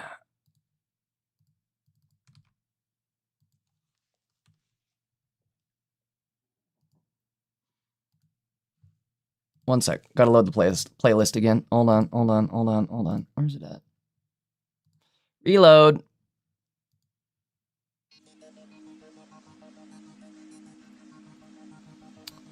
All right, Red is searching, so as soon as they're in the game, we'll have our first game of round number 7. This is the final round of the day, guys. So make sure you're subbed up to the channel. Make sure you're followed up over on Twitch. You're not going to want to miss tomorrow. Tomorrow will be Swiss. No, I'm sorry, Top Cut. Today was Swiss rounds. Strike that, reverse it, right? Tomorrow will be Top Cut. Today was Swiss. But you're going to want to find out how this all ends tomorrow. Plus, I'm going to have an awesome special guest host with me. So make sure you guys tune in. You're not going to want to miss it. And if you missed last week, here's your chance to unmiss it.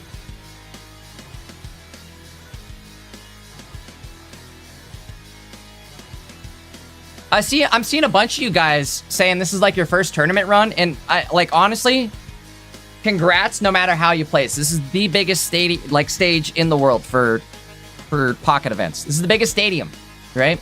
Now that we're talking about Pokemon stadiums, this is it. Speaking of this is it, here we go. Round 7, game number 1 between Chili Dude and Red the Champ.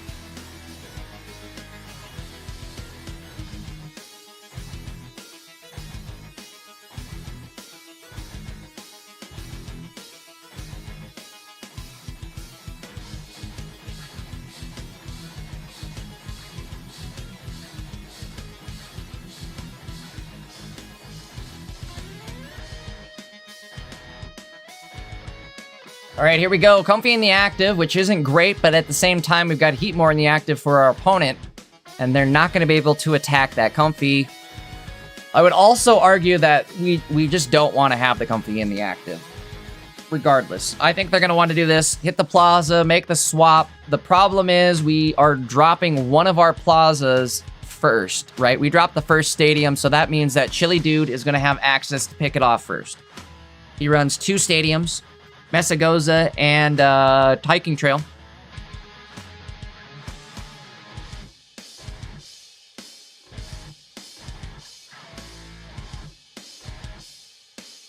And just like that, our free retreats are gone. Good news is, though, we can also benefit, and by we, I mean the player, Red the Champ, can also benefit from having that Messagoza down. Full hand drop here for Chili Dude. The leap over is going to happen onto Comfy. Not feeling too comfy there, I would imagine. Here comes a card draw from Meloetta. I think I'm throwing the Pokeball first. Definitely throw the Pokeball before you hit that Messagoza. There's Mewtwo. Okay, that's a big hit.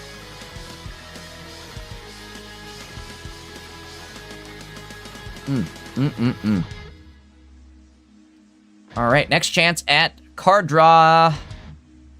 Oh, close. We hit the Kirlia. We hit everything but what we need. Second Meloetta has hit the floor. I don't think I would have put that Meloetta down because now you've bench locked yourself to the point where you can't put another Mewtwo, or you can't put your Mewtwo and the start of the Gardevoir. The opponent hits this. This could be big. Uh-oh. Well, Chili Dude is hitting... He's getting everything, right? Things are definitely heating up for Chili Dude.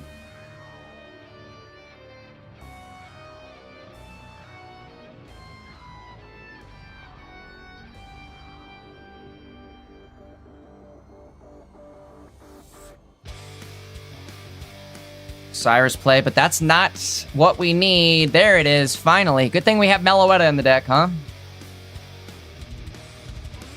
Will this be enough to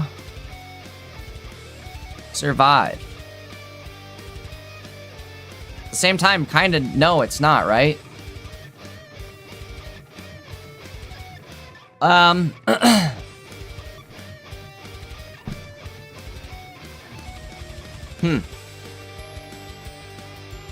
I'm trying to figure out how we get through this Heatmore wall, and I'm not seeing it. Heatmore is going to be able to set up damage on Ralts. That means we're going to be able to get the first Cyrus hit into Gardevoir. Could always Dirty Diantha the damage off, but that's 2 energy.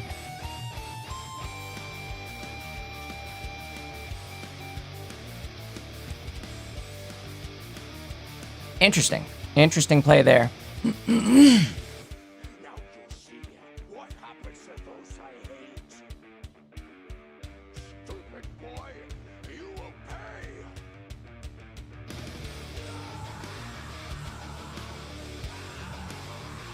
Double Gardevoir setup, and I think this makes sense.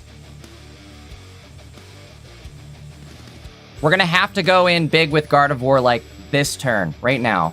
Diantha in hand.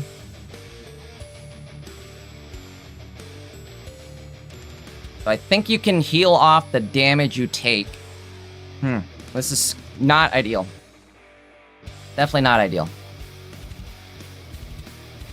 Didn't bother hitting the Goza, but I don't think there's anything left.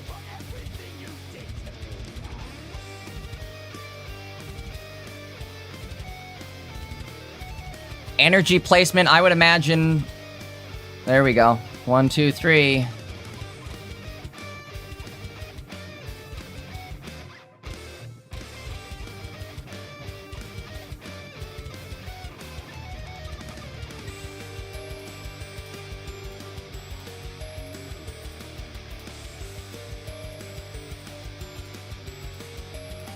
I don't know if I like this play. Continuing to draw cards, though.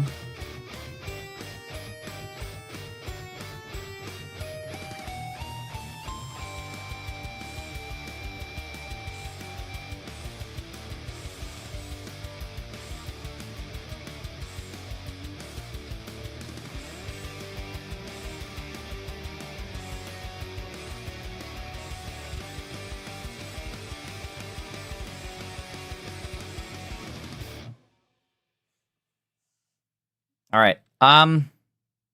Unfortunately, we can't get this burn out of here, which is not great. But we do have a Dirty Diantha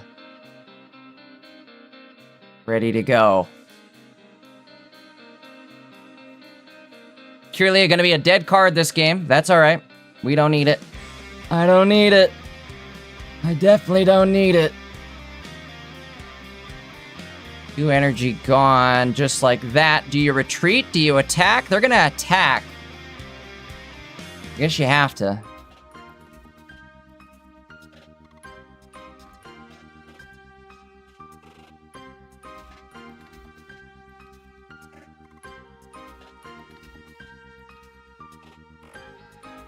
Chili Dude playing this very smart, knowing that red doesn't run any sort of Sabrina, so they're safe technically, right?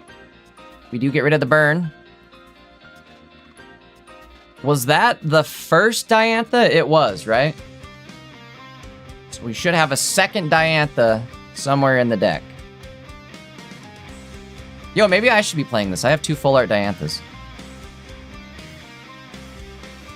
This move's gonna hurt.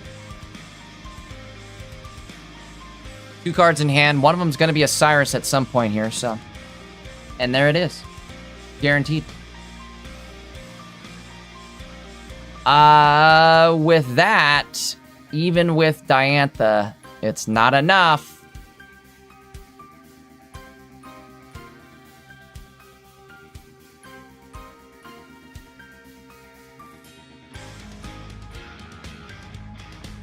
Looks like they're gonna play it out. I don't blame them.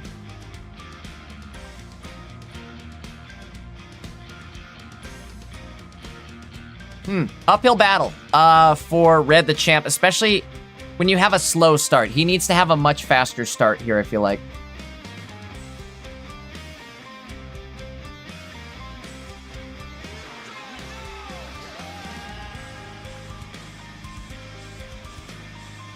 Opponent coming in with the fresh card, Cyrus.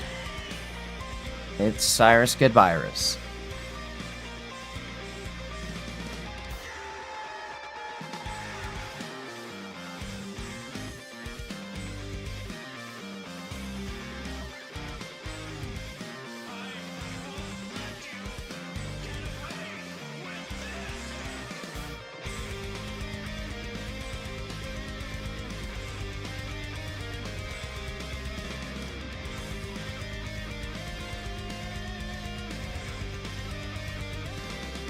All right.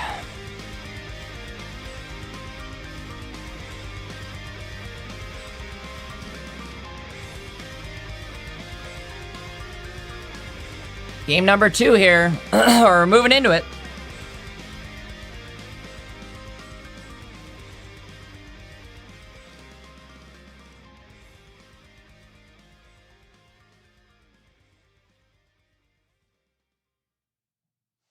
While we're waiting on this game to find, quick reminder, guys, this is going to be our final round for Swiss, so make sure you're subbed up, make sure you got notification bells on, and make sure you tune in tomorrow. We're coming back for Swiss rounds, the conclusion to Swiss rounds in Top Cut. We're coming back for Top Cut tomorrow. I am sorry, I've just been not feeling good today, and it is messing with me. Again, I'm saying words and hoping they're the right words. But either way, guys, tune in tomorrow. It's going to be Top Cut. I'm going to have a special guest with me tomorrow, so you're not going to want to miss it. If you missed last week, make sure you tune in this week, because it was a lot of fun last week, and I'm thinking it's going to be a lot of fun this week, too. So, again, make sure you guys are here tomorrow. And make sure, again, drop a follow on the Twitch page if you haven't yet already started following. You're going to want to get channel points going for tomorrow. The goal is tomorrow we're going to set up predictions on Twitch while we're watching the games. That way you can kind of, you know, I don't want to say the word gamble because that's not really gambling, but you can predict on who you want to win and get some channel points. You can spend the channel points on some pretty cool things. I'm working on increasing the rewards so that they're more fun, more interactive. One of the big ones right now, I feel like, though, is my Hank Hill impersonation. You can redeem some points and buy a Hank Hill impersonation, and you can even type whatever you want, right? Type a message. I mean, within limit, right? Obviously. And I'll read it off in my best Hank Hill impersonation. So make sure you guys are here tomorrow for that. Hey, Victor Cito, what's up?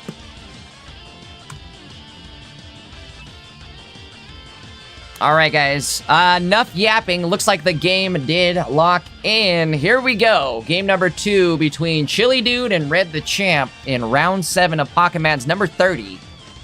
My name's Jade Ankist. Where are we at? We're starting with Meloetta, because why wouldn't we? Get that extra card draw every single turn. Gonna start first here.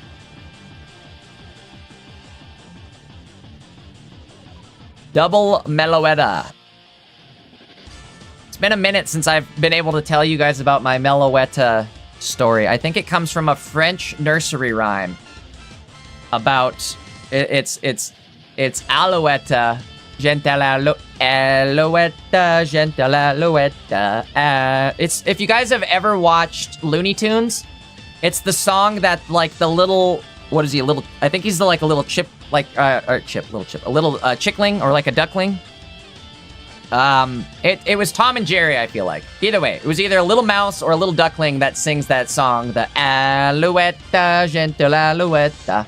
It would make more sense for it to be the little duckling now that I'm thinking about it, because if you read the lyrics to it, it's about plucking the feathers from a lark bird, which to me, read to me as like, oh, Meloetta is a perfect Oricorio counter. Hits for 50 damage. It has the lore behind it. It's an actual French nursery rhyme about plucking feathers from a lark bird, aka an Oricorio. Again, I'm not feeling well, so I am going on like one of these. Do I have a fever? It's like a fever rant. Or a fever tangent. All right, let's see. Locking in here. We did find the candy and our second Ralts. Do we need to dive right in, though? I mean, there's really no hurry, I feel like. We do have Comfy in the active, which maybe would have been worth playing, so that way we don't eat the burn damage, or putting an energy on so we don't eat the burn damage. You guys feel me on that one? Maybe it doesn't matter.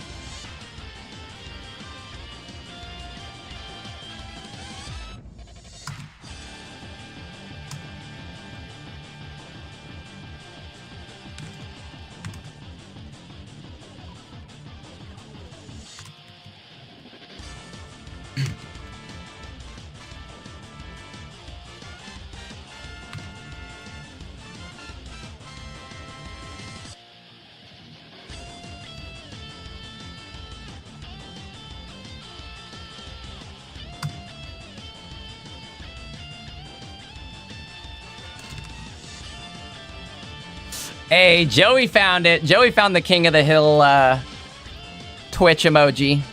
Another reason you should be over on Twitch, right? We've got the King of the Hill stuff going. I'm going to start trying to make my Twitch rewards and emojis and all that stuff a little more interactive and fun. I'm trying. I'm starting on it. Work in progress for sure. Appreciate everybody dropping follows over on Twitch, though. We're getting real close to 1K followers, which would be massive for Twitch.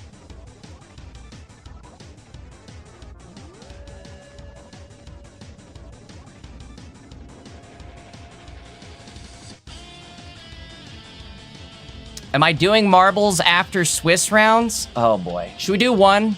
What do you guys think? One game of marbles after Swiss ends? If we're gonna do marbles, you guys gotta head over to Twitch. Drop some follows. Because you can only enter marbles through Twitch. Maybe you're right. We'll end it like that. We'll do one game of marbles to wrap it up. So stay tuned for that. Let's see where the energy's going. 2 on Mewtwo, 1 on Gardevoir, I would imagine. Oh, interesting. Splitting it. An even split.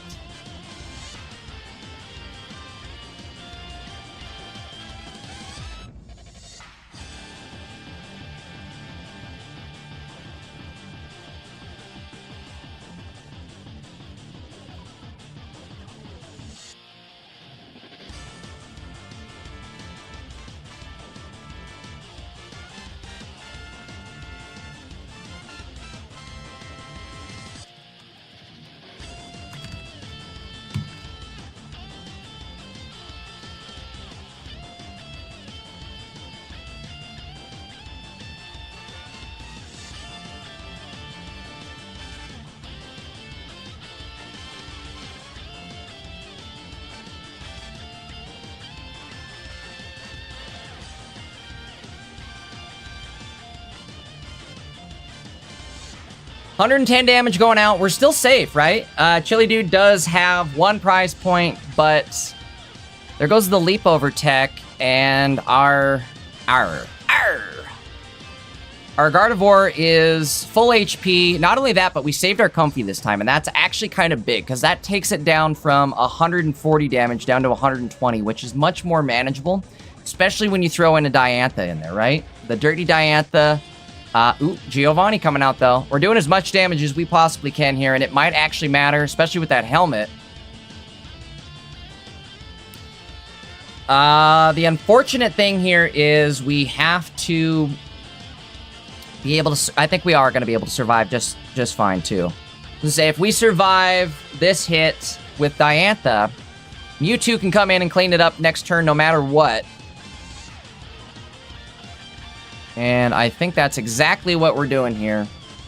Diantha heals for 90, pops you back up to 170, even with the helmet hit. Only going to leave you at 150, but with Comfy, again, we should be safe. Dang, maybe it's time for Gardevoir to come back. I've got 2 Dirty Dianthas, or at least the full art ones.